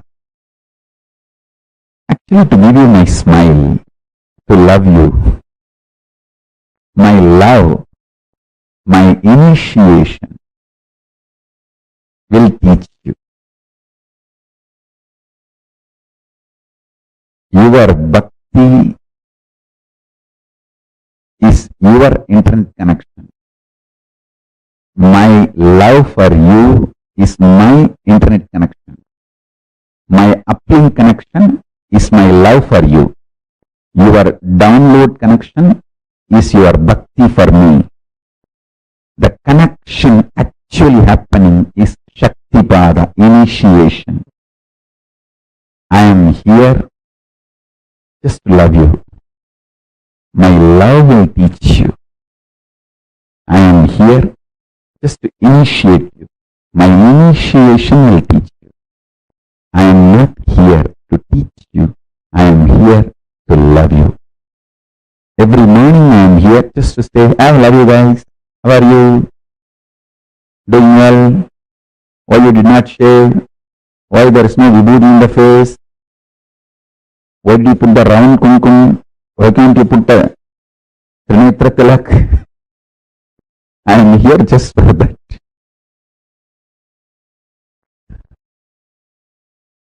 That's all is my whole satsang.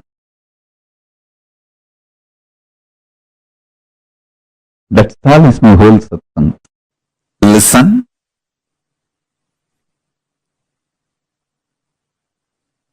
Greatest that can happen to human being is this conscious reality becoming the existence, part of your existence. Listen, this conscious reality can be part of your existence if you have a direct feeling connection, Guru Bhakti. It can just like a jumping of the flame, transmission of the lamp. Hey, Paramashiva is real. Over. You just know. Swamiji said it. Paramashiva is real. Paramashiva is real. And based on that, your whole cognitive shift happens. Your existence shifts. From that reality, you cognize, exist, act, manifest, gravitate, do everything. I tell you, Ramakrishna says beautifully, just by, see, the first teaching of Ramakrishna, if you have read his Gospel of Sri Ramakrishna book, the first word of Ramakrishna and last word of Ramakrishna is one and the same. He says, by remembering your Ishta or Guru, means your God or Guru, if the tears roll in your eyes, this is last Janma for you. This is the first word and last word of Ramakrishna. And nobody gave you glycerin. Nobody asked you to remember your mother-in-law. Nobody asked you to remember the pains of your life. And the instruction was not remember all the pains and incompletions of your life. No. It means the energy in which you are sailing, you might have started with imagination, but it has hit to the space of which is more real than real for you. Now, with all integrity you can say, I know I am Mahadeva more than how much this world is real. How much this mic is real, how much the person who is sitting next to me is real, how much this throne is real, how much the person who is sitting in this throne is real, how much these deities are real for you. That much that Shivoham is real. Understand?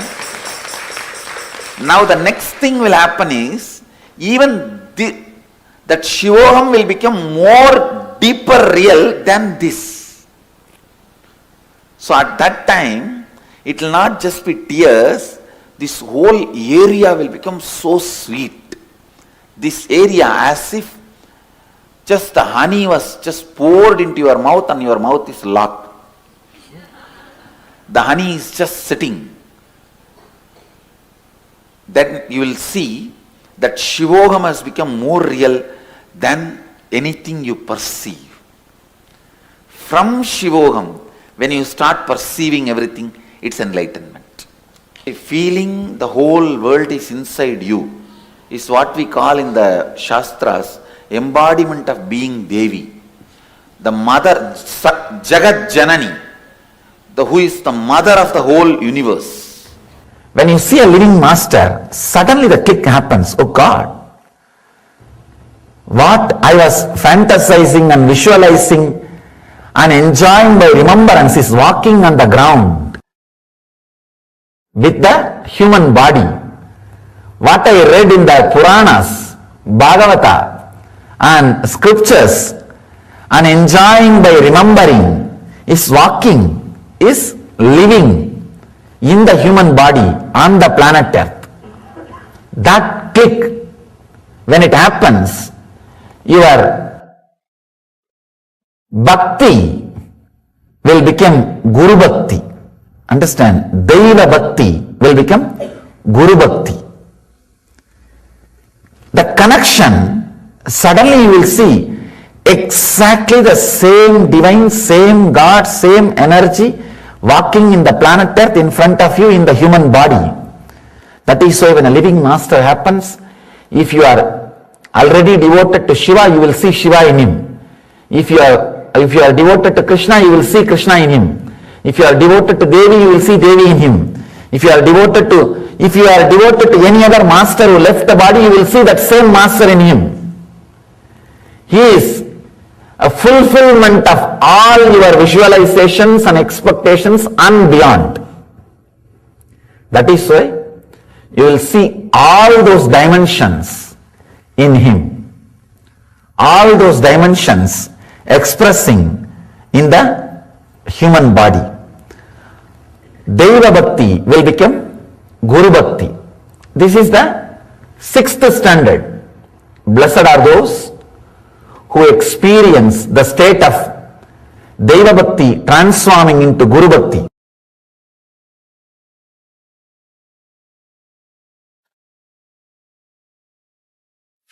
Maitriyadishu Balani Sutra, just 2 words.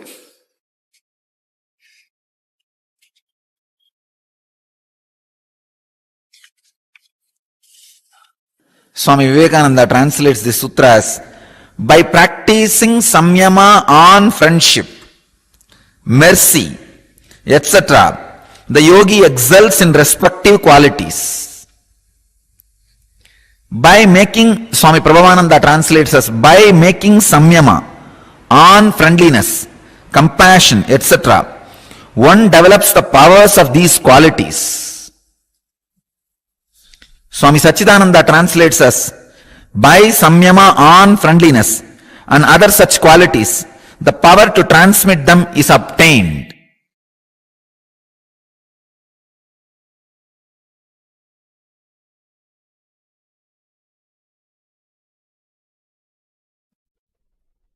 Love.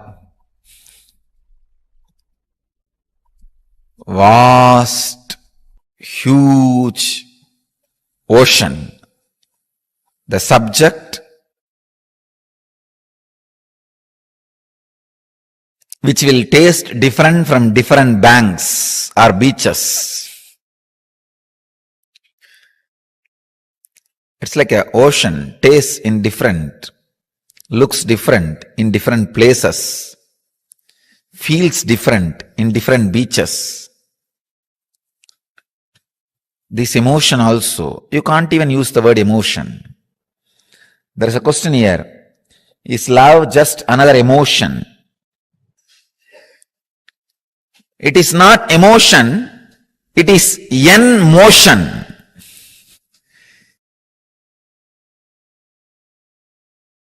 It is the energy which makes motion happen in you towards enlightenment, from enlightenment towards enlightenment. When the glimpse of enlightenment starts in you and motions you towards enlightenment, the ultimate enlightenment, between that period, what you experience is called love. Sweet experiences of love constantly reminds you when you open up. I'm not talking about only romantic love, which is towards one person. I am talking about the love suddenly opens up in you towards whole and your very self. Rarely you will fall in love with yourself. The yellow journalist who is sitting inside you, constantly writing articles and editorials about you, is damn for love.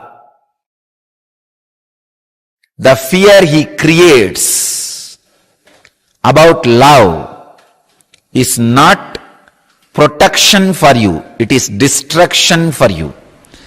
Dam is not a protection for river, it is a destruction for river. Only embankment is a protection for river. Love is embankment. Logic is dam. Do samyama on love. That is what Patanjali says.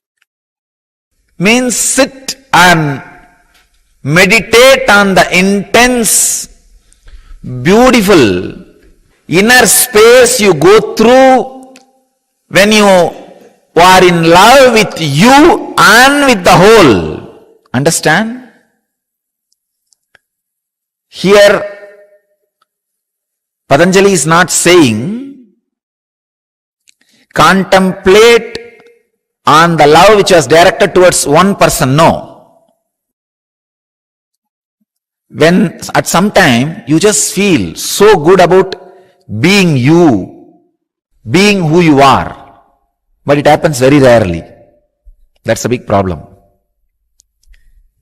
If you are feeling deeply good at, wow, I am really worthy. I am really worthy of what I am. I am really worthy of life. I am really worthy of whatever is happening around me. When you are experiencing the love for yourself, suddenly you will experience that love for the whole.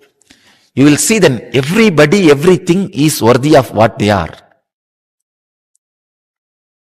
The whole. When the love is experienced towards you by you,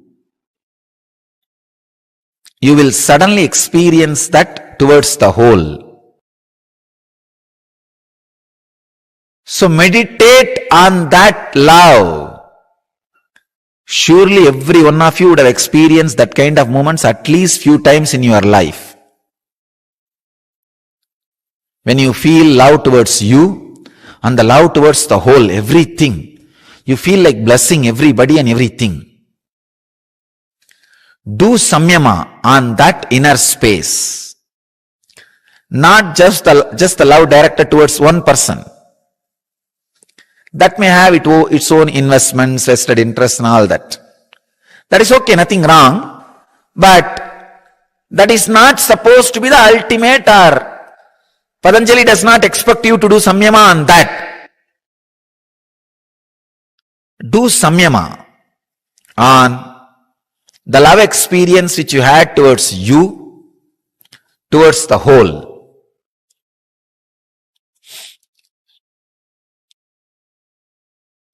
You will just excel, radiate those qualities. Not only that, you will be able to transmit those qualities by your very presence. Please understand, if you are able to live without food one day, it's a power to control, controlling power. If you are able to live without food forever, it is not ability to control, it's a mystical power. Same way, if you are able to show love little bit once in a while, it is a social emotion. But ever loving, radiating love is mystical power.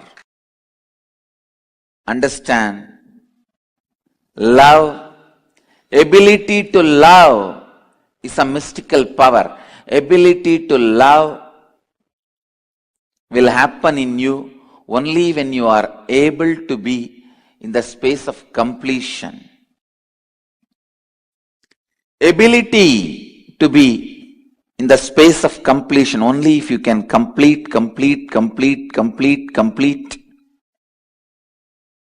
and establish yourself in the space of completion.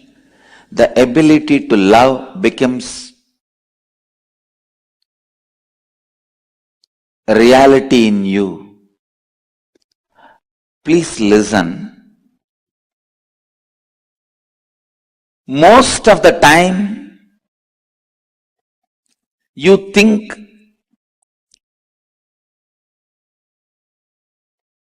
the external world is responsible for your incompletion.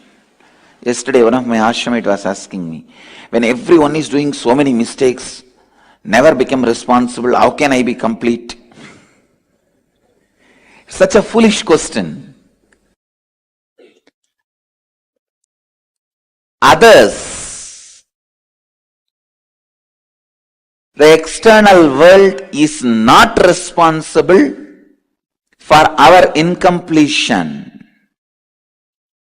First thing you need to know. Second, not even partly responsible. See, many of us agree the external world is not completely responsible for my incompletion, but that is also partly cooperating with for my incompletion. No, which is not true.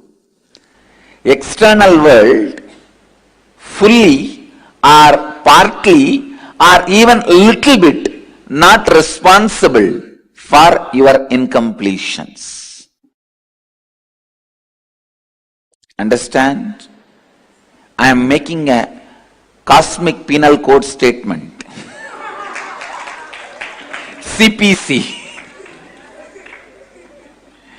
External world is neither fully nor partially or even little bit responsible for any of our incompletions. Please understand, incompletion by its very nature starts sprouting, growing, establishing itself only in your inner space. Its roots never comes to the external world. Please understand. Sometimes we think, no, the incompletion has grown in the inner world only, but its roots are now established in the outer world. No. All the layers and layers and layers of incompletions you carry. See, when I say layers and layers and layers of incompletions, let me define and explain. First, you will feel, I have so many incompletions, I am completing with it. Then, no, how many times you complete, you are not going to complete, these incompletions are going to come back to you. That's one more incompletion. No, how much ever I try, I may complete even with this, but tomorrow again I will forget I completed and I will remember only my incompletions. What will happen to that? That next layer. Like this layers and layers and layers of incompletions you carry, listen. All layers are rooted only in your inner space. Even the branch or the hanging root of your incompletions don't come to the external world. First thing you need to know, your incompletions are always established in your inner space. This means many times others forgive you and forget you because you are not that big guy. But you can't forgive you because for you, you are a big guy. Understand? For others, you are not a big guy. Because you are not a big guy, they don't care about you. Many times they just forget the incompletions related to you. Many times they don't care. But you don't forgive you. You don't forgive you. Because you are too big for you. You are too big for you. All the time you are thinking only about you. All the time you are centered only about you. When you wake up, you only remember you. Till you go to bed, you only remember you. Because of the constant remembrance of you, you remember even small incompletions deeply. Very deeply. Understand? Even the smallest incompletions you carry in you, you remember it very deeply.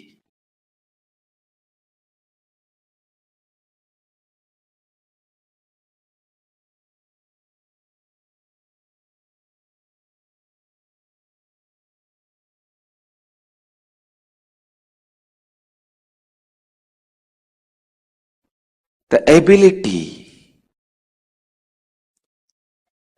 ability to forgive yourself is the first quality to start loving. Please understand.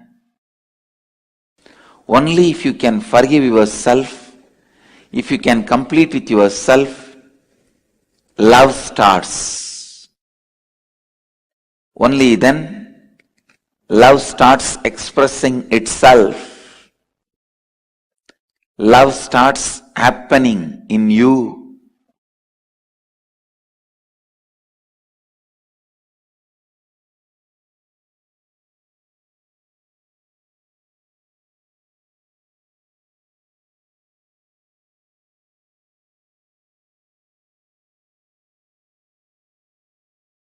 Love can happen only when you are in the space of completion. Listen. The ability to forgive yourself, ability to love yourself, ability to live with yourself, ability to be with yourself.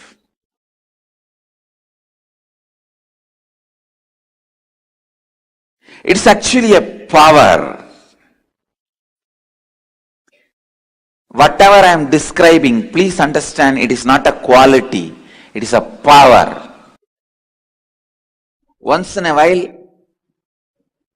showing love or having love is a quality, but being in love forever is a power. Understand, only when you are established in the space of completion, you will understand this statement, love is a power. It's a power.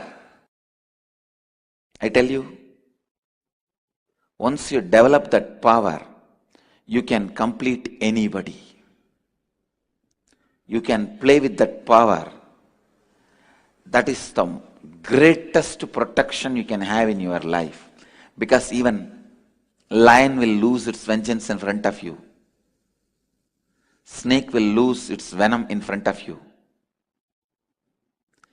Any enemy will lose his enmity, which is a weapon with which he is trying to attack you. He will lose it.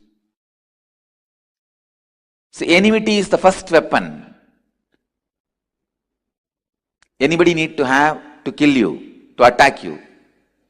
All other weapons are secondary weapons.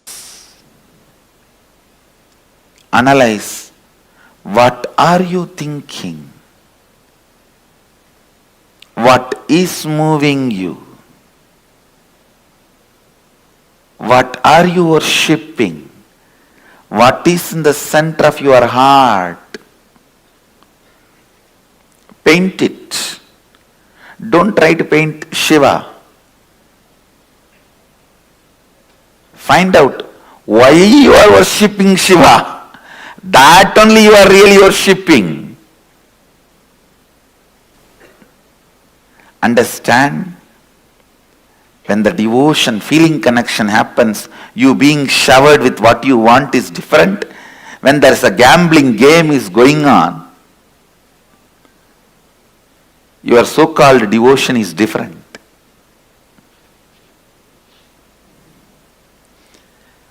When you build your mind on perishable, your life will be logical. If you build your mind on imperishable, your life will be magical. That's all is essence of today's satsang. Whether you want to live a logical life or magical life, you decide.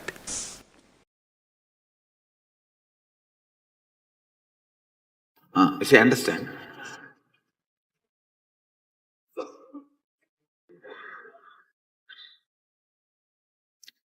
With anything you feel connected, love.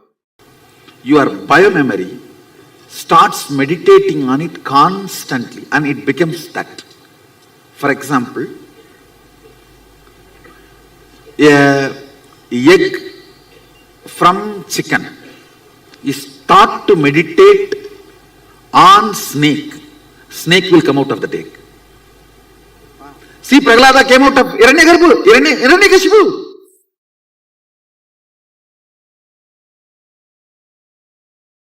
Now, with the feeling connection, falling in love, or I should say raising in love with the Guru, the unknown parts of you, which is 99.99, is all the time sitting with me, or I am sitting on it, I am hating it.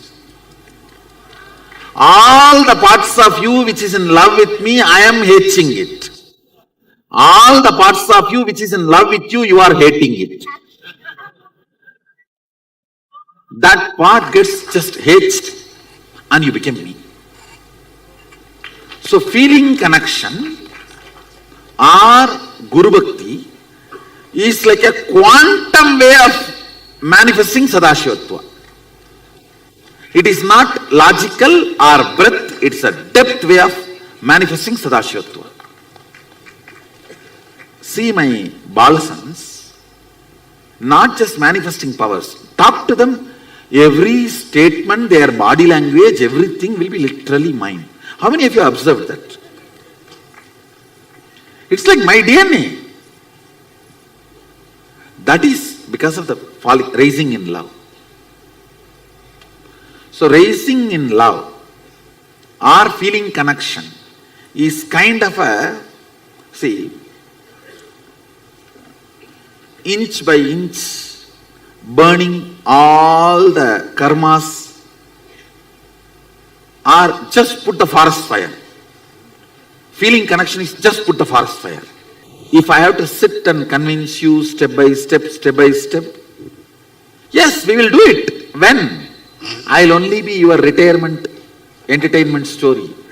When you are retired, you will call all your grandkids, great grandkids, or the neighbor kids and tell a story. In those days, long, long ago, once upon a time, get little coffee, and then you will continue the story. If I have to be sitting and convincing, I can convince. I am ready. I can sit and go on be giving satsangs. But I will only be your old age retirement story. But if you catch it, he has already established the authenticity of the system day one. He has established his adhikaratva to teach.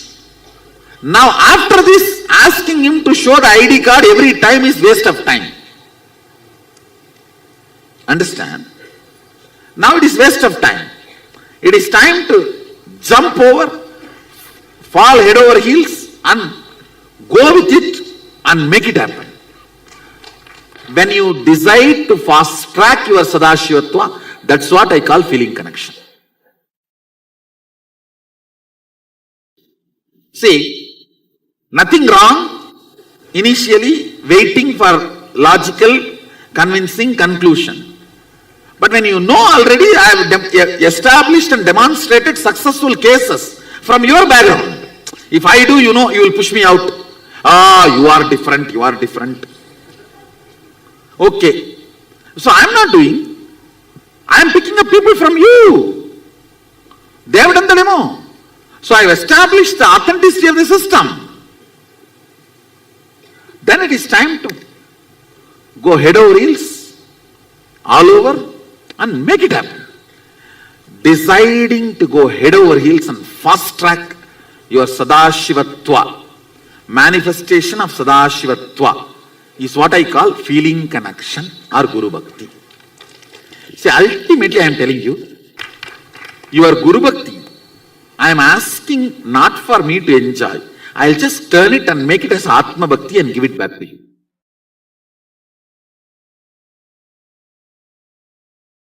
When you complete with GDHD, I will complete with your SDHD. That's all. I will just turn the energy, make it into your Atma Bhakti. It's like a cub bringing fresh grass for lion. Is he going to have a lunch or dinner with that grass? He may act in front of the cub, not to disappoint the cub. See, I am eating, and he will turn this side and and maybe he will keep it there for the next cubs to come and have lunch. 1 or 2 meals they need to have before they realize they are lion. That's all. Understand? Somebody asked me in the Facebook from the Sadashivoham team only, how do you handle all that attention and adulation? I am not. I am not receiving. I am only just turning it into your Atma Bhakti. Everything showered on me, the Bhakti, everything, I just turn that into your Atma Bhakti. Guru Bhakti is recommended only to be returned with multiple times. I should say it is more like a investment, not like giving it away. always Guru Bhakti turns into Atma Bhakti. Yes, actually, all you need to do is as much as possible, engage yourself in depth creation. Length and breadth automatically happens. People who created length and breadth neither will have length and breadth nor have depth. People who generated depth will have depth and length and breadth.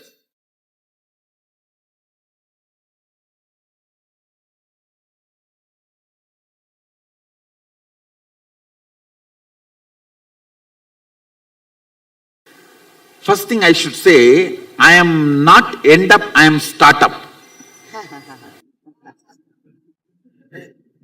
When I enter into your life, I am not end up, I am startup. That's the first thing. Second thing,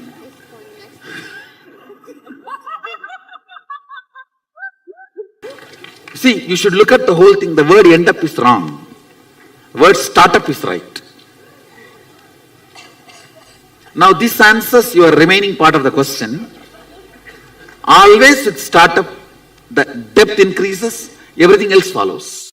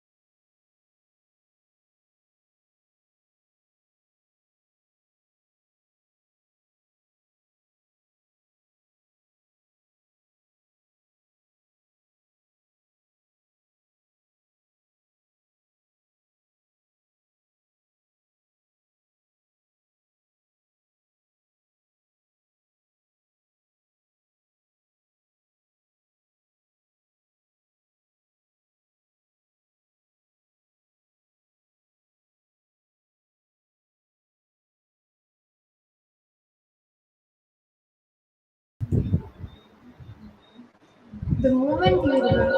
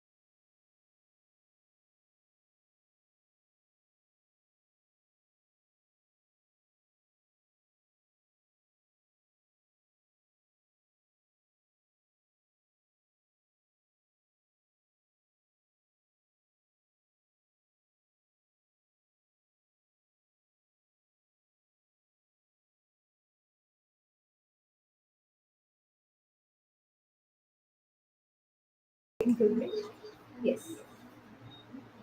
See, understand when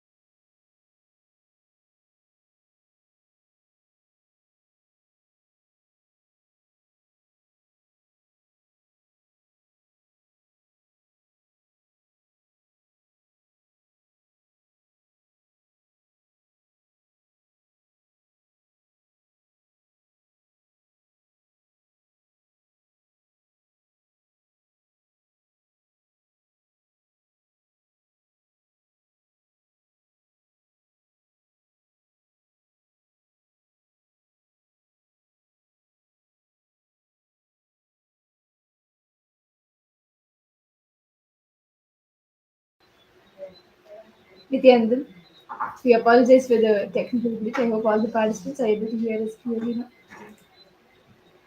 See, understand.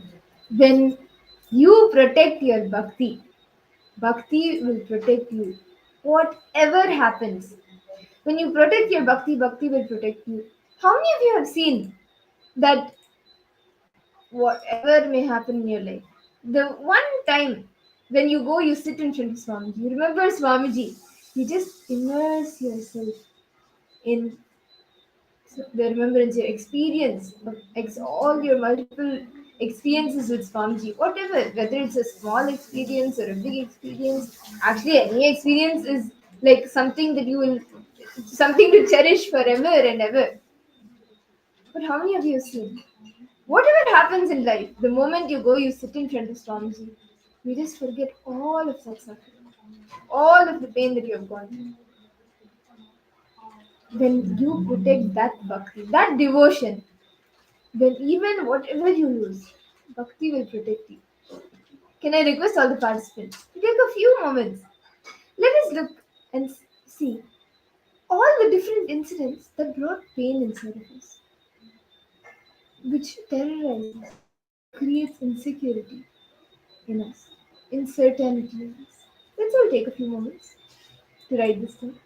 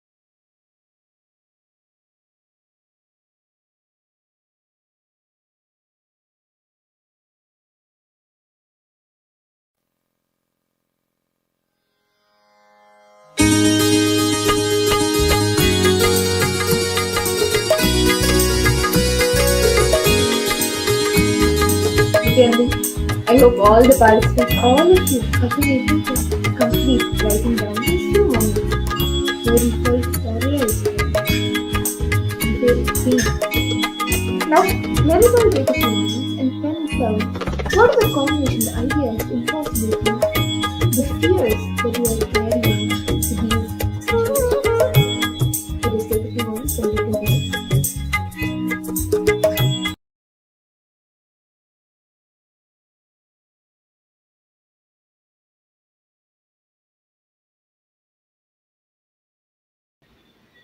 All the different combinations, the ideas, the impossibilities, everything that you are carrying in these situations.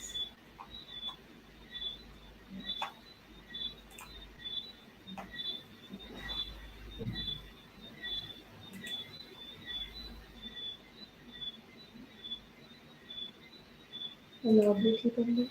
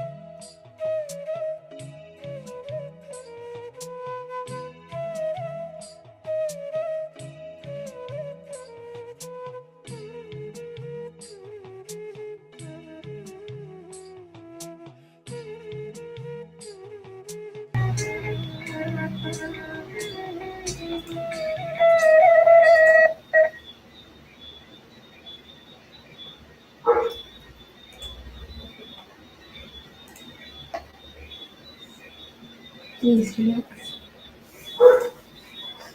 Now, all the combinations, all the things, the best way you can come out of it, all the powerless cognitions, incompletions, all the areas which terrorize you, that pain you, you can come out of it just by immersing yourself in bhakti, in devotion. Now, who can tell from the who can tell what is your favorite out of the 16? We also 16 different areas how you can experience bhakti, right? How you can nourish the bhakti, right? Now we will all be doing a very exciting thing. All of us will be entering into the Sankirtana, the Sankirtanam.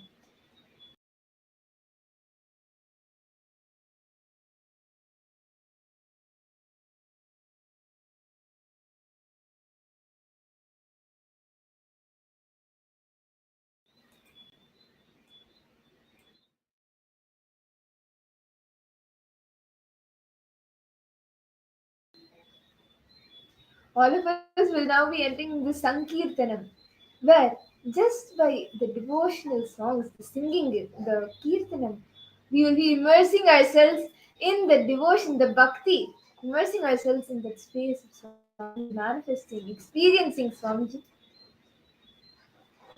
And as we sing, I request all the participants to sing along, immerse yourself in the bhakti. Just surrender, immerse yourself into Swamiji.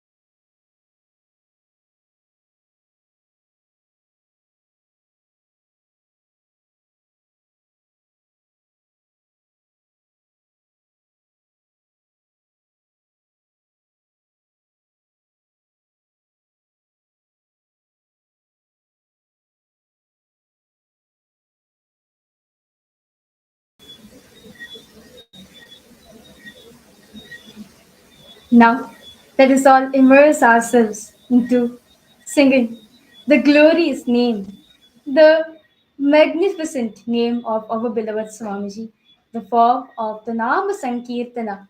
But just by remembering him, understand, Paramashiva says in the Guru Gita, remembering Paramashiva, remembering your Guru, it is equivalent to remembering Paramashiva himself.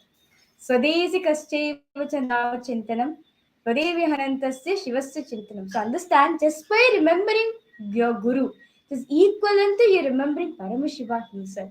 So now, I request all the participants and all the viewers who's joining us live right now. Come along. We are now going to be singing, invoking that devotion within ourselves into a very beautiful bhajan on Swamiji. Joining with us, I have Vantya Atmapriyananda Swami and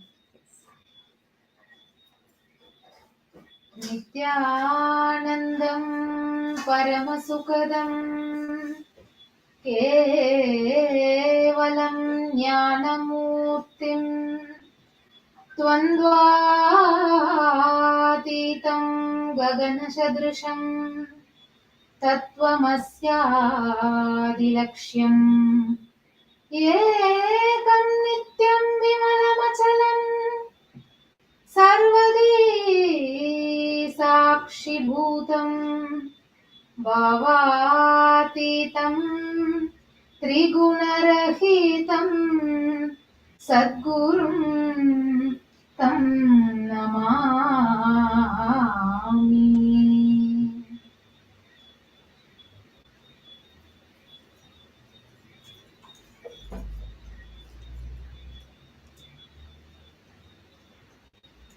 Now, as we sing, as the bhajan begins, let's all sing, immerse ourselves in the bhakti, the Guru Bhakti, the Paramashiva Bhakti. Let's all immerse ourselves in the song, in the name, in the divine name of Swamiji.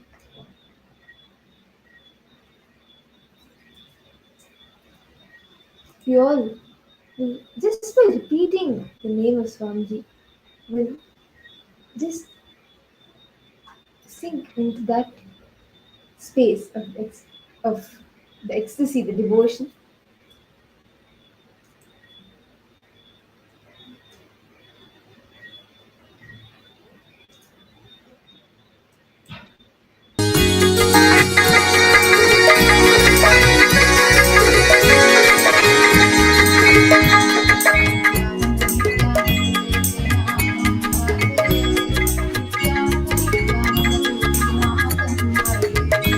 Nithyananda Jai Jai Ramam Bhaje, Nithyananda Gurunatham Bhaje.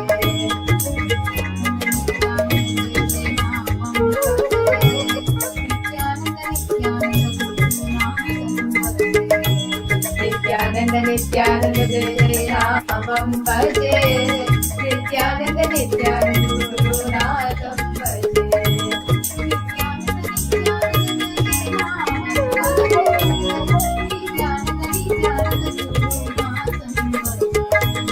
Nithyananda Jai Jai Ramam Bhaje, Nithyananda Gurunatham Bhaje.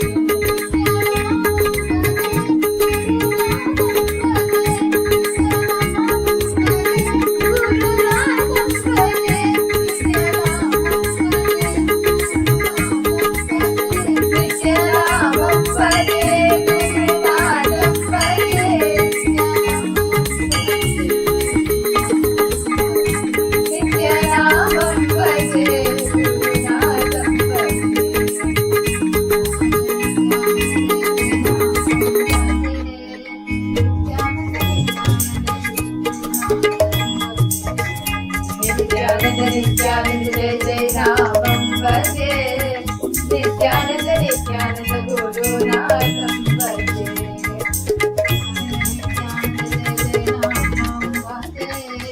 Nithyananda Gurunatham Bhaje.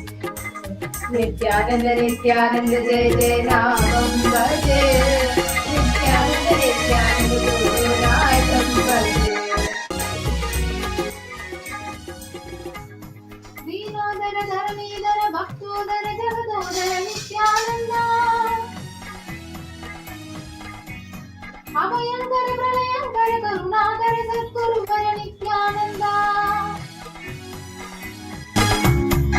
Vinodara Dharanidara Bhaktodara Jagadodara Nithyananda, Abhayankara Pralayankara Karunakara Sadguruvara Nithyananda.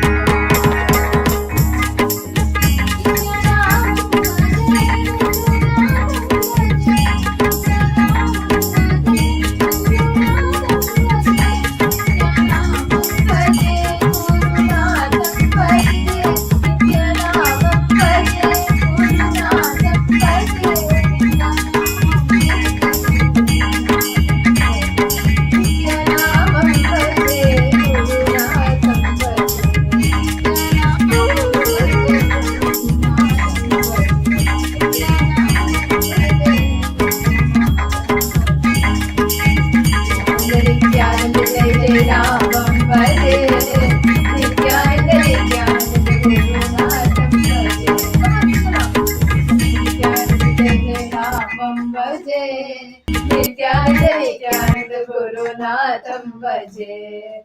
Guru Paramottama Nithyananda, Guru Sarvottama Nithyananda, Guru Paramottama Nithyananda, Guru Sarvottama Nithyananda. Namam Bhaje Gurunatham Bhaje, Nityanamam Bhaje Gurunatham Bhaje, Nithyanamam Bhaje, Gurunatham Bhaje, Nityanamam Bhaje Gurunatham Bhaje, Nithyanamam Bhaje, Gurunatham Bhaje. Nityanamam Bhaje Gurunatham Bhaje. Nithyananda, Nithyananda, Jai Jai Namam Bhaje. Nithyananda, Nithyananda, Gurunatham Bhaje. Nithyananda, Nithyananda, Jai Jai Namam Bhaje. Nithyananda, Nithyananda, Gurunatham Bhaje. Nithyananda, Nithyananda, Gurunatham Bhaje. Nithyananda, Nithyananda, Gurunatham Bhaje.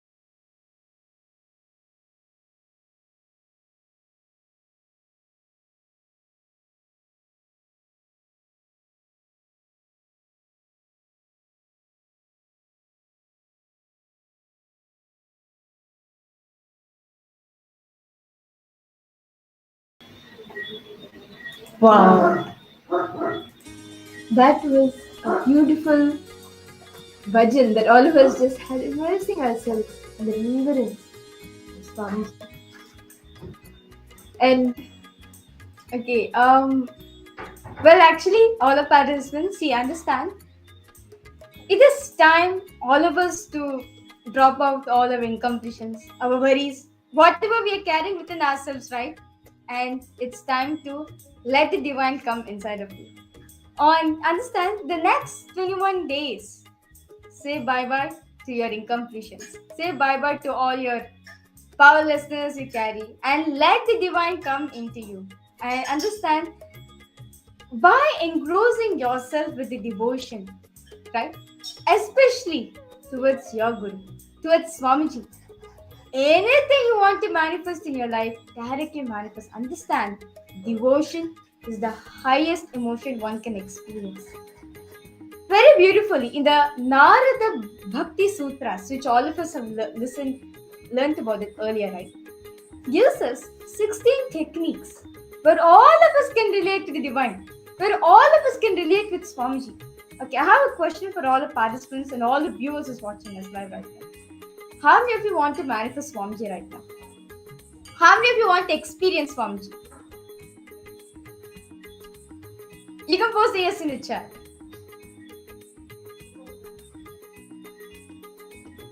Okay, I see Jeremy Maxfield, you posted yes. Okay, how about for your Manandeshwari? Okay, I see so many participants logged in. Ma Saroj, Ma Deborah, Ma Kylie Wong, Ma Anandeshwari.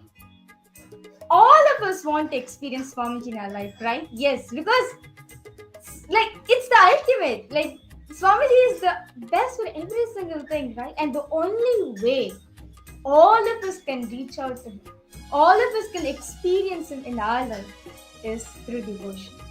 So throughout the next day, I welcome each and every single participants where we are going to be engrossing ourselves, right? As Swamiji said earlier, right? In yesterday's Darshan, Swamiji, the next 21 days, he's going to be expanding on the Paramashiva Bhakti, Paramashiva Jnana and Paramashiva Vijnana.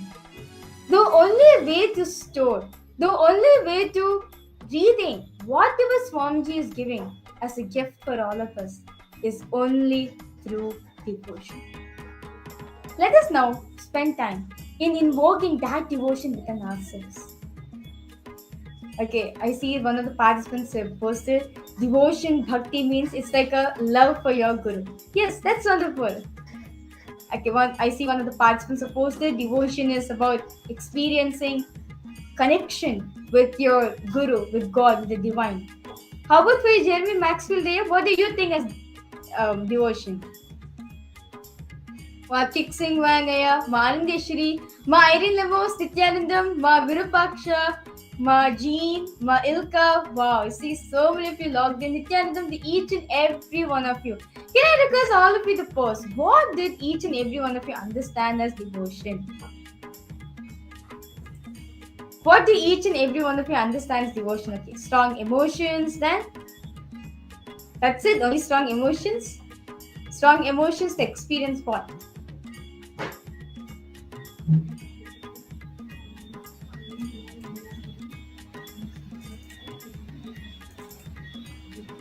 Guru. Of course, Guru has come down for all of us. Understand, Swamiji says very beautifully, my manifestation, it is out of my love and compassion for the humanity. That is why he is here for each and every one of us. Okay, I see one of the participants have posted to get close to Swamiji. Wow, that's really a good thing to have. Okay, Ma Virupaksha, you posted you want to get close to Swamiji. Yes, through devotion you can experience it. Yes, you can experience the closeness from Swamiji.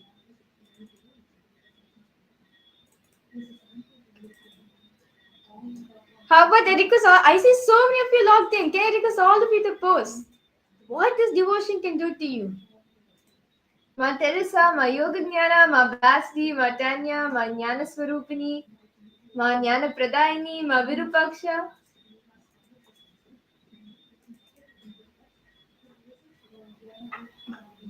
Yes, Nithyanandam, Jeremy Maxwell, yes, we can see you.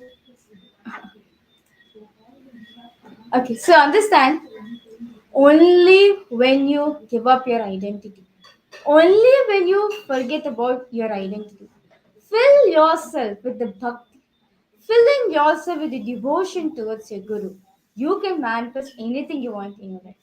That is why Swamiji says in the Guru Gita, Guru is the only one who can liberate us. Guru is the only one who gives up everything in this world just for disciples' enlightenment. And he has come down for each and every one of us. Understand? Paramashiva himself has come down as Guru for each and every one of us. And understand, amongst the 8 billion population in the world, only blessed are those to have him in our life. Swami. This is a time for all of us to engross ourselves as this is the perfect time. This avatar, the Advent, the ultimate superconscious energy manifested on planet Earth as our beloved Swamiji. So the next 21 days, can I request all participants to forget about your incompletions, forget about your patterns and powerlessness. It's time to engross ourselves in darshan, in the bhakti, the devotion towards Swamiji. Yes? Yes, are we ready for it? Yes. That's great. I can see so many of you posted. Yes, that's it. When you allow Swamiji to flow through you, my God, life becomes so magical. So, can I request all participants to pose? How does Swamiji manifest for each and every one of you? Like, Yeah. Swamiji is available for each and every one of us, right? How is it that Swamiji manifests for each and every one of you? Like, you may be going through your social media feed and you came across Swamiji's video and you're like, okay, who's this person with wearing a brown color turban and lots of gold jewelry and has a vibhuti and the, yeah, looks really nice and amazing. Okay, you click on this video or you are interested on the revelations he was speaking. Can I request all participants to post? How did all of you connect to Swamiji? Is it through by a friend or through your, or you just came to Swamiji about the social media? How did each and every one of you come to know about Swamiji? YouTube. Okay. YouTube. Okay, that's great. How about for others? Ma Yifang Su, how did you come to know Swamiji, ma? See, actually, just remembering the Guru, remembering Swamiji in your inner space. Facebook. Okay.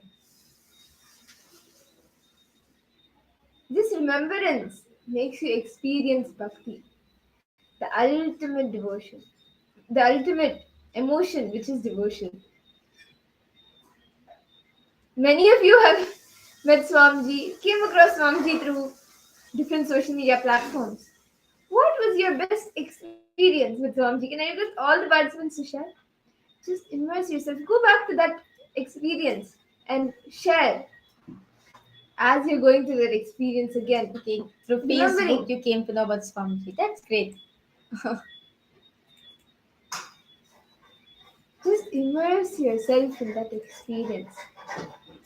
Whether you met Swamiji through YouTube, the moment Swamiji came popped up on your screen and you started watching the video, how did you feel? Just immerse yourself in that experience.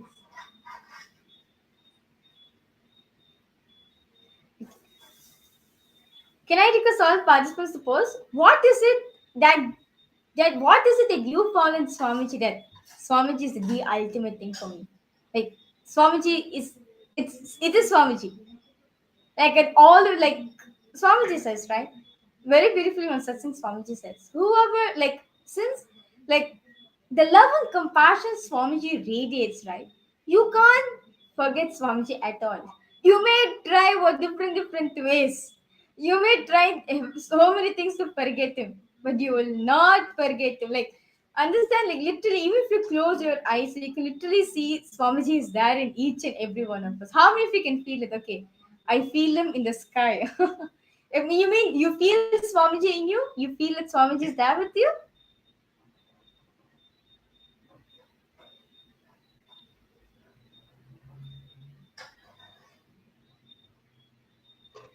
You feel Swamiji in the world.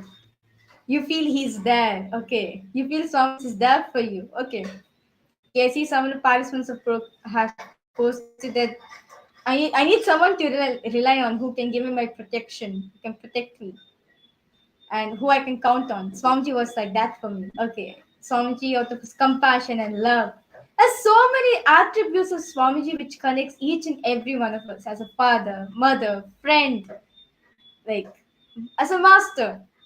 Anything. There's so many different ways all of us can relate to Swamiji. All this happens only out of his love and compassion for all of us. So let us all now come together to celebrate his happening on planet Earth.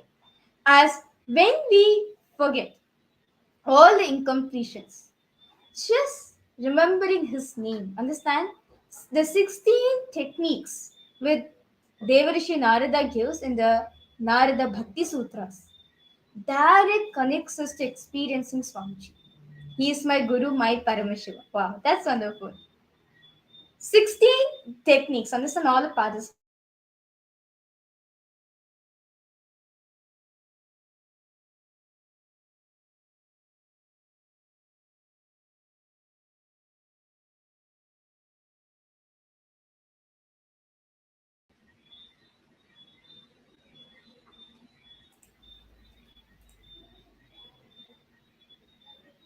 Yes. Sorry for the technical glitch. Am I audible for all the participants?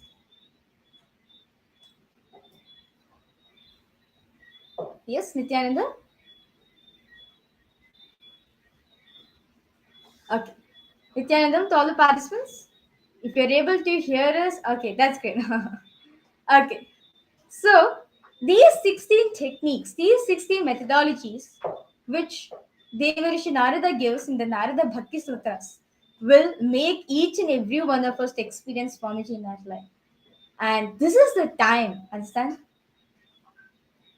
47 years ago, in the year 1978, around the early morning time, midnight time, in Tiruvannamalai, a meteor hit the Arunachala hill. And the next moment, the avatar descended. This is the time where Swamiji took birth on the auspicious day of Kanya Rasi, the zodiac sign which is on Virgo, Chitra Nakshatra, which this particular timing defines to be a female child to be born. But because Swamiji was complete, he is Paramashiva, Devi and Paramash was there in him, a male child was born. And this is the time where our avatar, our beloved Swamiji, has taken his form for all of us. And this is the exact time happening in the cosmos once again for all of us to experience it, that awakening, the advent of the avatar in each and every one of us. Just by remembering how Swamiji has manifested for each and every one of us makes you to experience that devotion. Just immerse yourself whenever you get a chance. Just immerse yourself in the remembrance of the Guru, chanting his name, singing his name, the Sankirtan. Immerse yourself in that devotion.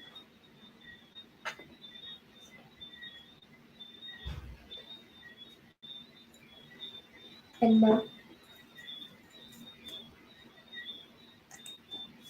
can I request all the participants to share any one experience, your best experience that you had with Swamiji? Jeremiah, Ma Margarita, Ma Teresa, Ma Jnanapradayini, Ma Jnanaswarupini, all of you can post your best experience with Swamiji. See, actually, when you immerse yourself, any moment you immerse yourself, right? That very moment, whether you know it or not, you are building that bhakti, that devotion in you. And like how Swamiji says, when you listen to the story, the autobiography, the biography of an avatar, you experience that. You experience the very same thing that he experienced. When you just listen to the Leelas where Swamiji, just as he walks, the flowers fall. Every single being, every single living being on planet Earth just surrenders to Swamiji, to Paramashiva. Whether it is the wind, the fire,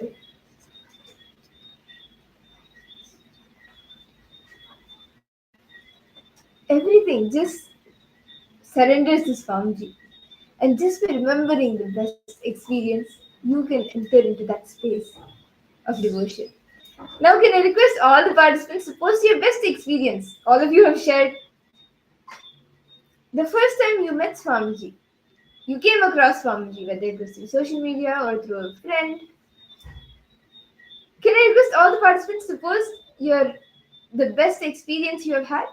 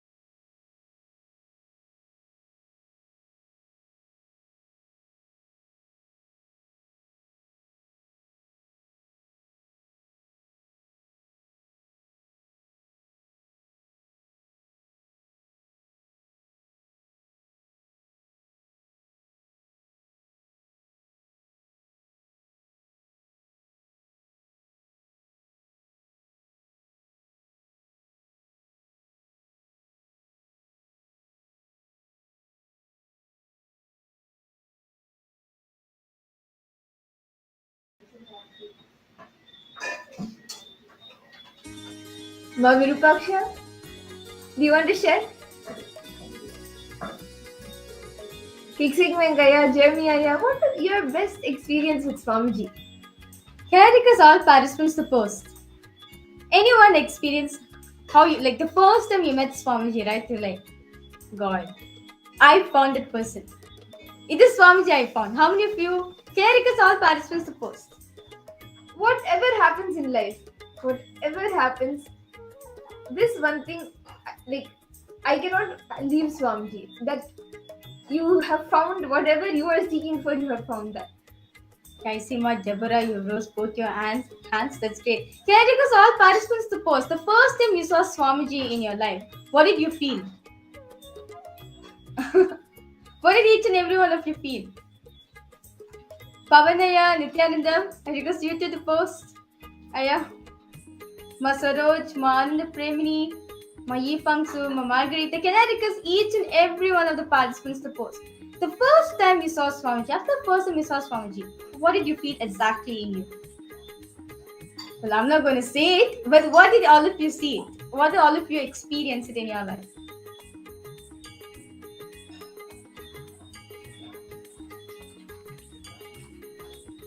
Like, what is it in each and every? Oh, you can see a wide smile on everyone's face.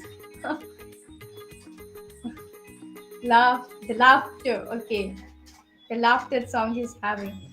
My Deborah, you posted. Finally, I found. Finally, I got it. Okay. My Teresa, you're posting very beautifully. Just the laughter that Swamiji had. Laugh, laugh, laugh, laugh.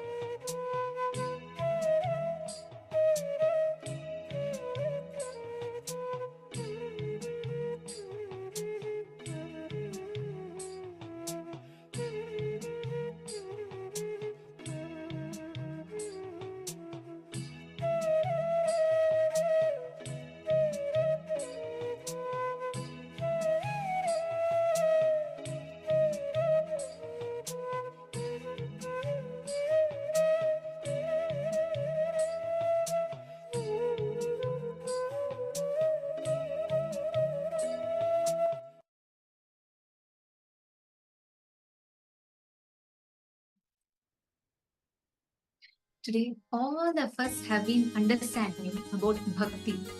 What that gratitude, what surrender means, what devotion means. Actually, this series that we are all going to be listening to, how many of you are all the viewers that are on joining us on YouTube, or all of you that are joining us on Facebook, and all the participants of Paramashivoham, how excited are you all for this satsang series that Swamiji is going to be blessing us with through the Jayanti, the Nithyananda celebrations? I think just to even witness the darshan, to behold this extremely gracious, graceful form of Swamiji, where all of us are being showered with this beautiful darshan Swamiji is creating and showering us all with. I think that itself is a huge boon that we are having. How many of you just yesterday having that darshan of Swamiji, seeing Swamiji in that beautiful sherwani and in that colors and just so beautiful, and knowing that the Jayanti is about to start. How many of you are so excited?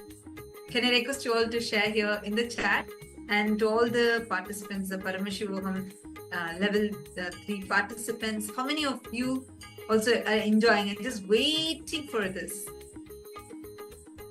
How many of you are excited, especially this satsang that all of us are going to be having?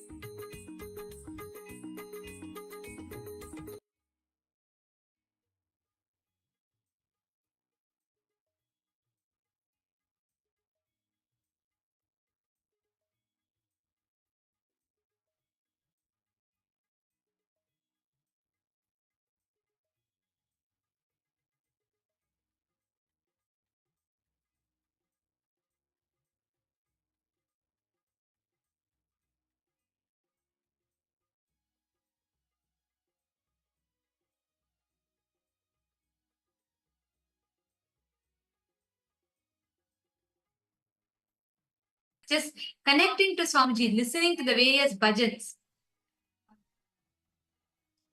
What all of us are going to be experiencing today and through the course of the Nithyananda celebrations is one of the most powerful conscious alchemy that can happen to you in your inner space. Okay, you see many participants here. Nithyanandam Yuvon, Nithyanandam Ananda Parashakti Yogini, Ma Saroj Joblish, Nithyanandam Ma Vamadeva has posed devotion bhakti means loving your guru in one essence. Nithyananda Saroj. Actually, how many of you have been listening to the latest updates from the exciting Paramashivoham program happening? Who all have been watching it very, very closely? Just to share with all of you, the program is happening in full swing, and every day feels like so many days put together. It's so intense, so powerful. The way how Swamiji is personally conducting. How many of you know that Swamiji himself is personally conducting the Paramashivoham program? How many of you know this? Raise your hands. Yes, Swamiji himself is. If you have attended Inner Awakening, who all here have attended any physical program? Nithyanandam, Ma Deborah, Ma Sylvia, Nithyanandam. Yes, how many of you here have attended any physical program? So many of you. See, actually now that experience, the experience that people have had at that time, so many of them were coming and sharing to us in the program. They were saying, look, I have attended Inner Awakening programs. I have attended many special IAs. But this Paramashivoham has been like so different. And like many people have said how, because the whole day Swamiji is there personally attending. Sometimes people will be asking questions, and then Swamiji himself will be coming and answering them personally. And the way how Swamiji is showering himself upon every single participant in the Paramashivoham program is just a shower of love. Shower of love. Actually, this Jayanti season is the season for all of us to experience that bhakti, Paramashiva bhakti, when Paramashiva himself is here with us. And in this extremely, extraordinarily majestic, graceful form, radiating and showering us all. This is the time where you celebrate His very descent, His very happening on this planet, and experiencing the Paramashiva Bhakti, Paramashiva Vijnana, and Paramashiva Vijnana, manifesting Paramashiva, Swamiji himself with your very being.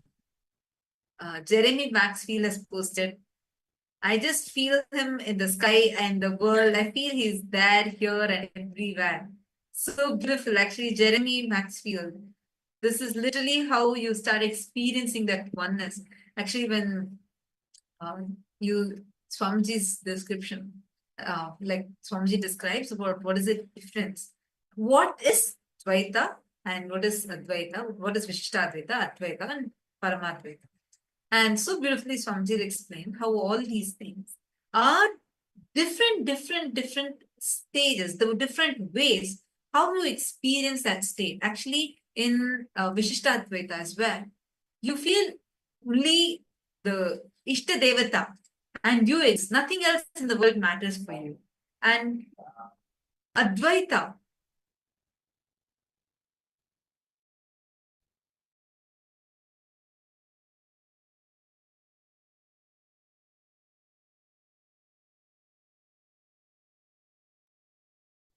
and Advaita is that oneness, where you experience that oneness with the cosmos, with Paramashiva, with that ultimate. Through each ways, devotion, Swamiji tells, devotion is only emotion. When normally we say we fall in love. But devotion, bhakti, is where you raise in love. You raise in love with your higher personality, the highest possibility of you, which is avatar. That's why very beautifully, we are all initially at the start of the program, we're all listening to the various types of bhakti that is described in the Narada Sutras, right? How each of these aspects, literally we all have this as an experience, as a Sakshi Pramana, because we have Paramashiva, Swamiji, who has happened, who is being available to us in all these aspects.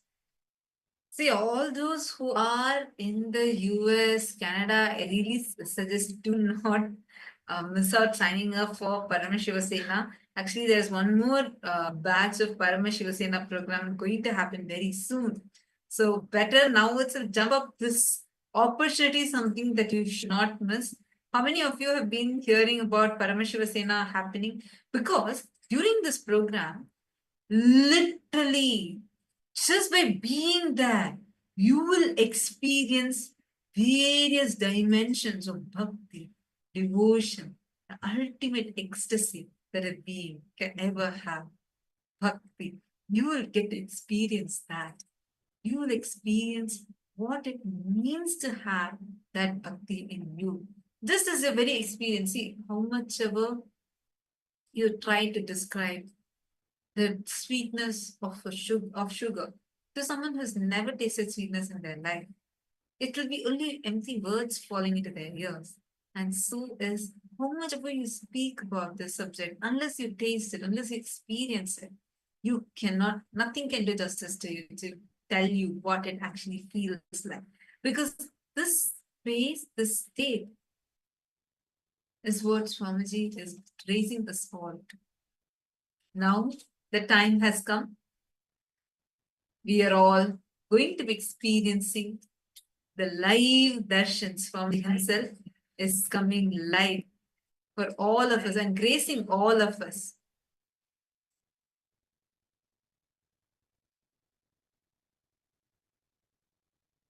Please just straight. Close your eyes. Breathe in and breathe out deeply, slowly. Now, all of us have experienced the very, very, very beautiful, graceful, and powerful darshan of Swamiji, manifesting as Bhagavān, Siddha-Nrittamurti, Sandhya-Nrittamurti, Chandatanda-Murti forms of Paramashiva. Let us all get ready to receive the darshan. Close your eyes. Experience the deep bhakti. Continue the remembrance. Continue to experience a deep devotion to Swamiji. He is manifesting.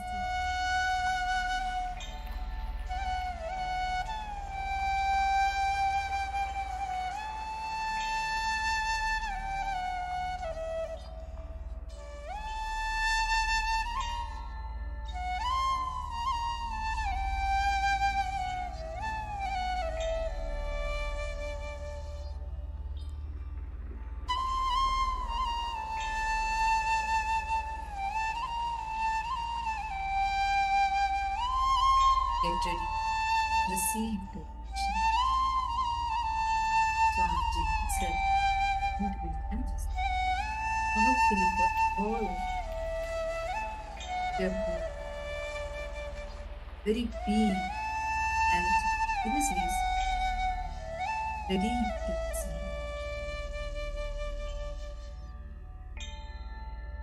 Prepare your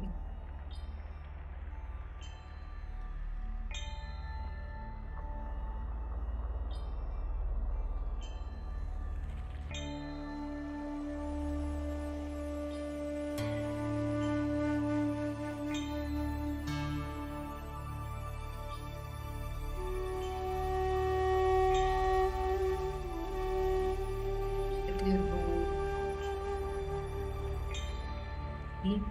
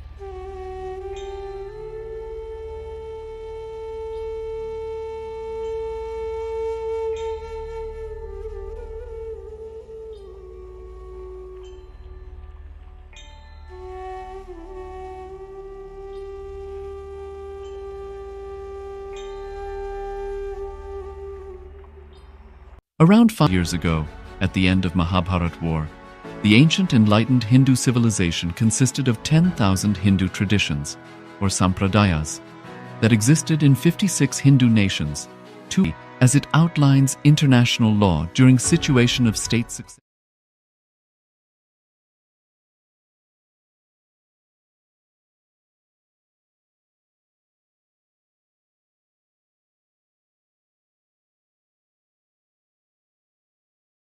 Even if you ask the question, who am I? There is an assumption that you exist. Even the question, who am I, has some assumption in this. Keneshitam patati preshitam mana kena prana pratama praiti yuktaha keneshitam vachamimam vadanti chakshushrotram kavu devo yunakti. The whole verse has no assumption. When you wake up and start seeing, perceiving, experiencing who you are and whatever you perceive, questioning everything, this verse actually is the antidote for root pattern.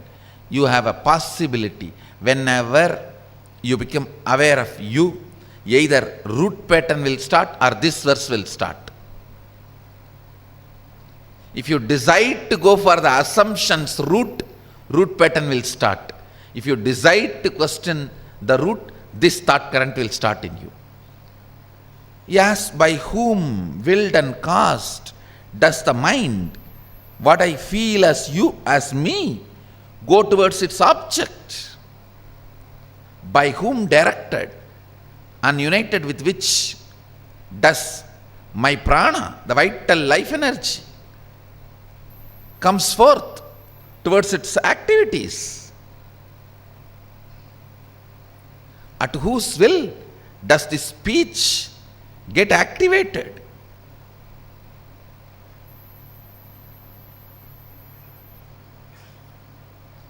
when you first become aware of you, what all starts functioning or what all you perceive, questioning that very perception.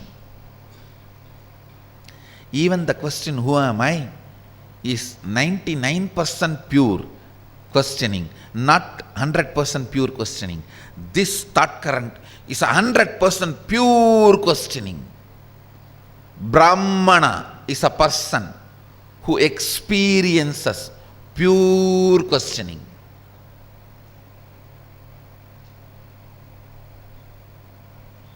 Who does not question the wealth and questions everything else is Vaishya. Who does not question the authority of power and questions everything else is Kshatriya. Who never develops any unassuming pure questioning, dies spending his whole life taking order from others. Shudra.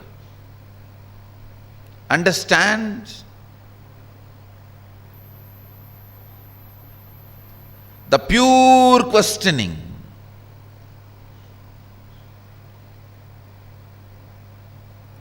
Any field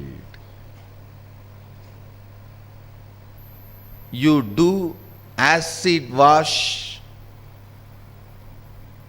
with the pure questioning, you will become a leader in that field.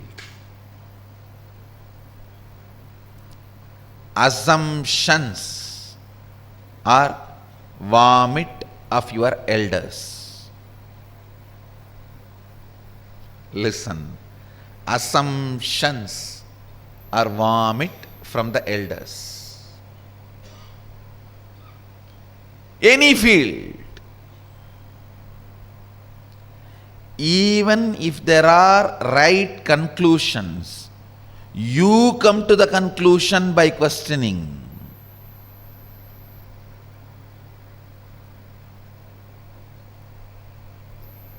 The pure questioning is consciousness.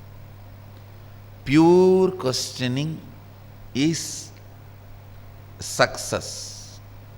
Pure questioning is energy. In any form I tell you. If your thinking can be washed with the acid called pure questioning, you will be successful in anything.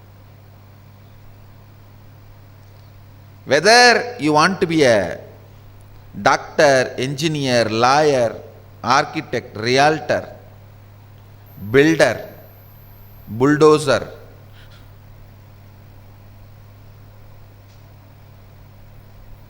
politician, celebrity, social leader, whatever you want to be, adopt pure questioning. Wash yourself with the acid of pure questioning. Pure questioning without assumptions is God Himself.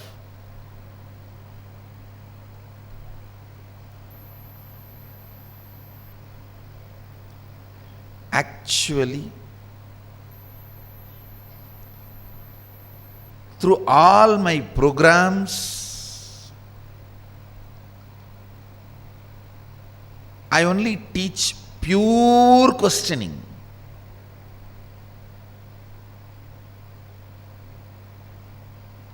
Completion is nothing but destroying all your conclusions and assumptions, taking you to the source and leaving you there as it is.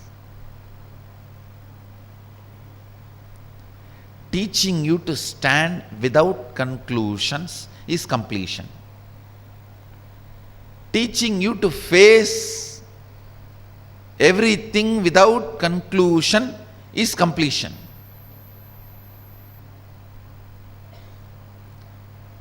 I demolish all your conclusions.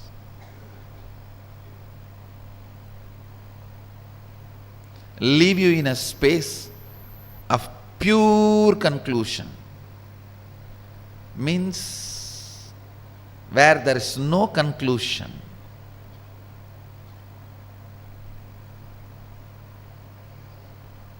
Where you stand without any conclusion.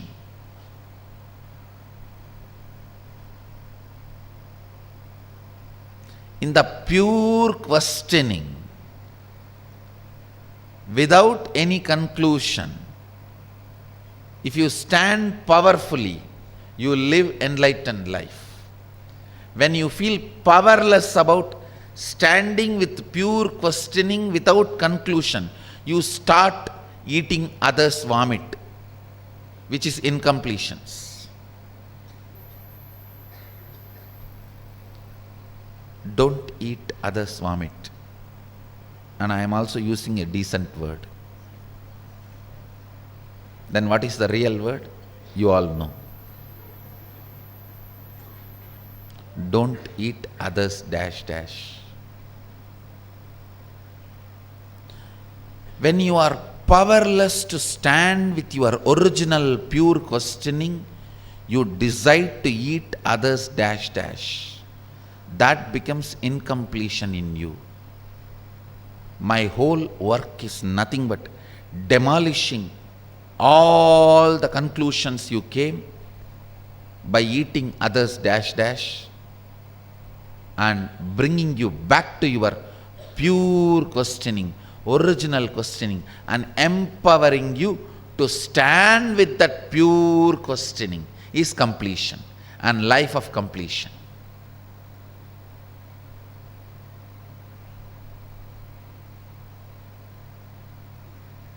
When you are 100% question mark, you get the 100% answer, which is universe.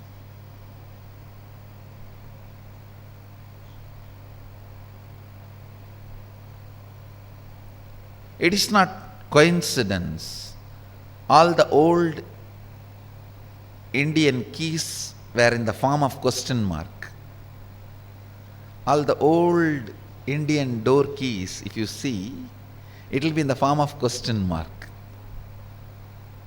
They are teaching.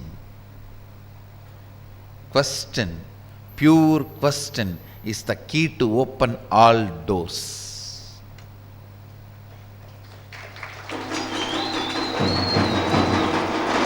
Pure question is the key to open all the doors. Let me put this as an instruction now itself. In all our Sangha, the key should be only in the shape of question mark, to remind all of you again and again. The pure question mark is only the key to open all doors. Acid wash all your assumptions. Not even who am I. Upanishad here is not even assuming that you exist. It questions anything perceived without even assuming all this is supposed to be one. That is why I am saying even the question who am I is 99% pure, not 100%. Because the I is assumed and presumed there, which is not there.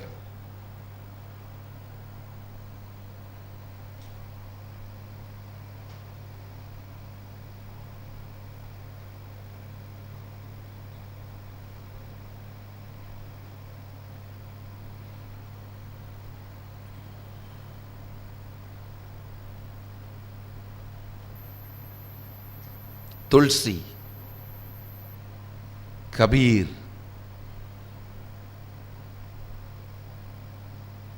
Kinara, Trailinga Swami, some of the great spiritual giants, when I see their basic thought current, all the names I uttered now are great saints from Varanasi. Tulsi, Kabir, Kinaram, Trailinga Swami. All their teachings, I see the core is pure questioning. Even Tulsi's Rama Bhakti starts from pure questioning, not from the assumptions.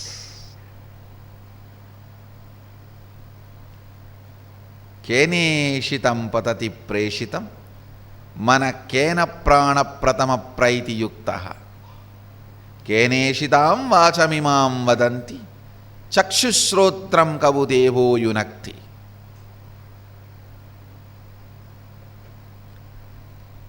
When a being starts perceiving himself, becoming aware of himself,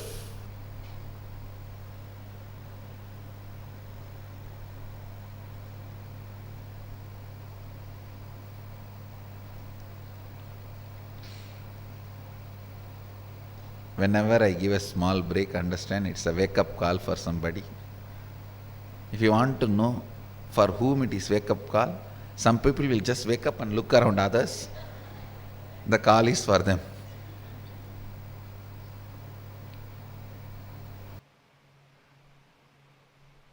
Listen.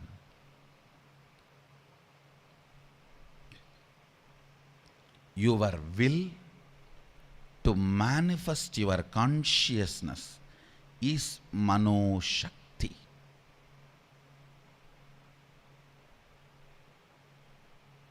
Again and again and again, tons of times I have seen in my life and my disciples' life, everywhere, whether it is problems in your career, problems in your business, problems in your personal life, problems in your health, your will, Mano Shakti, is a powerful healer. A powerful,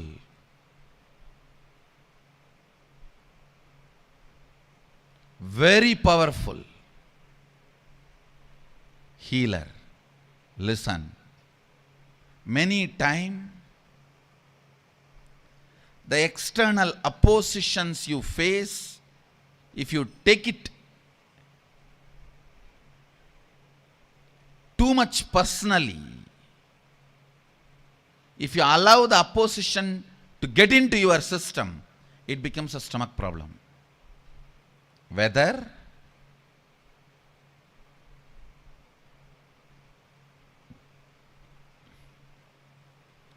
it may be a fight between you and your neighbor about parking your car. If you take that too personally, it will not stop with the car or the parking spot, it will enter even into your stomach. Same way,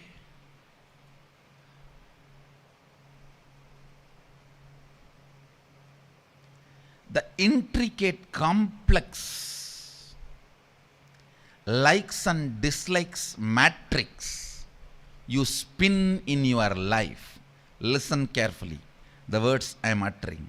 The intricate, complex likes and dislikes matrix you spin in your life can be destroyed without you getting into that matrix just by your will. You do not need to get into the patterns, root patterns, the root pattern from which all root patterns come. Getting into that and completing is one path, but the will is the ultimate completion. It can make the whole matrix redundant. It can make the whole matrix redundant. Finding your thought current, and then finding the pattern of your thought current, then finding the root pattern of the pattern current, then finding the root pattern from where all root patterns come, then finding the root pattern from all the root patterns are connected, then completing. That is also a method. But if you master the science of manifesting will, actually there is no science in it. It is straightforward, street smart, rudeness with you. That's all. In simple 2-line I can put it. Straightforward, street smart, rudeness with you. Hey, what? I want to do this. Let me do it. That's all. No, this coffee cup. How can I move my hand and pick it up? I think now I want to pick up this coffee cup. If I do this, I may do the same thing everywhere. Will it not become a pattern? From which pattern I started liking coffee? Let me find out.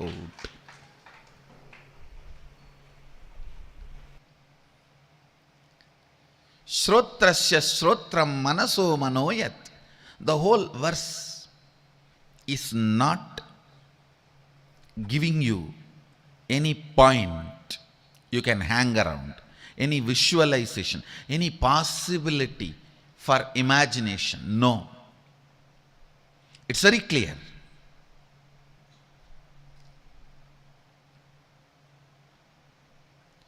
Your pure questioning is turned towards you. Your pure questioning is turned towards you. Listen. Pure questioning is one of the most powerful way of integrating you. Pure questioning is one of the most powerful way of integrating your intellect, mind, emotion, thought currents, everything, body.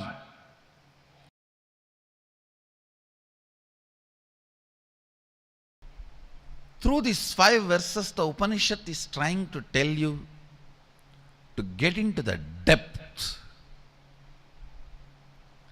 Depth. Don't be superficial. Being superficial will never let you live the life. Somewhere you need to break. Somewhere you need to break the ice. Somewhere you need to evolve. Decide.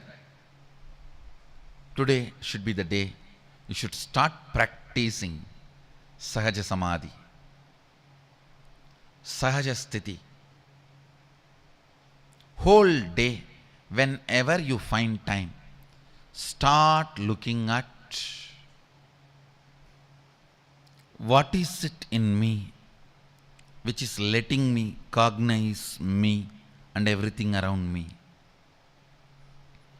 What is it in me which is letting me see what I am seeing? What is it in me which is making me hear what I am hearing? What is it that is in me which is letting me breathe in and breathe out? Start that pure questioning. You will see automatically your attention will get centered on something which cannot be verbalized. This question will not lead to any answer. It will lead to an experience, embodied state. The embodied state is the answer for this question. Sahaja Samadhi is the answer for pure questioning. If you think, I know it very well, then you certainly have known only very little expression of Brahman's true nature and form. What you know is conditioned by your limited perception of Brahman's expression in yourself and its expression among the gods too. Therefore, Brahman, the absolute truth, is still to be sincerely inquired into, contemplated and internalized by you.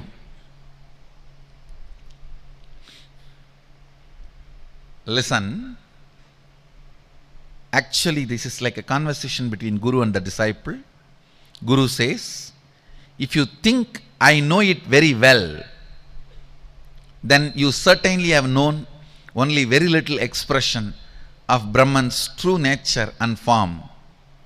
What you know is conditioned by your limited perception of Brahman's expression in yourself and its expression among the gods too. Therefore, Brahman, the absolute truth, is still to be sincerely inquired into, contemplated and internalized by you. Listen, at certain level, attacked by tiredness, self-inflicted boredom makes you feel you know it. That's all can be known. You give up on you. And you feel everything is okay. I have seen this during the manifestation of powers. People actually fight with the so-called willpower. It is not willpower, will arrogance. If I make it now, it has to happen now. If it is not happening, then it is not for me. Leave it. Willpower. What do you think as willpower? Is nothing but will arrogance. Real willpower comes by will persistence. When you are bit by the snake called will arrogance, and that poison spreads inside you as tiredness and self-inflicted boredom. I've always seen this. When people first start seeing me, they're all excited, go gaga about all over. If they don't convert that excitement into responsibility and assimilate it as part of them, then slowly, that's the difference between fan and devotee. Fan just fans away all the excitement. Devotee makes the excitement into responsibility. Whoever has converted their excitement and devotion into responsibility, they will never be bitten by tiredness and self-inflicted boredom. Understand? I am using two words. Tiredness can sometimes can come even externally, but boredom only from internally it can come. That is why I am using the word self-inflicted boredom. When these two attacks you, you come to a decision, that's all for me, leave me. When you say, that's all for me, leave me, your life has ended. Your life has ended. Even I don't tell that. Even still I sit and work. How can the system be more and more stronger so it can radiate more and more? It can manifest more and more. It can support more and more. It can share more and more. All of you know the story of Brahma went to find the head of the Sadashiva. Vishnu went to find the feet of Sadashiva. Brahma was inflicted by tiredness and self-inflicted boredom. The problem is,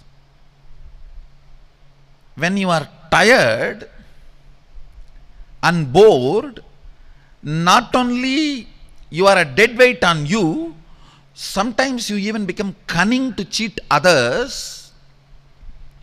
This fellow looks around and he does not want to accept his failure. Tries to show he is successful. So one flower was falling from Sadashiva's head. He catches that flower and asks, "Hi, from where are you coming?" "No, I am coming from Sadashiva's head."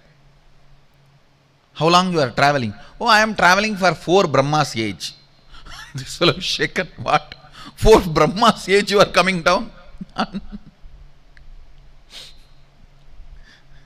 Then that flower asks, "Who are you?"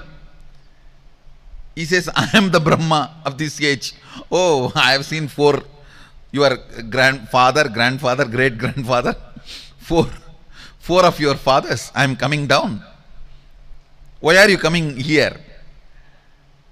Brahma says, "No, by the way, I wanted to reach Sadashiva's head, so I am coming up." That flower laughs and tells, "Fool! I have not even been kept on the top of the head, I have been kept on the ears." So from ears I am landing. From ears, on the ears Sadashiva put me, from there I slipped and I am landing for 4 Brahma's age. Fool, when are you going to reach there? Forget about it. Then that Brahma says, "All right, can you do one favor for me? Can you be a witness for me that I reached Sadashiva's head and brought you from there?" That flower says, "After all, anyhow I am going to go there.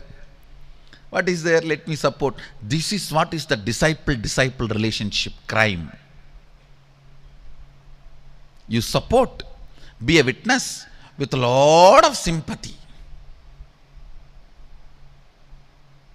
for the crime that fellow is trying to commit. That is why both of you are cursed. Sadashiva curses that flower. "You will never ever again be used in my puja. You can never have my sparsha." God, that's a worst curse. Even Brahma did not have that worst curse. Even Brahma had, "You will not be worshipped." Then that fellow does some prayaschitta and all that, falls at the feet of Sadashiva. He says, "All right, at least in all my temples, the Vama Bhaga I give it to you." In all Shiva's temples where the Gomukha, the water, the Abhisheka Tirtha comes out, Brahma will be standing to fill his kamandalu and do the creation. It is from the Pada Tirtha, Charanamrita of Sadashiva, Brahma creates Brahmandas. He stands there. If you see all temples built as per Agama, in the Vama Bhaga, where the Gomukha, where the Pada Tirtha, Padodaka of Sadashiva comes out, the Achamana, Argya, Snana, Punarachamaniya Tirtha comes out. There Brahma will be standing with his kamandalu to fill. From the Padodaka, Charanamrita, he creates Brahmandas. That fellow at least got little blessings and place at the feet of Sadashiva's Charanamrita. But this false witness, the supported fellow, gone. Gone. That is why that flower, Tharambu, never is used. Even that's the most good smelling, lot of herbal quality. It's a medicine and very good smelling flower. If Sadashiva has accepted, that flower would have been the best flower for his puja. Just because it is cursed. It has done one mistake. In no Shiva temples it is used. From my experience, that is the most auspicious smelling flower, but useless. Just because of this one crime. Understand, never ever support somebody's tiredness and self-inflicted boredom. Never ever support somebody's tiredness and self-inflicted boredom. Yati manyase suvateti tapremevapi nunam tvam vetta brahmano rupam yatasyatvam yatasya teveshvatanu mimamsyamevate manye vititam. If you think I know it very well, then you certainly have known only very little expression of Brahman's true nature and form. What you know is conditioned by your limited perception of Brahman's expression in yourself and its expression among the gods too. Therefore, Brahman, the absolute truth, is still to be sincerely inquired into, contemplated and analyzed by you. Listen, whenever you are stuck with this boredom and tiredness and you start believing you know it all, or you think, even if you come to the conclusion, I can know only this much, both are dangerous. Both are dangerous.